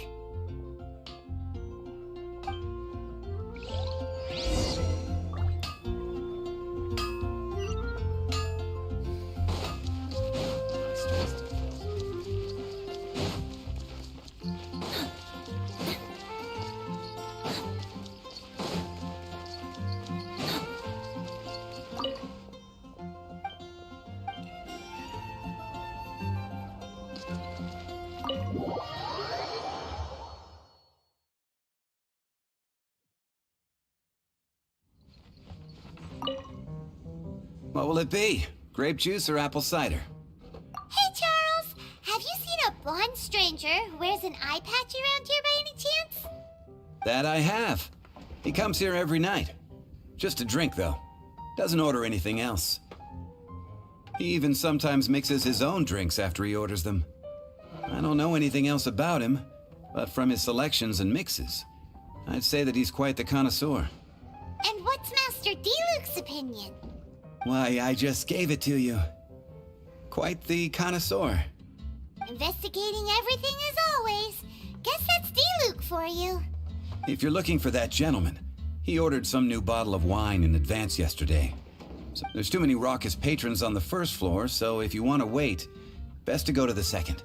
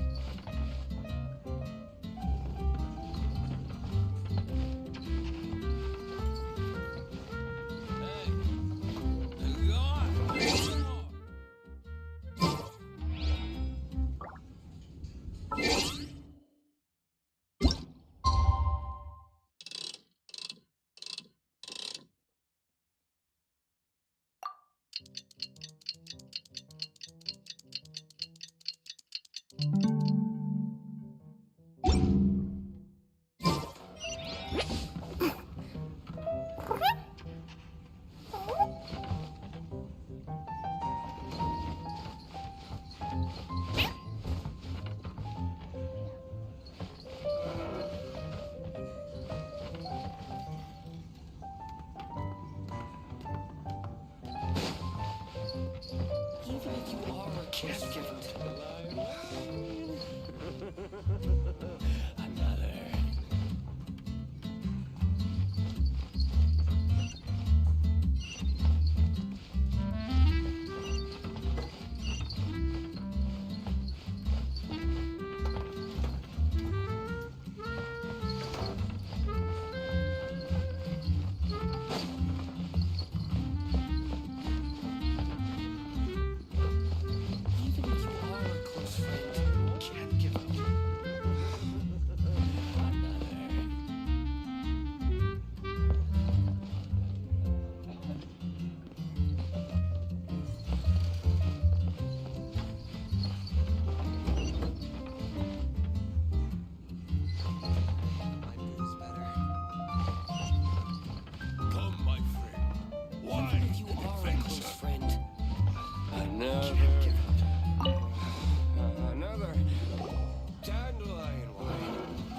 Ah, welcome, sir.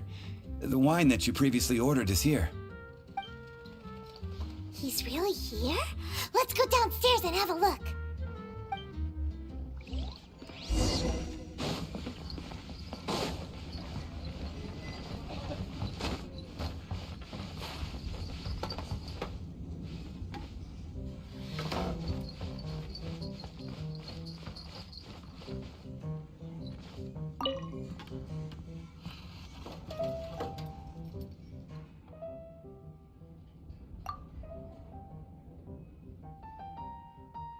Wow, he's got no intention of paying us any mind, huh? A traveler, you say? Why are you traveling?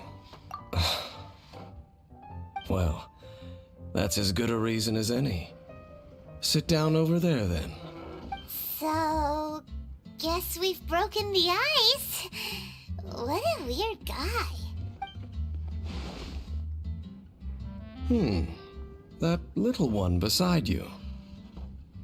Uh-huh, we're the best of friends. It's indeed a good thing to have someone accompany you on your travels. My name's Dainsleif. I suppose you have some business with me? Sure. And he was so cold just a moment before. Paimon's got a bad feeling about this. But I will require advance payment. 500 mora, and 3 answered questions. The 500 is a one-time fee, and we'll settle the questions in a moment. That's it. Well, now Paimon's got a really bad feeling. That kind of compensation can't be right. Ah, thank you. Now, as for my questions, I'd like you to answer them here and now. The answer to a question says nothing about right and wrong, only about differences in attitude. I only wish to know what your choices are. You need only answer. Question 1. The crisis Mondstadt faced was resolved by an alliance between yourself and that animo archon who calls himself Venti. Who, in your view, was the key to ending that crisis? I know everything that I should. Well, answer the question.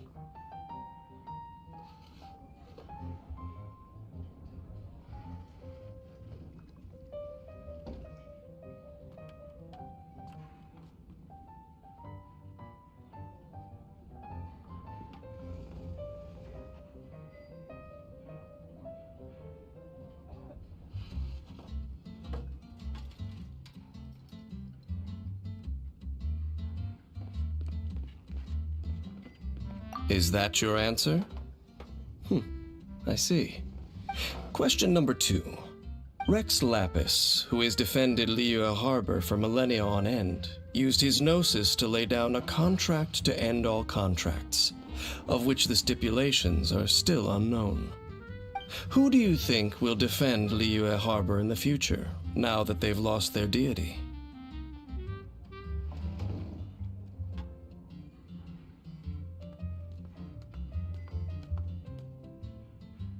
So that's your answer?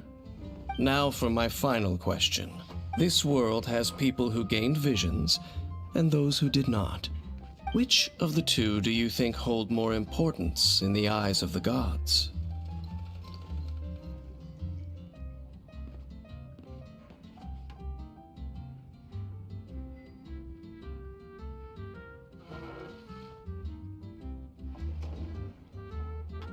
So, this is your answer then? I understand. As I thought, you really are similar to her. I'll take that 500 mora. And now I also understand your views on this world. As we agreed, you may now commission me. That said, I only take commissions related to the Abyss Order. Like you, I am currently on a journey. You intend to find your sibling, while I wish to oppose the Abyss. Ugh. Those creatures that serve the Abyss are the fangs and claws by which the Order spreads chaos in this world. I have come to Mondstadt this time while on the trail of an Abyss Herald. An Abyss Herald? An even more twisted abyssal being. One that commands the Abyss Mages. Oh, that's right! We've just been fighting against the Fatui and Liyue, who are human too! We haven't encountered the non-human Abyss Order at all! There's some reason behind that, I'm afraid. It's possible that they may have been under orders to avoid your path. Oh, that does sound pretty dangerous. Maybe they're looking for a better time to ambush us or something. Uh-huh, we're super duper strong! That manner, it's just like hers. Well then, let's go see for ourselves, shall we? According to the leads I have on hand, the Abyss Order has re-infiltrated the Temple of the Falcon. Let's meet up at the temple.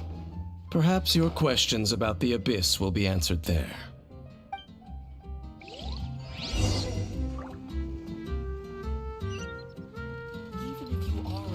Friend, what would you like?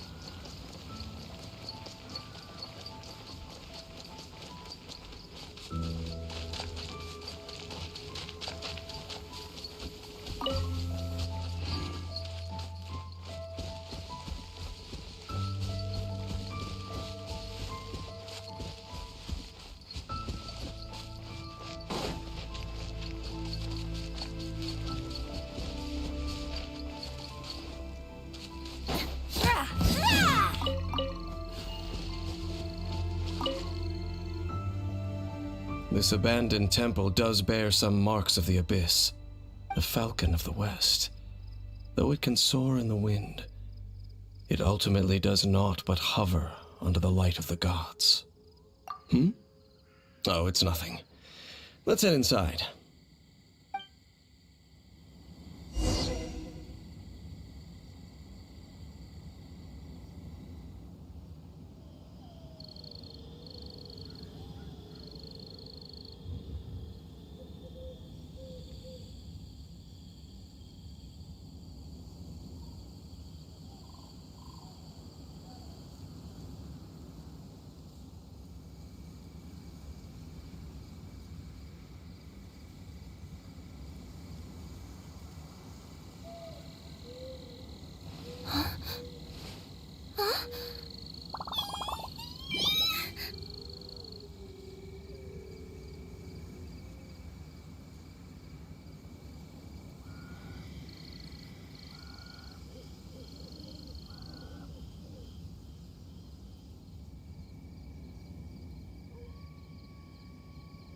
Let me see... Okay, let's get going. The next location on my list is really far away.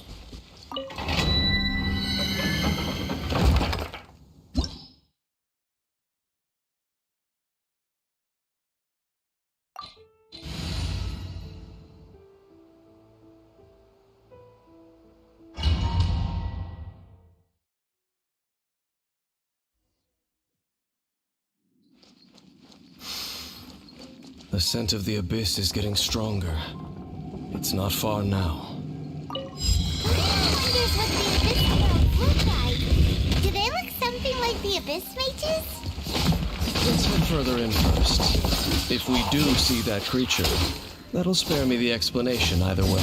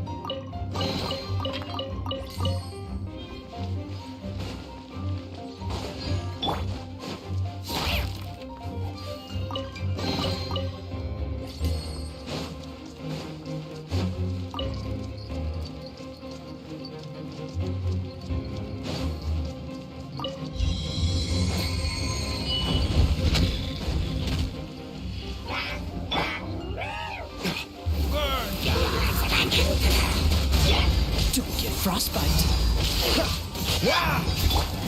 Silence!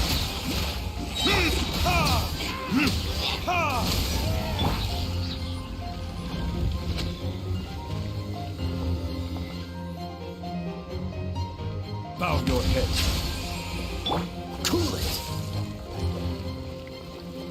What's the hurry?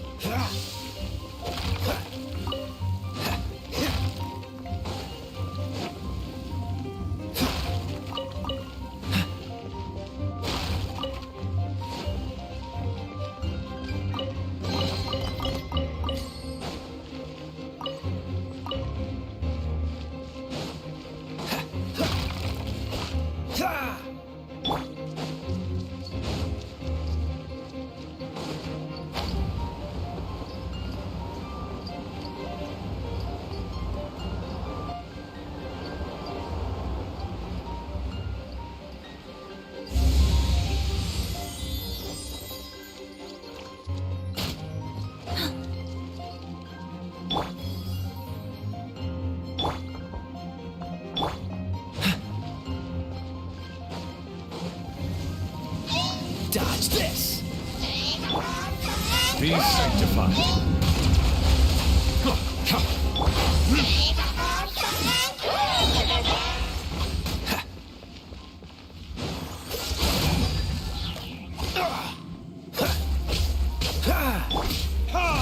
Time for retribution. Cool it.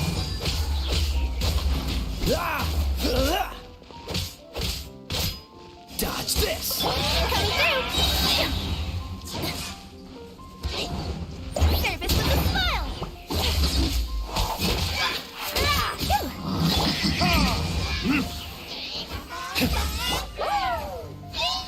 Cool it. This moment will be frozen in time.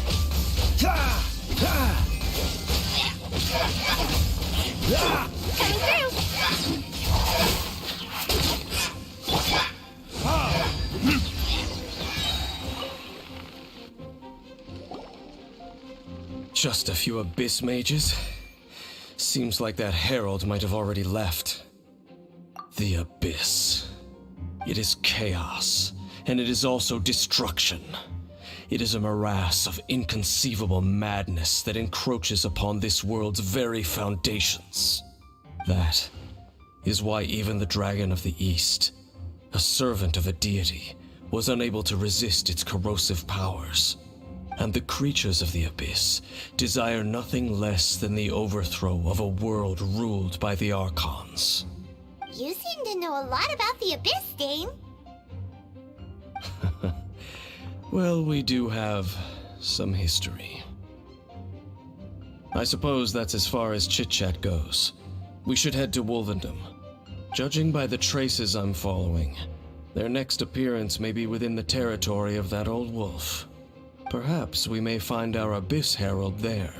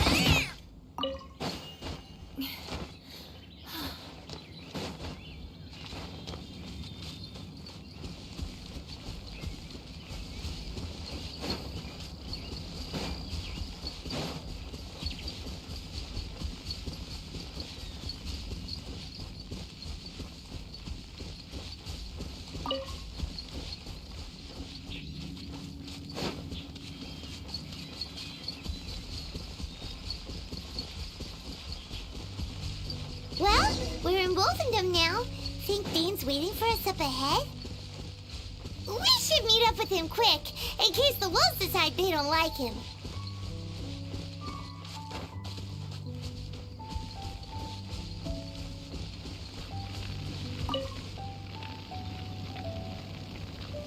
Lord of Wolvendom, great wolf king of the north, sharp of fang and keen of claw, and yet dwelling here only. No, nor does it know me. I only know these things because a previous traveling companion of mine once wanted to hear its story. All right, let's go see if that Abyss Herald has stopped by here. But where do we begin?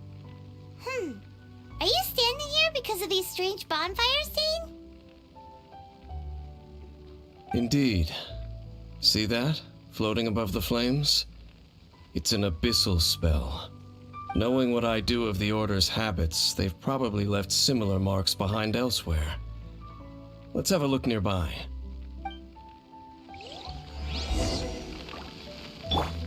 Freeze!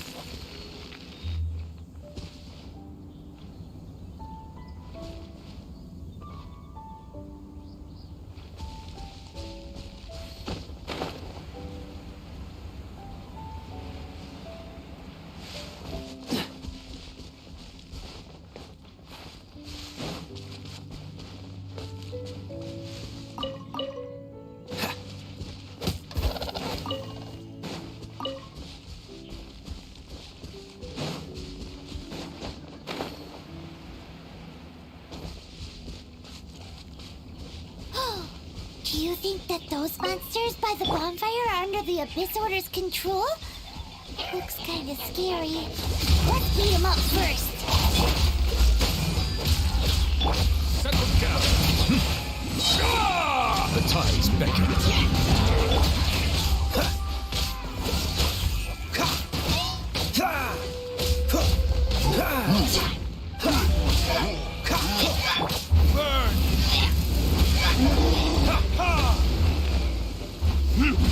Dodge this!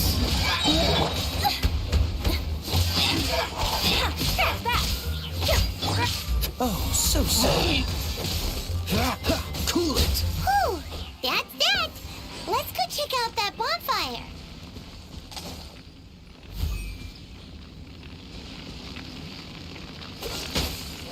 Looks like this bonfire's also got something to do with the Abyss.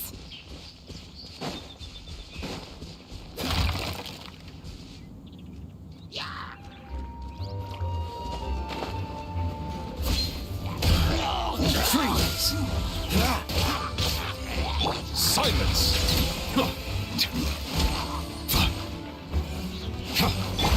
Coming through!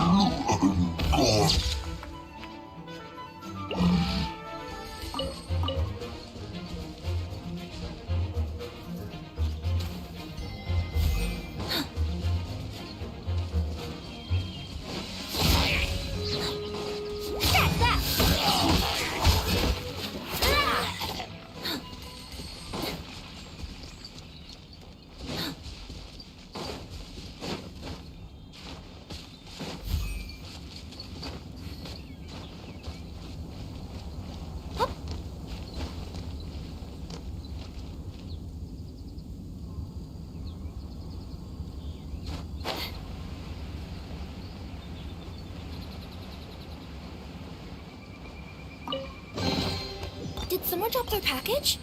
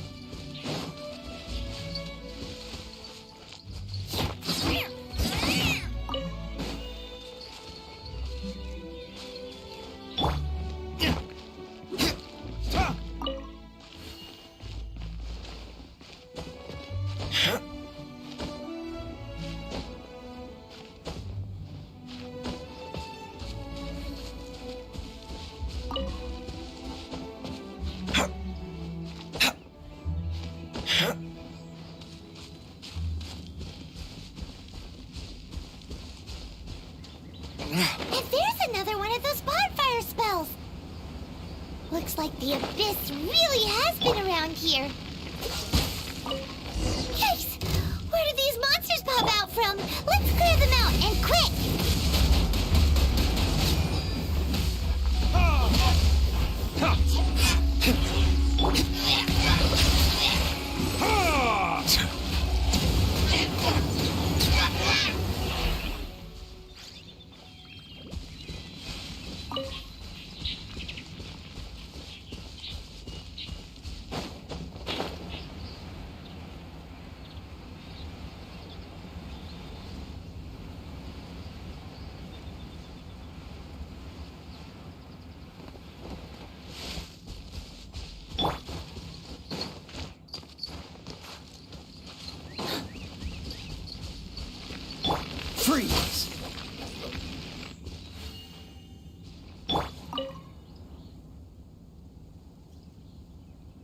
Have you finished searching? I searched around these parts and found some signs myself, but they were left behind by abyss mages, and there was no deeper abyssal power to them. It seems that even an abyss herald would not wish to make trouble with the Wolf King of the North. We should leave as well. If there's anything praiseworthy about that old wolf, it's his territorial nature. But now we're out of leads. Are we going to have to give up? No. There is one more place we can go. Let's get a move on then. I'll wait for you at Storm Terror's lair.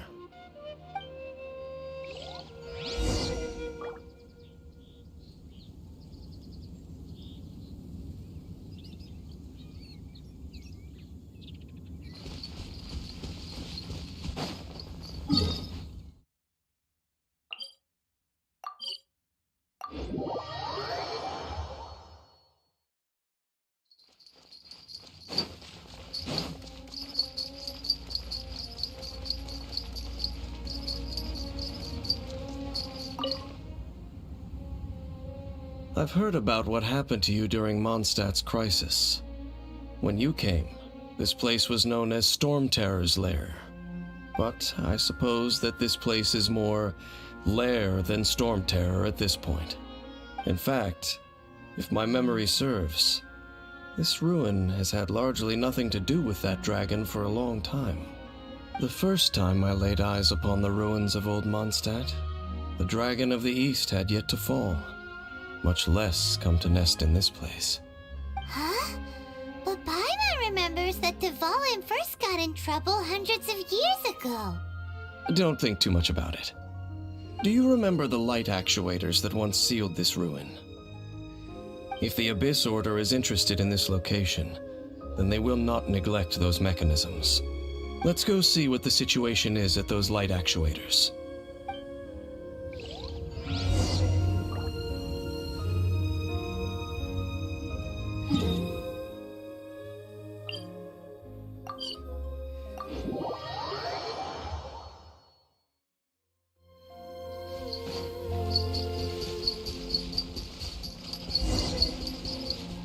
Look! There are lots of monsters gathered over there.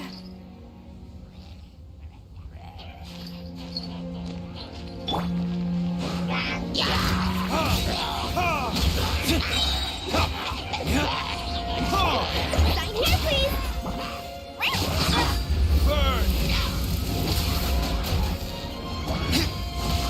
Don't get frostbite. Dodge this. Let the mighty be humbled. Bow your head. Freeze.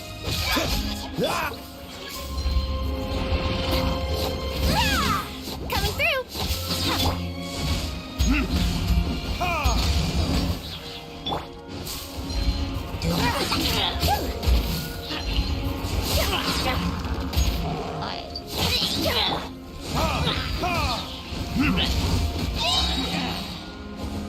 Verdict is...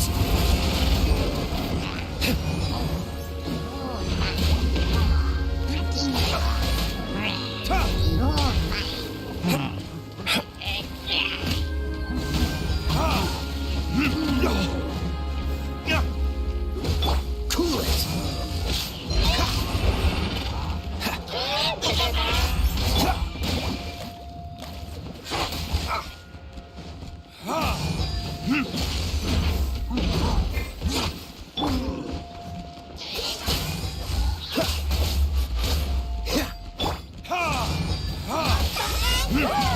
Coming through! Express delivery! Time for retribution! The tides beckon. Dodge this. Oh, so sorry. Freeze.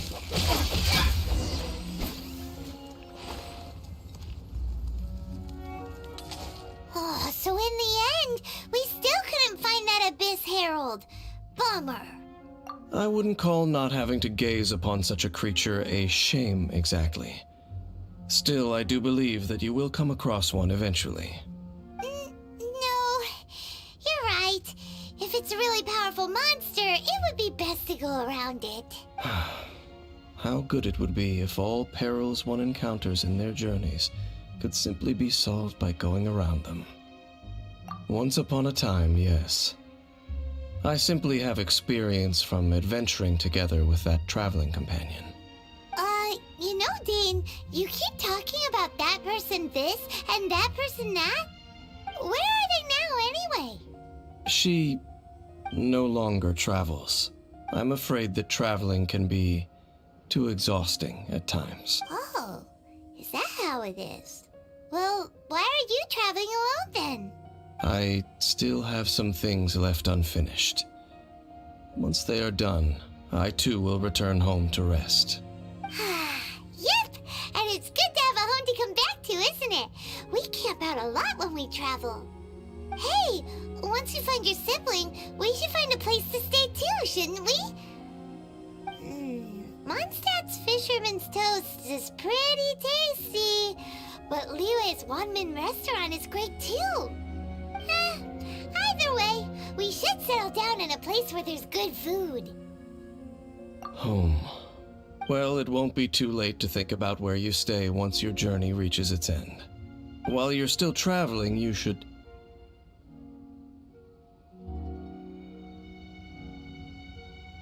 Huh?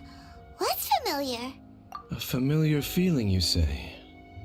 It could be someone you know well, or perhaps a monster. Whichever it is, we should see it for ourselves, and thus we can reach the top of that cliff from over there. Let's go. Whoa, Dane moves really fast, doesn't he? Let's use that wind current nearby to catch up.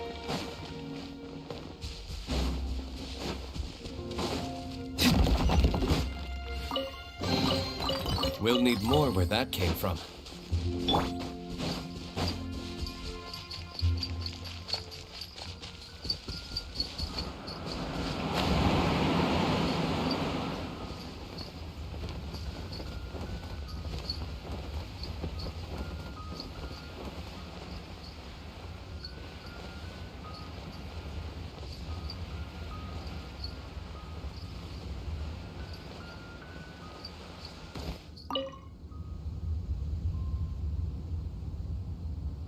Can you still sense that familiar feeling that you spoke of earlier?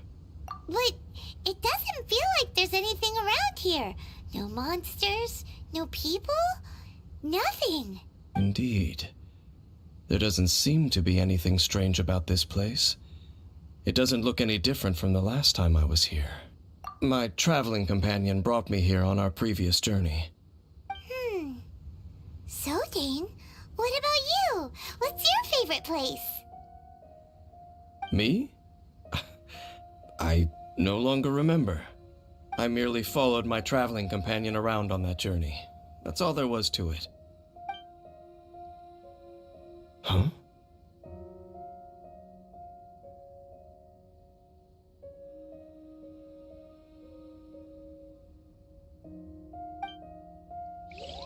A ruin guard's footprint. A ruin guard was wandering around here? No peace to be found, even for a single dandelion.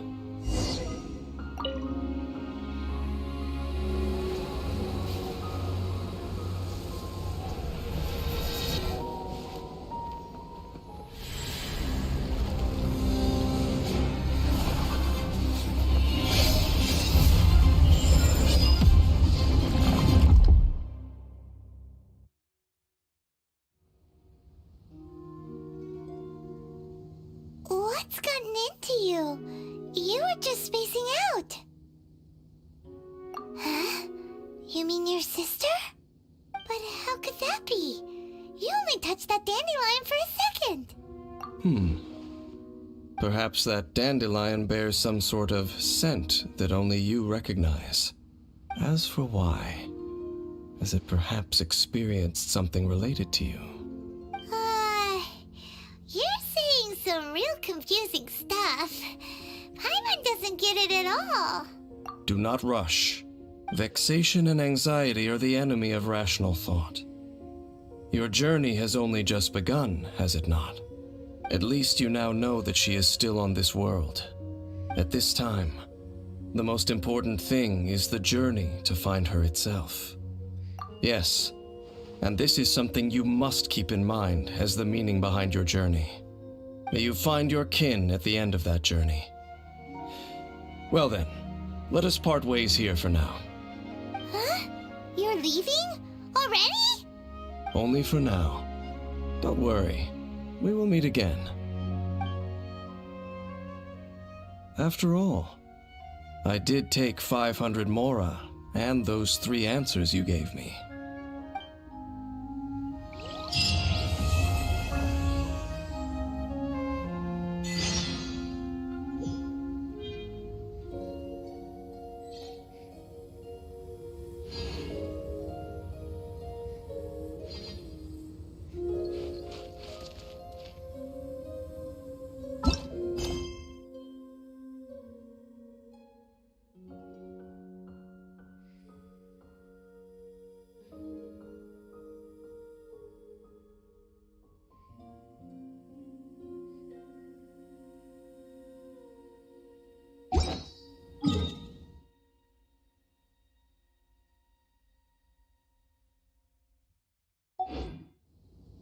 Whoa, the scenery here is...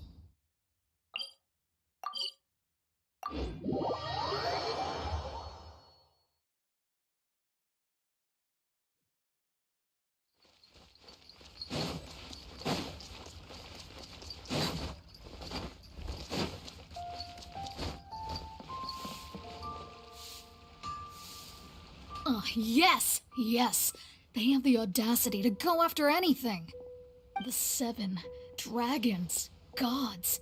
No ancient artifact that relates can escape their greedy ambitions. Still, this time is different. Who do they think they are, going after the Abyss Order's treasures? Oh, Traveler, it's you. Huh? Ganyu, what are you doing here with Lon? Do you have a commission you need to post? Hello. We were just discussing the treasure hoarders. Yes. We were just saying how even the audacious treasure hoarders should know better than to mess with the Abyss. It's just too evil. But we recently received intel from the Ministry of Civil Affairs that 2 big-time treasure hoarders in Liyue and Mondstadt are planning some big joint operation. 2 big-time treasure hoarders? Yes. They're known as Big Sis of the South and Raptor of the North. Oh, Raptor! Paimon remembers he tried to run away from Amber in Mondstadt. But who is Big Sis of the South? You already know something then. I guess you must have crossed paths with the treasure hoarders many times before. You are correct. She's the head of the treasure hoarders in Liyue. As I understand it, the treasure hoarders all call her boss. Some say that the god of thieves even bestowed a gift upon her for her exploits, making her Big Sis of the gods. But that's probably just a wild rumor. Anyway, the treasure hoarders discovered some previously unexplored ruins that the Abyss Order has been secretly guarding in the shadows. Despite how dangerous that makes it, all the treasure hoarders can think about is what kinds of treasure could be inside. They have already devised a plan. They will send out a decoy to divert the Abyss Order's forces away from the ruins, then send an expert thief inside to steal the treasure. To this end, Big Sis and Raptor have reportedly recruited a certain Grand Thief from Fontaine. Grand Thief? That's quite an impressive sounding title. Oh, indeed. He is an extraordinary individual. The Grand Thief is highly respected in the treasure hoarders, in the same way that we adventurers look up to great adventurers.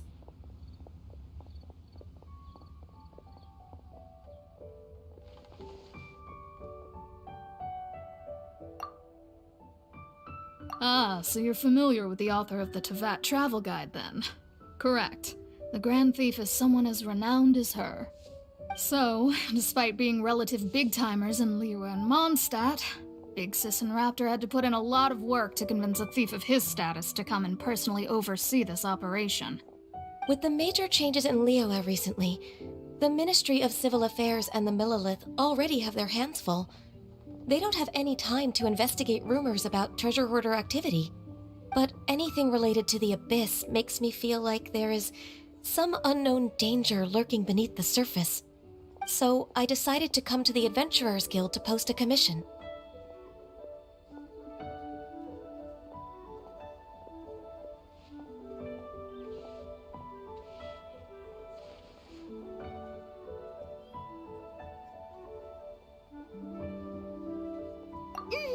Leave this commission to us. Oh, thank you so much.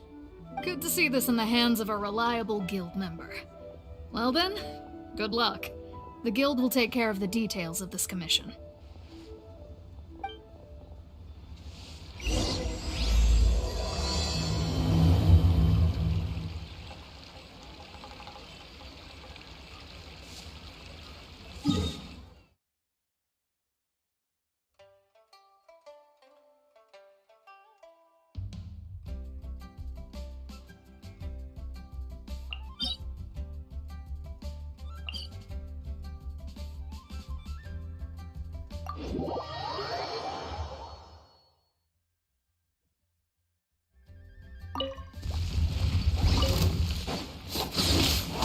Dodge this!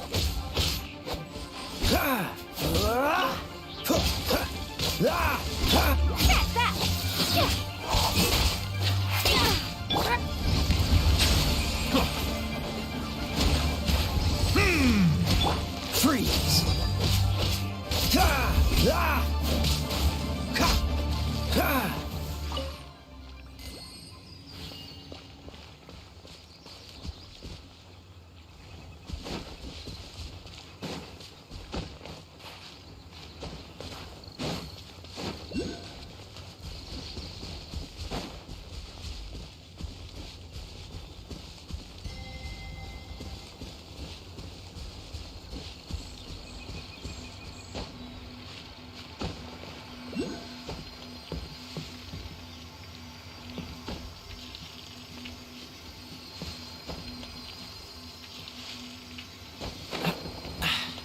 Catch the wind.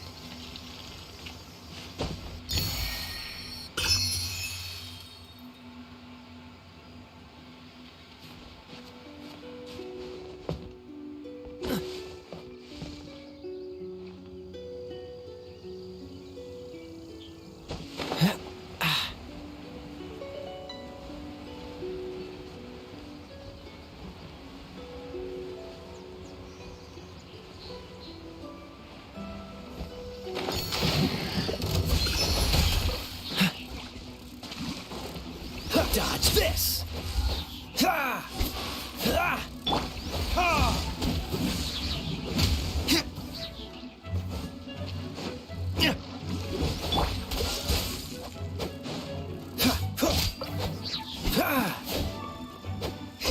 Cool it!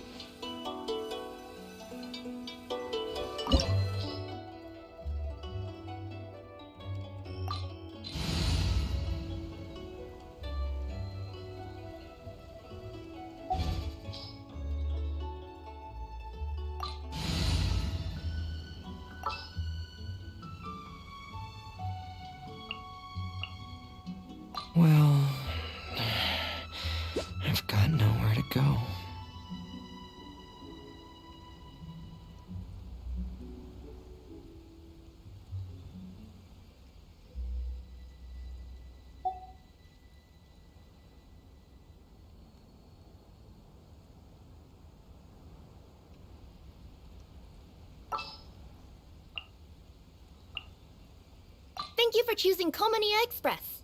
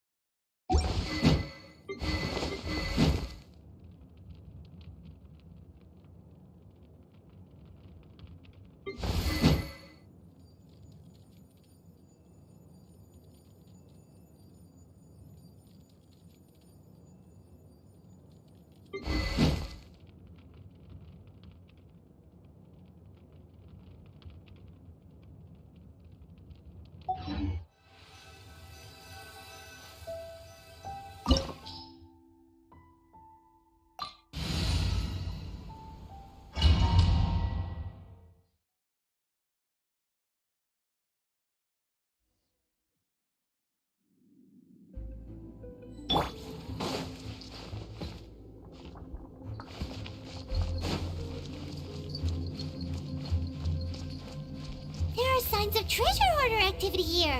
They must have come to these ruins. Let's go deeper inside. Paimon sure hopes Ganyu's information is reliable.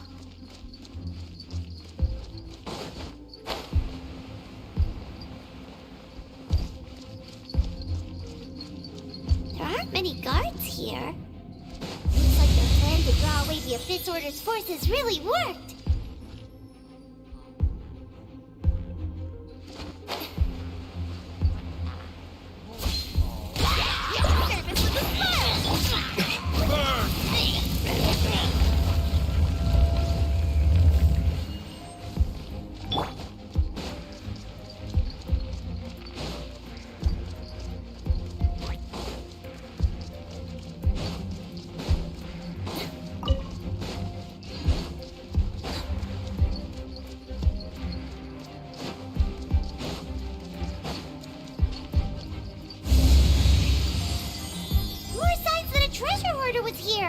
This should be the right direction.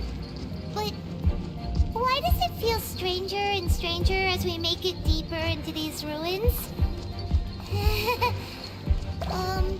Be careful now. Paimon's right behind you.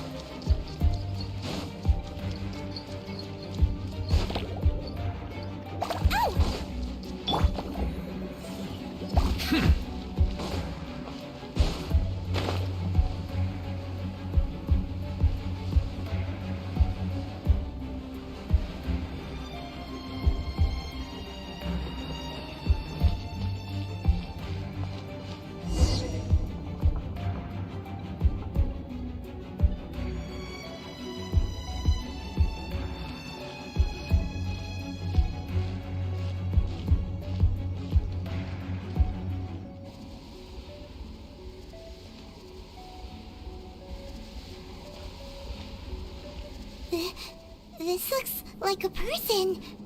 Could it be the Grand Thief? Why is he in that position? Is he praying to something? That's...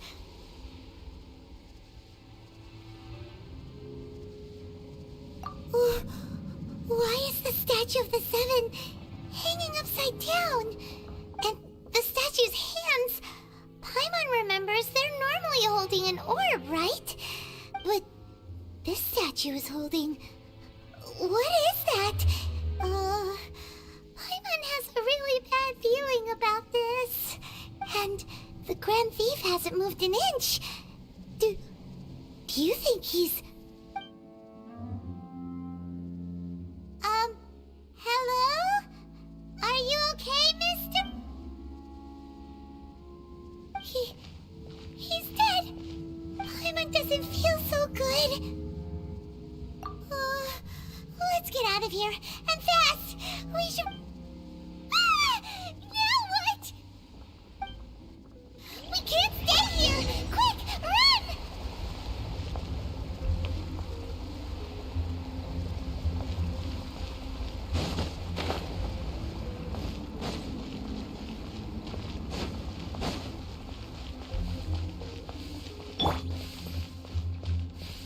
Freeze!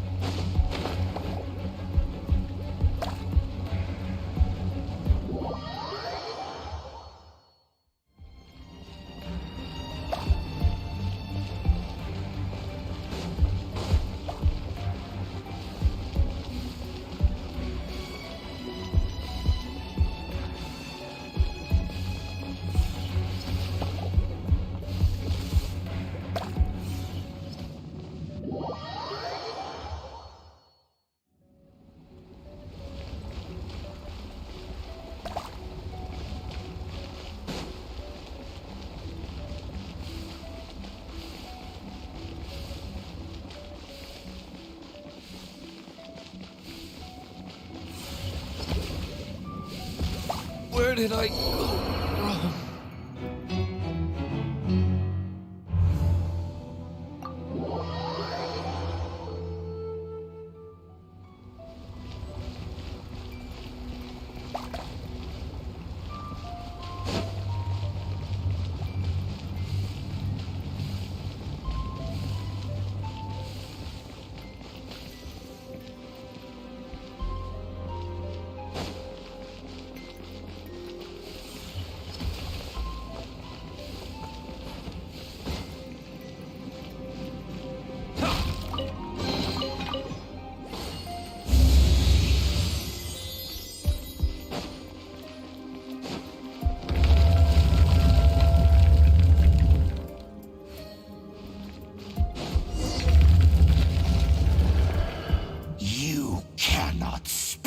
On the secrets of the Abyss.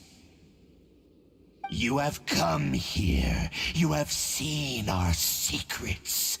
For this, you must pay the price. As a herald, I will mete out your punishment. An Abyss Herald?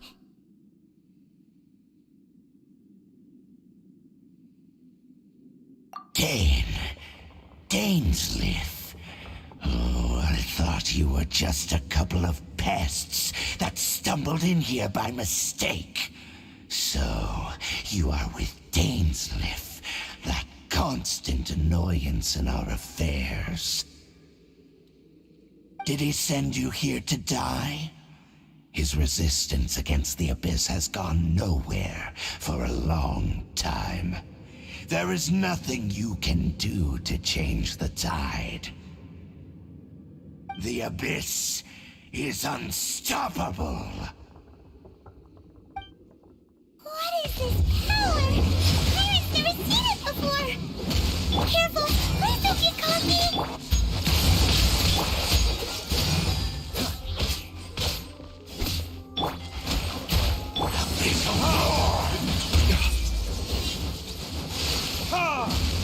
Freeze! Silence!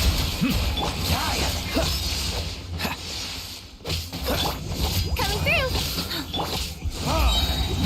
Time for retribution!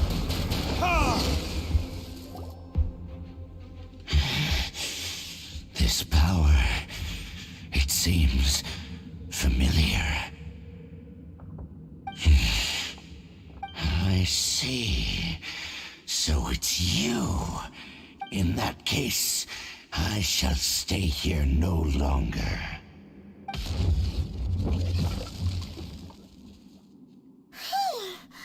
What a tough battle! Are you okay? Oh, such a strong enemy! Who knew the Abyss Order had monsters this powerful among them? Huh? What is it? What? Oh, right, yeah! We're near the exit now. Let's get out of this scary place before something even more dangerous shows up.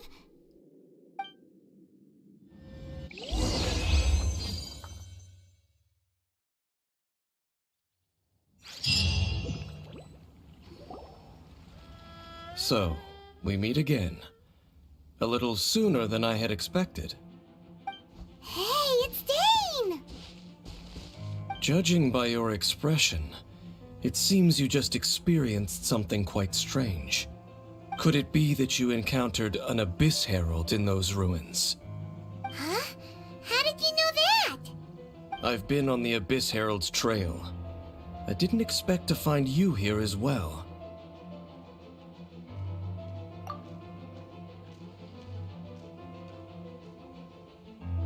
An inverted statue of the Seven, holding abyssal power in its hands. No, I have never seen such a thing during my time fighting the Abyss, though I have had my suspicions. Tell me the rest of what happened in there. So you escaped the ruin depths filled with abyssal power, and then? And then, as we got close to the exit, an Abyss Herald suddenly appeared and blocked our way! We fought a big battle with that thing. Maybe it hasn't gotten too far yet. Yes, this is a rare opportunity indeed. Come, let's catch up to it. Let's go! A rare opportunity? With Dane helping out, maybe we'll be able to solve more mysteries about the Abyss.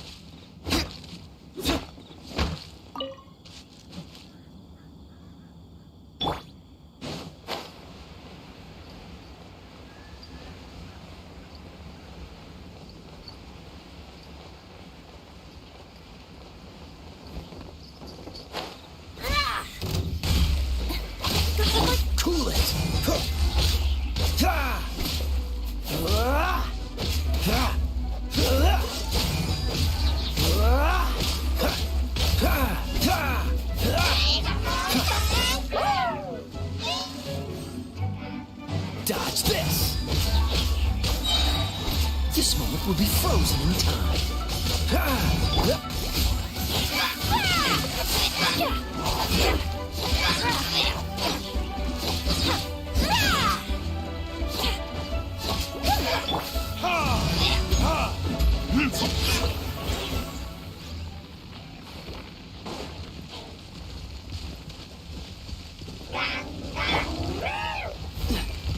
Freeze!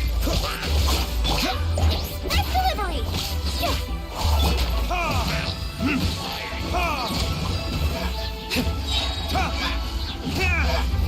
Verdict is...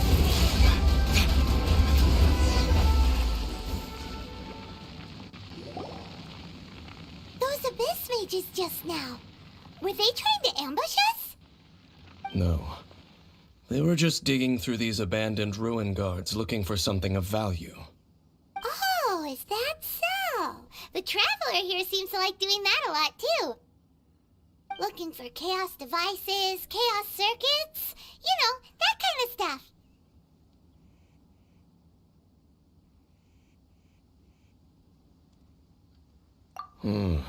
They wouldn't be searching for such ordinary objects. In fact, I was nearby investigating precisely because abyss mages often come out from that ruin to explore. They seem to be searching the remains of ruin guards for a certain valuable object to take back to the ruins. However, they look disappointed, so it would seem they haven't found it yet. Well then, why didn't you grab one of them just now and ask what they were up to? I certainly don't mean to be merciful towards these monsters of the abyss, but I have a feeling that their plan with this object is of major importance to the entire Abyss Order. One cannot discover the truth behind it through interrogation. Or rather, these abyss mages likely fear something else much more than they do a painful interrogation. Paimon is getting goosebumps thinking about all this. All right, we shouldn't waste too much time here. Let's continue our search.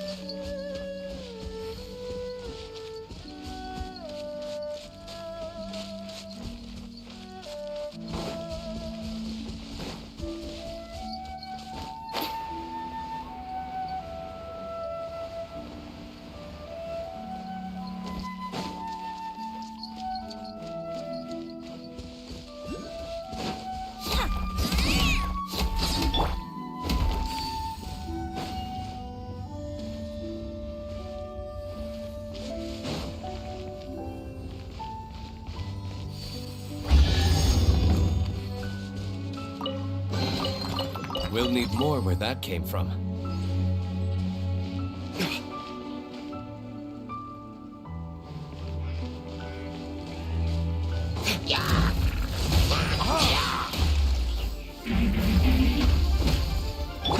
Let the mighty be humbled.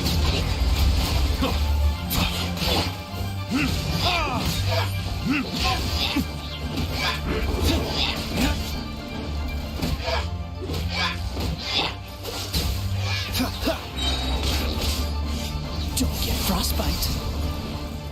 Dodge this. Time for retribution.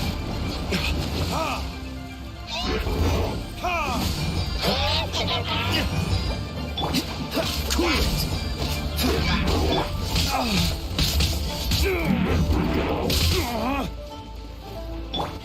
Settle down.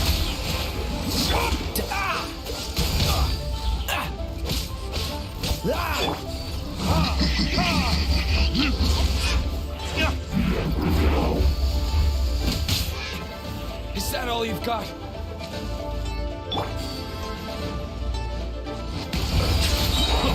Be sanctified.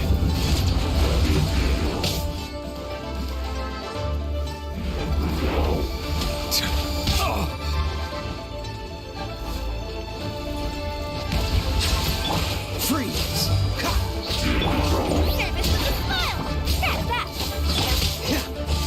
Dodge this! This moment will be frozen in time. What's the hurry?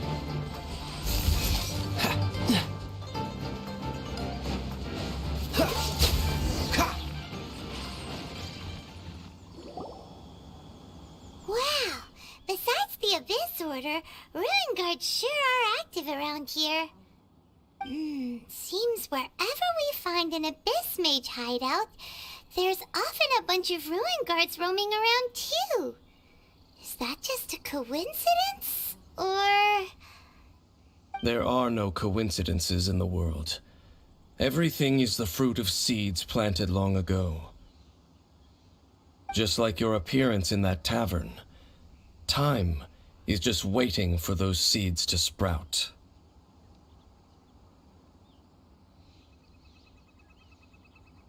Forget it.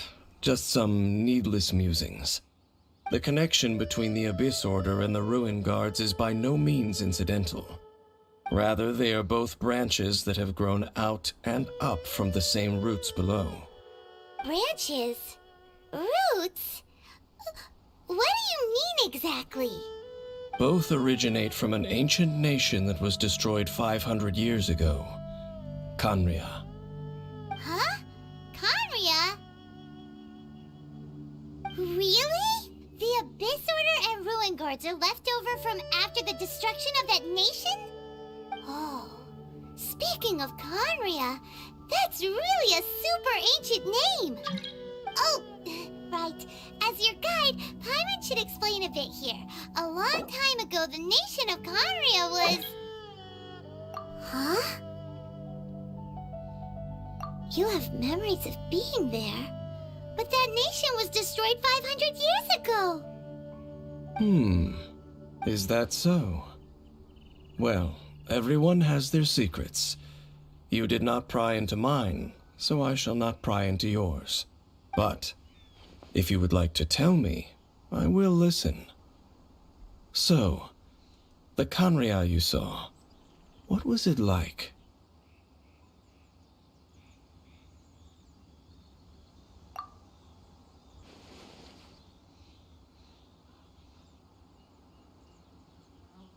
So that's the complete story, huh? Paimon thought that you ran into that unknown god first. I see. So your first memory after coming to this world was being awoken by your sister from within that meteorite. It seems your sister woke up first. But the question is, how long before you? And then your sister told you that the destruction of Khaenri'ah plunged the whole world into chaos, and that you two should leave this world called Teyvat? The destruction of Khaenri'ah? She said that? That destruction you witnessed, that's history from 500 years ago. It seems the first time you awoke in this world was indeed during that period. Huh. So your sister must have understood this world better than you did, because she woke up first. And it was shortly after that that you encountered an unknown god who blocked your path, so you couldn't escape. Oh, Paimon knows this part really well. I understand. When you awoke at that time and hurriedly tried to leave for another world, you didn't know anything about Khaenri'ah. But now, since you have come to gain some understanding of Teyvat, you are able to guess that the war you witnessed all those years ago must be the war that ended Khaenri'ah. Am I right? Ah, if that's the case, you must have been flipping through all sorts of books during our adventure these past few months. Before going to Mondstadt, you had just looked at some vague materials. Later, we managed to gather a whole bunch of old books from all around Mondstadt and Liyue, but you told Paimon they were useless. So, the whole time you were just trying to learn more about Khaenri'ah so you could find your sister?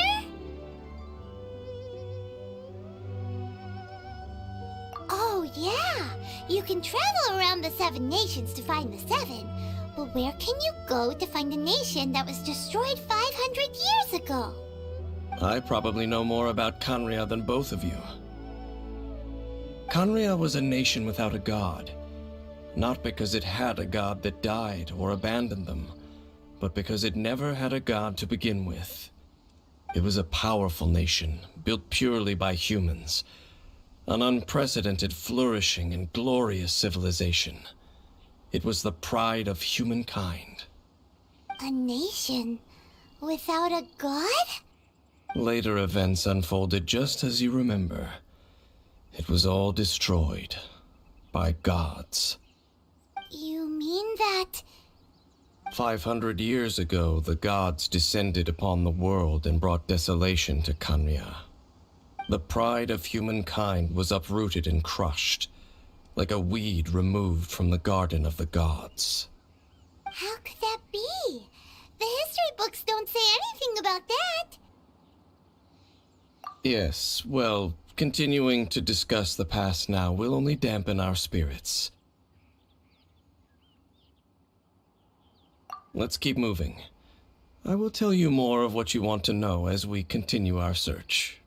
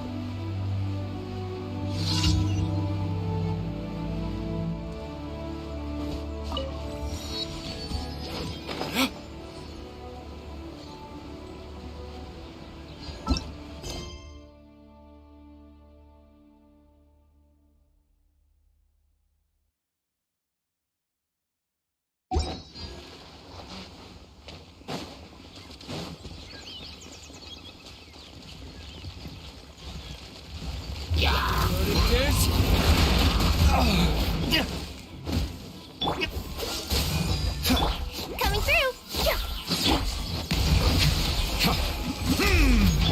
What's the... Freeze!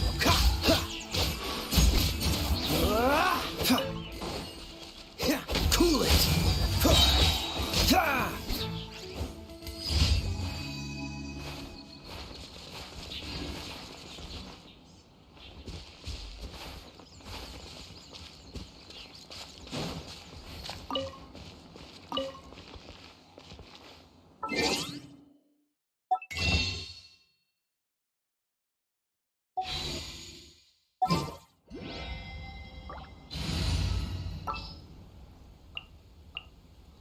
Just what will we come across this time?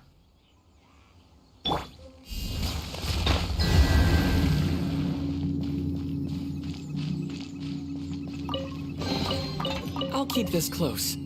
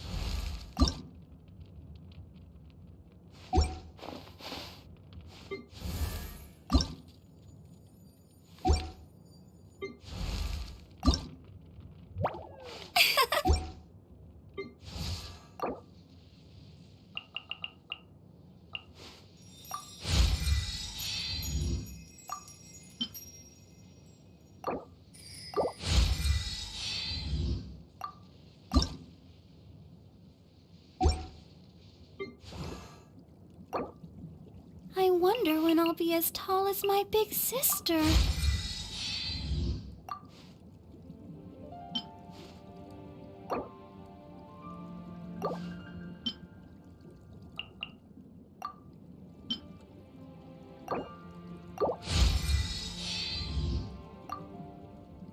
La da da da da da da da da da.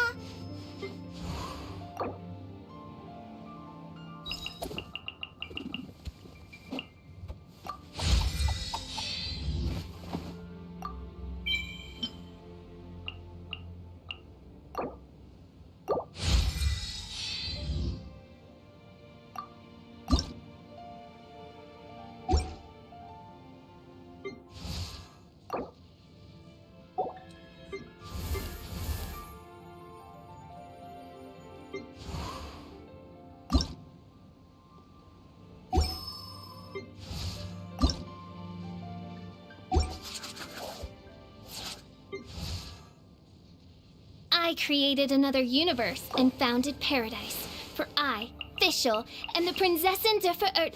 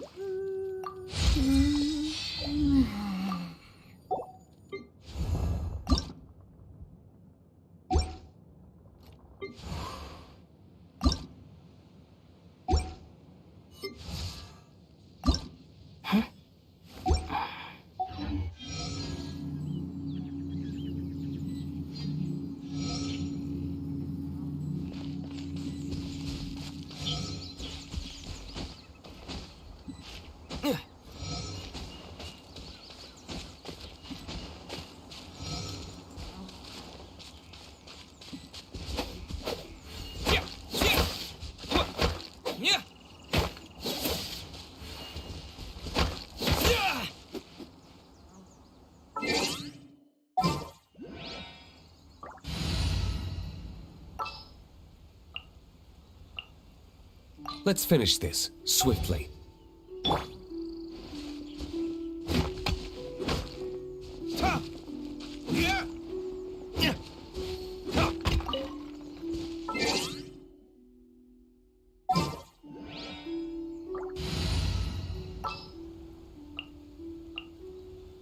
This world is full of unsolved...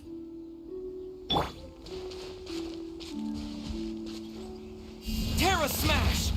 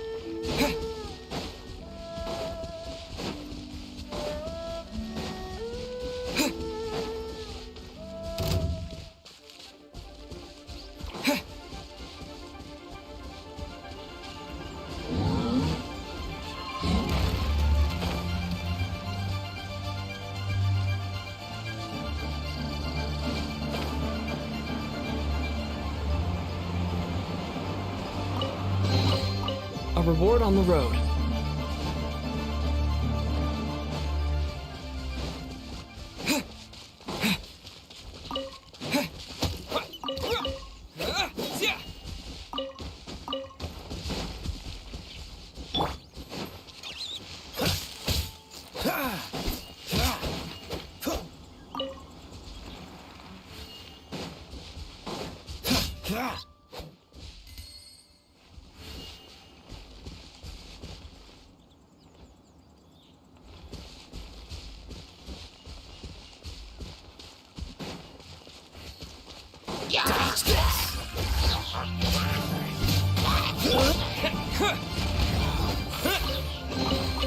Is this an answer from this world?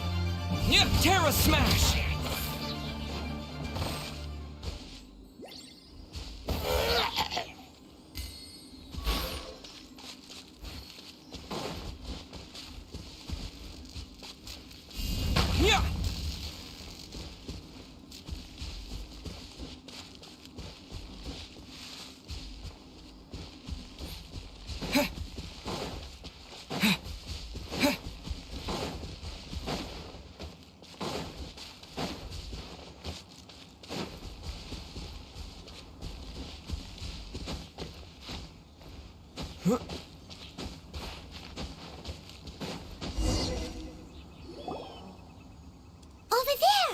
It's more ruin guards and abyss mages. Dane was just saying how these ancient machines are from Conria. So, did Conria have a lot of ruins that needed to be guarded? No. Ruin Guard is the name modern people have given these machines. No one called them that 500 years ago.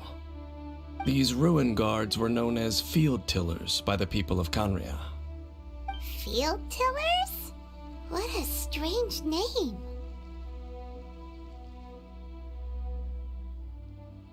It's not like you think. Field Tiller was just a code name. The people of Conria like to give code names to their weapons.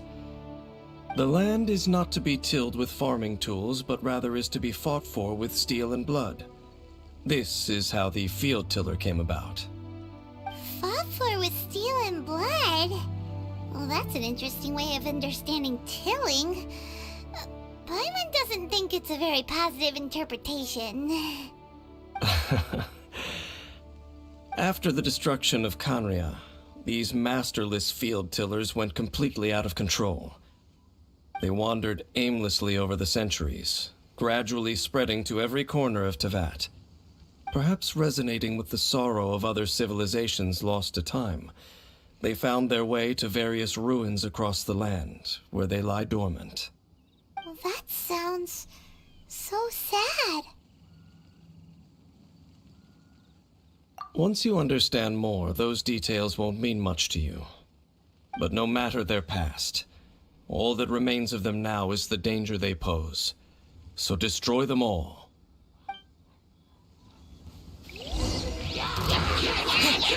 Dust! Oh, so sorry. The tides beckon. Red delivery!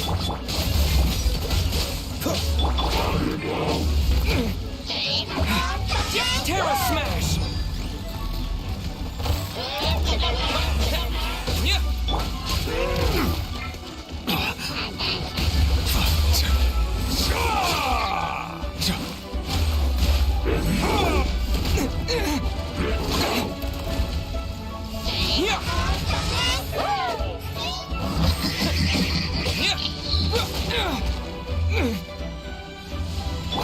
Cool it!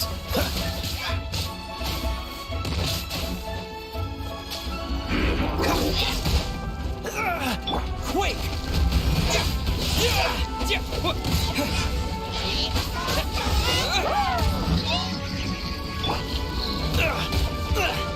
Time to fight back, I suppose.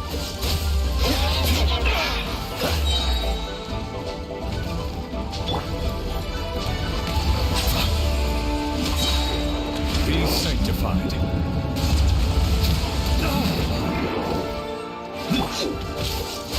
Don't get frostbite. Don't push your luck. Bow your head. Dodge this.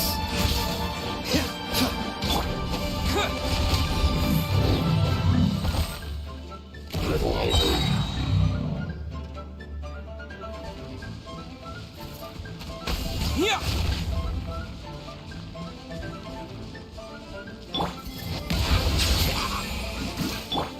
Cool it.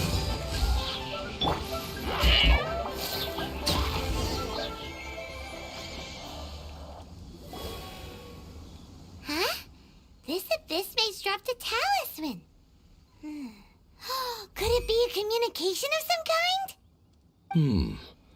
This talisman seems connected to the Abyss Herald. But why would an Abyss Mage be carrying it?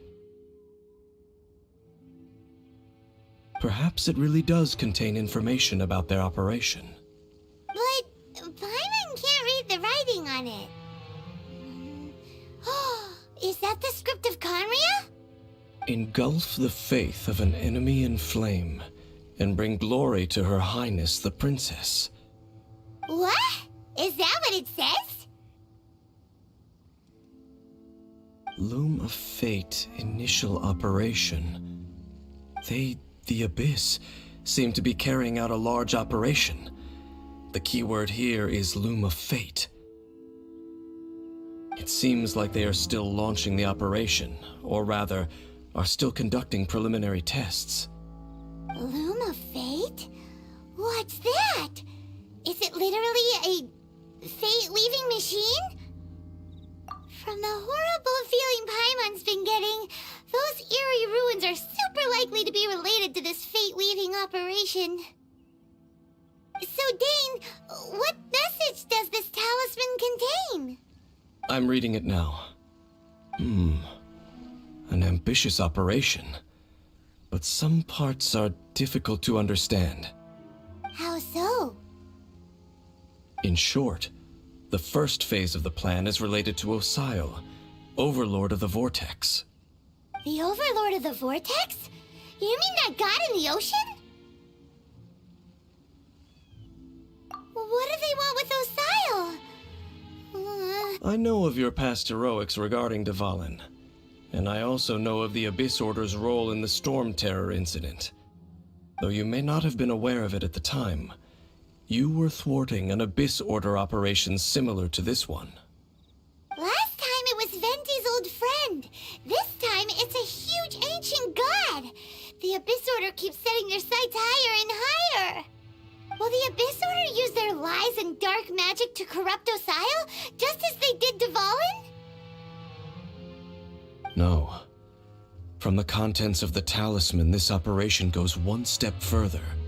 They won't just corrupt Osile's mind. They also plan to use the ancient technology behind the field tillers to completely transform Osial's body. Is that even possible? So wait, the Abyss Order wants to make some sort of cybernetic squid god of mass destruction? Very few people today truly understand the civilization of Kanria. Though, of course, the accuracy of that understanding itself is difficult to judge. Only the Abyss Order has consistently sought out the remnants of Kanria. Despite being far from human, they seek out this lost human civilization quite persistently. The talisman's message states that they will use the defiled statue as a base, attaching Osial's limbs to construct a mechanized god.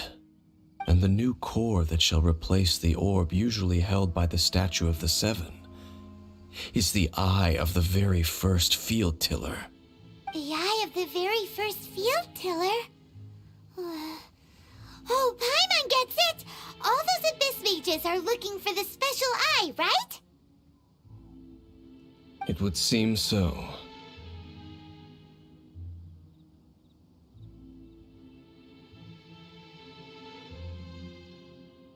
This whole thing keeps getting more complicated. But basically, it all has to do with that eerie Statue of the Seven we saw, right? Yes. According to the talisman, the eye should be placed in the hands of the defiled statue, thereby imbuing the newly born god with the power to topple the divine thrones of Celestia. Oh boy, the Abyss Order sure isn't holding back with this plan. Since no one knows where the first field tiller is, how about we take the information about the statue as the starting point for our investigation?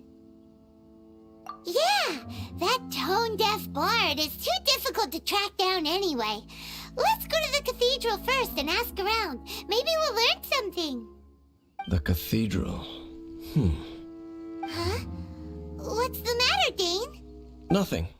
Let's get moving.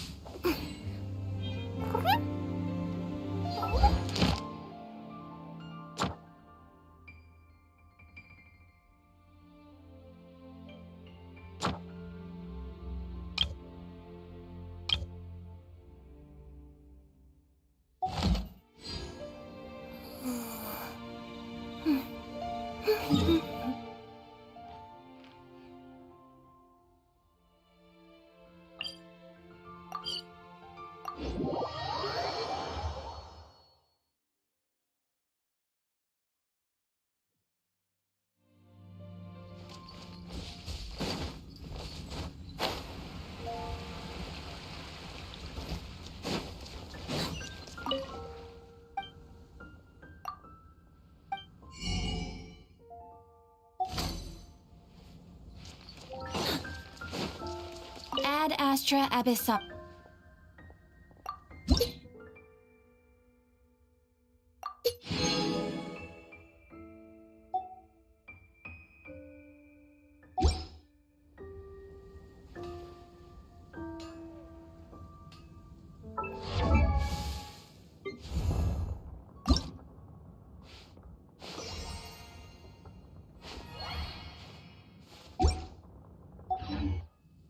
Let me see. Okay, let's get going. The next location on my list is really far away.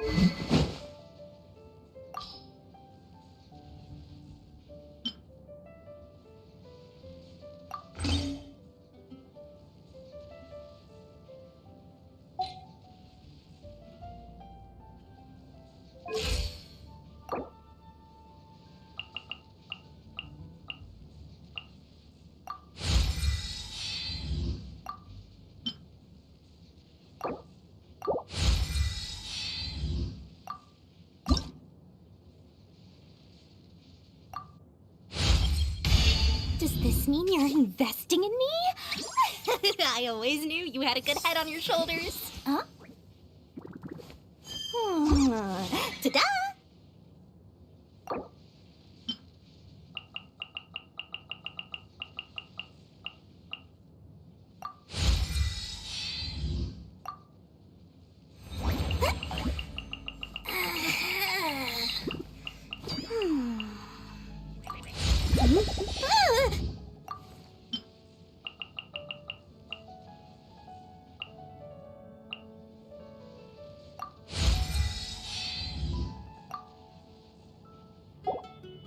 Huh? Ta-da! No! Oh.